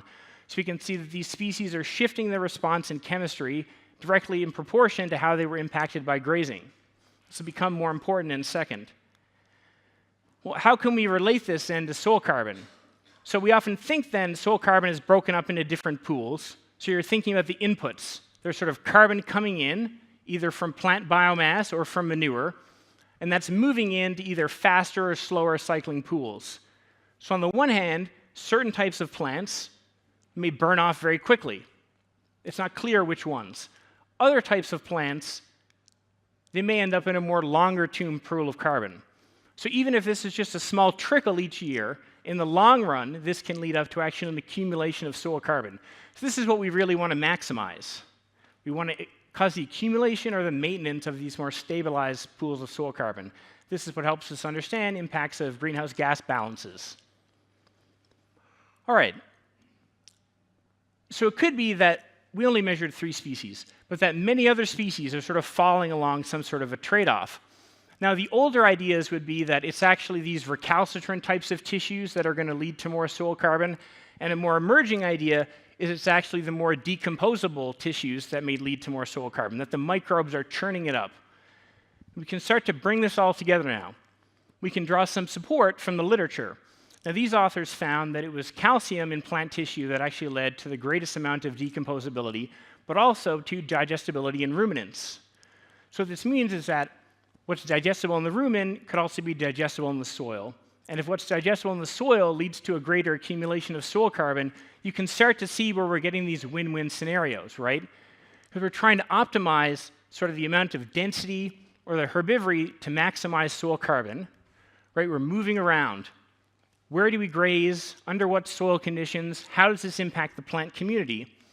Well, at the same time, we're also then shifting sort of the nutrient dynamics. And so we're then trying to optimize these two things. We're trying to create sort of a win-win scenario where through this outfield grazing, we can find the right amount of density that can maximize plant biodiversity. So we don't just get a huge dominance of grazing-resistant species, but we also don't go too far over the carrying capacity to find that right sweet spot. So the idea then, through this herbivory grazing, we can lead to an increase in plant species composition such that we're promoting biodiversity. At the same time, we can promote litter quality in such a way that we can add soil carbon. I think leading all these together, this is how we can get what we call these ecosystem service synergies, right? Where we're trying to maximize for forage quality, we're trying to maximize for biodiversity, we're trying to maximize for soil carbon as well. So this is a very bold question. This is an intimidating audience for a boy from Canada, not that familiar with dairy production, but I think together we can come at this very interesting and bold ideas. You know, this is a very fascinating study system, these grazing outfields, and I don't think any one person or any one discipline can tackle it. So I hope this can be sort of the beginning of a dialogue with myself and my colleagues. We're more focusing on soil carbon. We're sort of out in these fields measuring things, but I think there's a big opportunity for a dialogue across disciplines, and I really appreciate the opportunity to come here. So thanks very much. If you have any questions, you can contact some of my colleagues, Professor Lena Tau-Strand, Vegard Martinsen, and myself. If you happen to know anyone who's interested in pursuing a project like this, we can supervise master's and PhD students. Thank you very much. Thank you very much. I just want to, I think we're going to open for 1 or 2 questions from the audience if anybody has anything they want to ask on this, because it's not my field, so this is not, you know, it's easy for me to ask stupid questions. I will do if nobody else does, but somebody wants to ask something. I have a question about, and maybe I don't even know if this is a very smart question, but in Norway we have the cows have to be out at least 8 weeks. Is 8 weeks enough to make a difference on this grazing? And because a lot of people are saying no, that it's so little grazing in Norway, so you know it doesn't really matter. Are you able to answer anything around that? To get any effect on it? Yeah, I think we have to think in general about this as like the time that things have been happening. You know, in any one year, it can take decades to see any change in plant community composition or soil carbon. So the results that we saw there, that was 20 years. Yeah. 20 years of grazing pressure. So I think the neat part about this is that a lot of these areas have been grazed for such a long time, even if it's a short period. But the real thing that we need is some experiments, to actually test this out, to do sort of controlled paired designs that can last long enough. So I just don't know the answer to your question, but I think the important part about this is sort of the historical pressure of grazing over a long period of time. Okay. Thank you very much. We are running out of time, so we just have to move on, but a little bit of an Norwegian cheese for you. Great. Thank you very much. I appreciate the coming. opportunity. Careful with that back. Da vi over på norsk igjen, og denne gangen det Hanne Møller som invitert inn. Hanne, du seniorforsker på NORSUS, og det ikke alle som kanskje vet hva NORSUS Det Norsk institutt for bærekraftsforskning, tidligere het Østfoldsforskningen. Hanne utdannet sivilagronom fra København. For tiden du doktor-filoskandidat I prosjektet Livestock, som ledes av NMBU. Og Livestock, hvor du? Der du. Livestock-prosjektet har fokus på utvikling av en bærekraftig husdyrproduksjon, og det utvikles modeller som inkluderer både klimagasser, biodiversitet, arealbruk og utvalgte sosiale aspekter. Du har jobbet mye med oppgaver innen dokumentasjon av miljø- og ressurseffekter av landbruksprodukter, med basis I LCA eller livsløpsanalyser. Så du skal snakke mer om det I dag, metodikken, og du arbeider også med prosjekter innen emballasje og matsvinn og matvarer, så mange jern I ilden du også. Og I tillegg har du også jobbet med teknologi og digitalisering. Det du skal snakke litt om for oss I dag å få litt innføring I klimaberegninger, metodikk, LCA-analyser. Og vi selvfølgelig veldig spente på om det finnes noen nye tall på LCA I melk, men det får vi heller spørre om hvis du ikke har det. Så vær så god, Hanne. Skal du få med den og klikke på? Tusen takk for det. Vi ser ut som vi har litt sånn problem med den koblingen til skjermen. Ja, vi får se hvordan det går.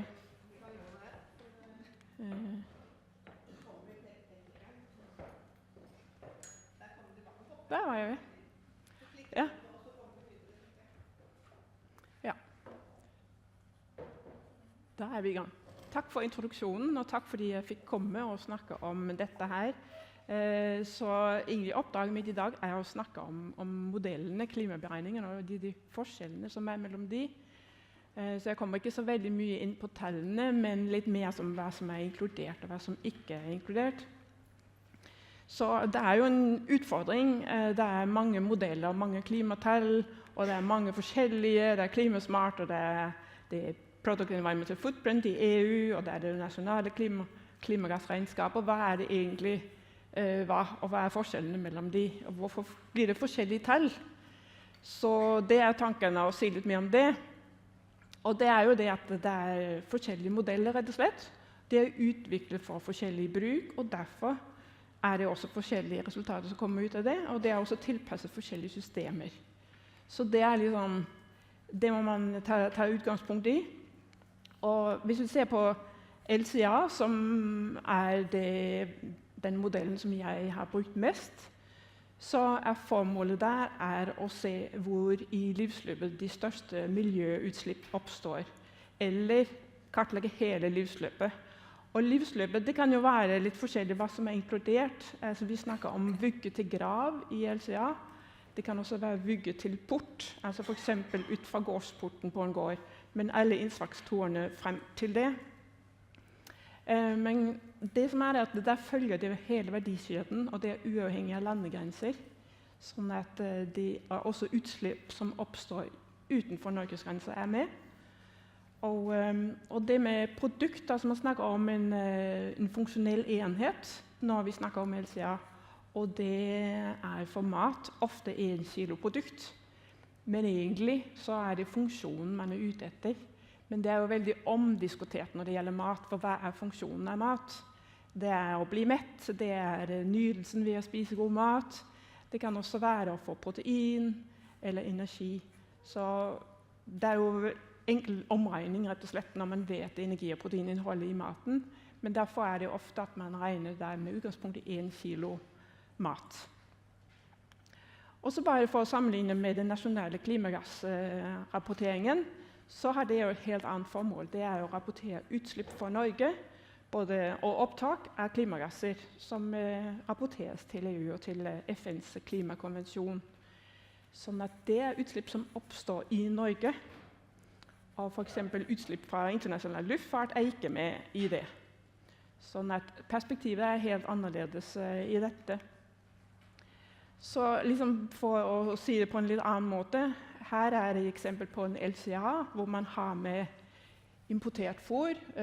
For eksempel hvis det var melk man produserte, melk og kjøtt, som jo et eksempel i dag, så har man med også utslipp knyttet til importert fôr, og de utslippene som oppstår ved fôrproduksjonen i Norge, og selve melkeproduksjonen.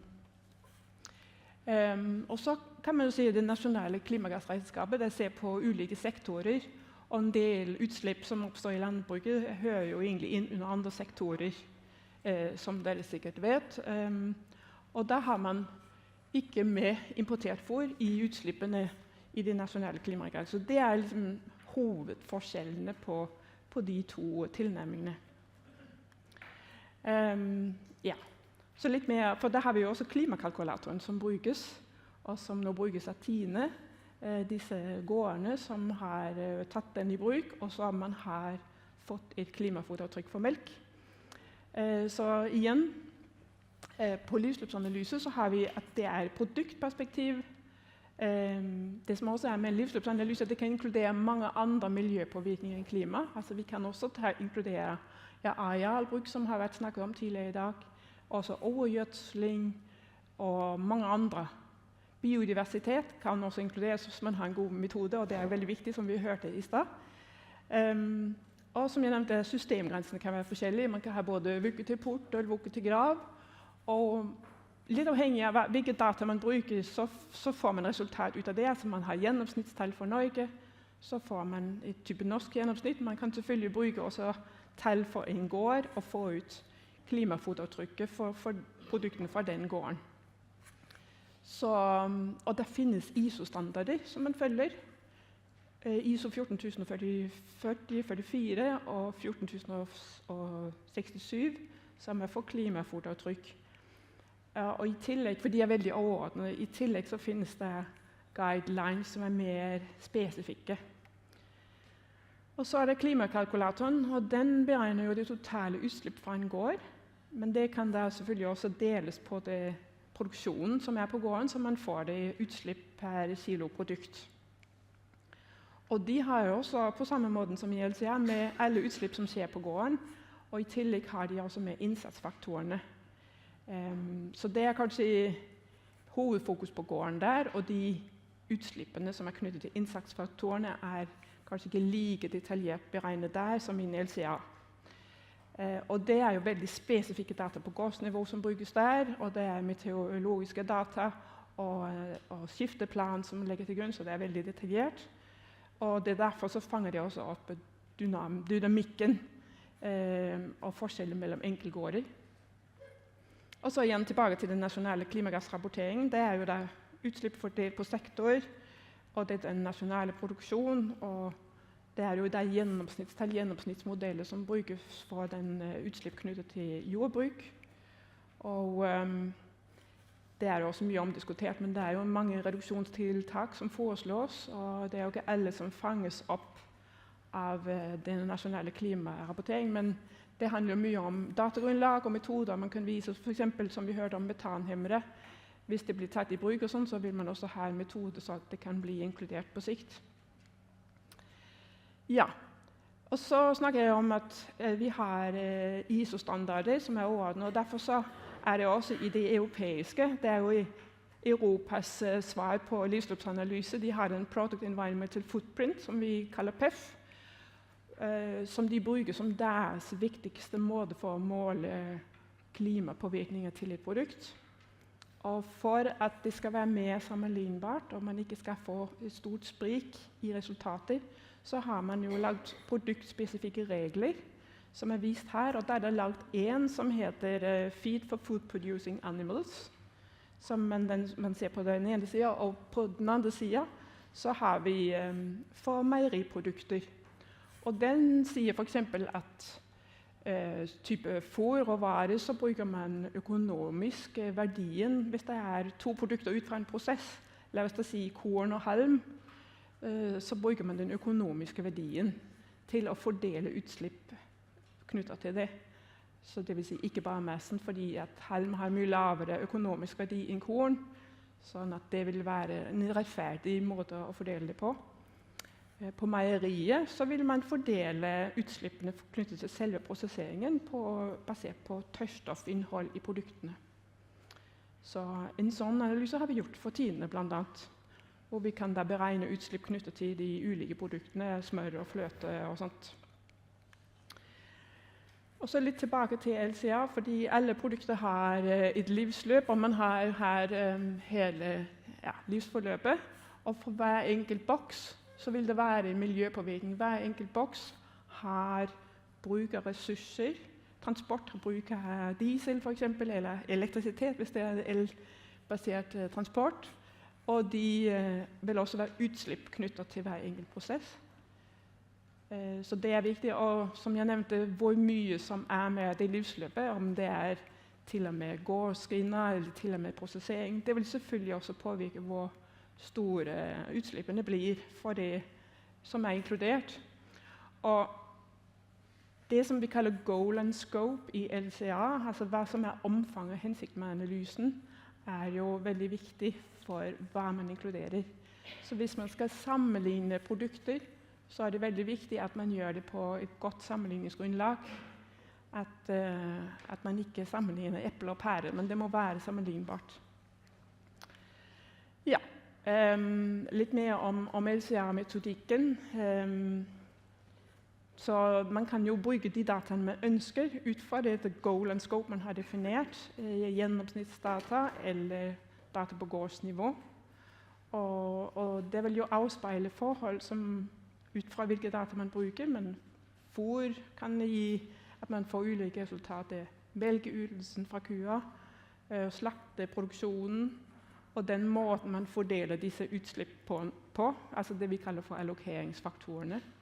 Og da vet jeg i klimakalkulatoren så har de en allokeringsfaktor som er basert på energibehovet til de ulike prosessene, altså til foster og fôr, eller til melkeproduksjon og til kjøttproduksjon. I LCA, i IDF, så er det foreslått en egen formel for beregning av den, og den ser vi fungerer godt hvis det er høy melkeytelse, men den fungerer ikke like godt på gårder med lav ytelse. Ja. Og så er det selvfølgelig også forskjell på hvilke utslippsfaktorer som brukes i IPCC, hvilken versjon brukes, og det er mange grunner til at man kan få ulike resultater. Ja. Og så nevnte jeg jo også at LCA inkluderer flere miljøpåvirkninger, og det er jo klima er viktig, og vi har klimaavtale, vi skal redusere klimagassutslipp, og det er jo vår tids største miljøutfordring. Men det er også viktig at man ikke får nye problemer ved å redusere bare klimagassutslipp, og at man inkluderer også forsuring, overgjødsling, arealbruk og tap av biodiversitet. Og ja, noen av de foredragene vi hørte på i stad, tok jo også for seg dette her med arealbruk. Det er viktig, og det er å unngå feed food competition, sånn at det er viktig å ha med flere aspekter i en bærekraftsanalyse. Og også dette som også var nevnt tidligere med å ha en helhetlig vurdering, at hvis man bare jobber med å redusere klimafotavtrykket for melkeproduksjon i seg selv, så vil man jo få færre kuer, så blir det mindre slakteproduksjon fra kombinert produksjon, og man må ha flere ammekuer for å produsere den mengden kjøtt vi trenger, som jo da har høyere klimafotavtrykk enn kjøttet fra kombinert produksjon. Det har vi gjort studier på. Vi har gjort nylig et oppdrag for Nortura, hvor vi har funnet ut det. Så det er viktig å jobbe med et helhetlig bilde, så man må klare å ha to tanker minst i hodet samtidig når man jobber med bærekraft. Så ja, takk for meg.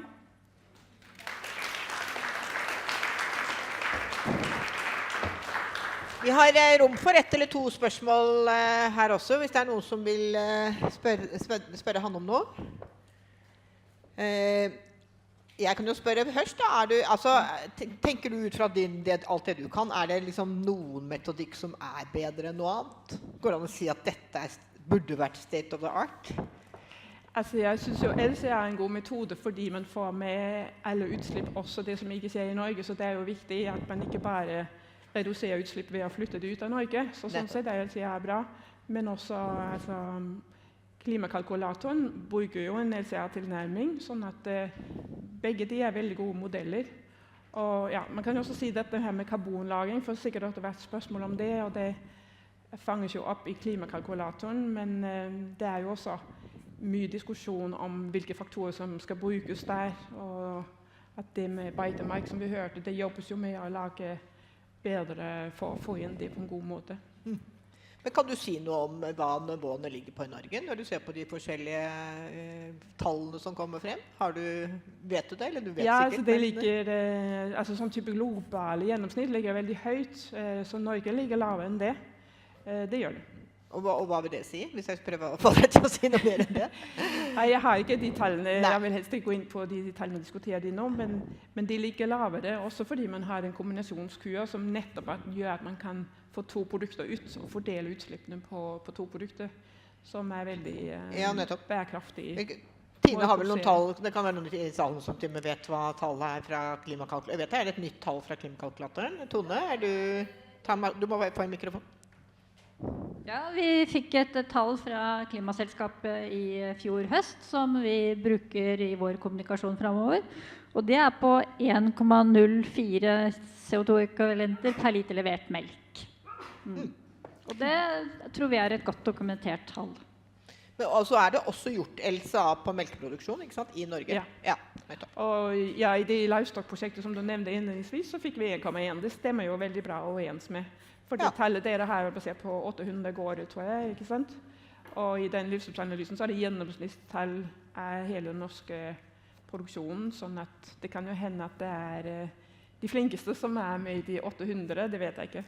Men det ikke veldig stor variasjon, og det som man forventer at vi opererer jo ikke med mange desimaler etter komma, fordi det ikke den sikkerhet man kan si. Det en stor variasjon fra gård til gård. Og internasjonalt så det vel snakk om et tall på dobbelt omtrent, så vidt jeg husker riktig. Men, sånn at vi ligger jo egentlig ganske godt i Norge da, det bra. Men da tror jeg vi sier tusen takk til deg. Du skal også få litt norsk ost fra oss. Takk for at du kom, og så sikkert noen som vil spørre deg noe om etterpå. Takk for det. Da det en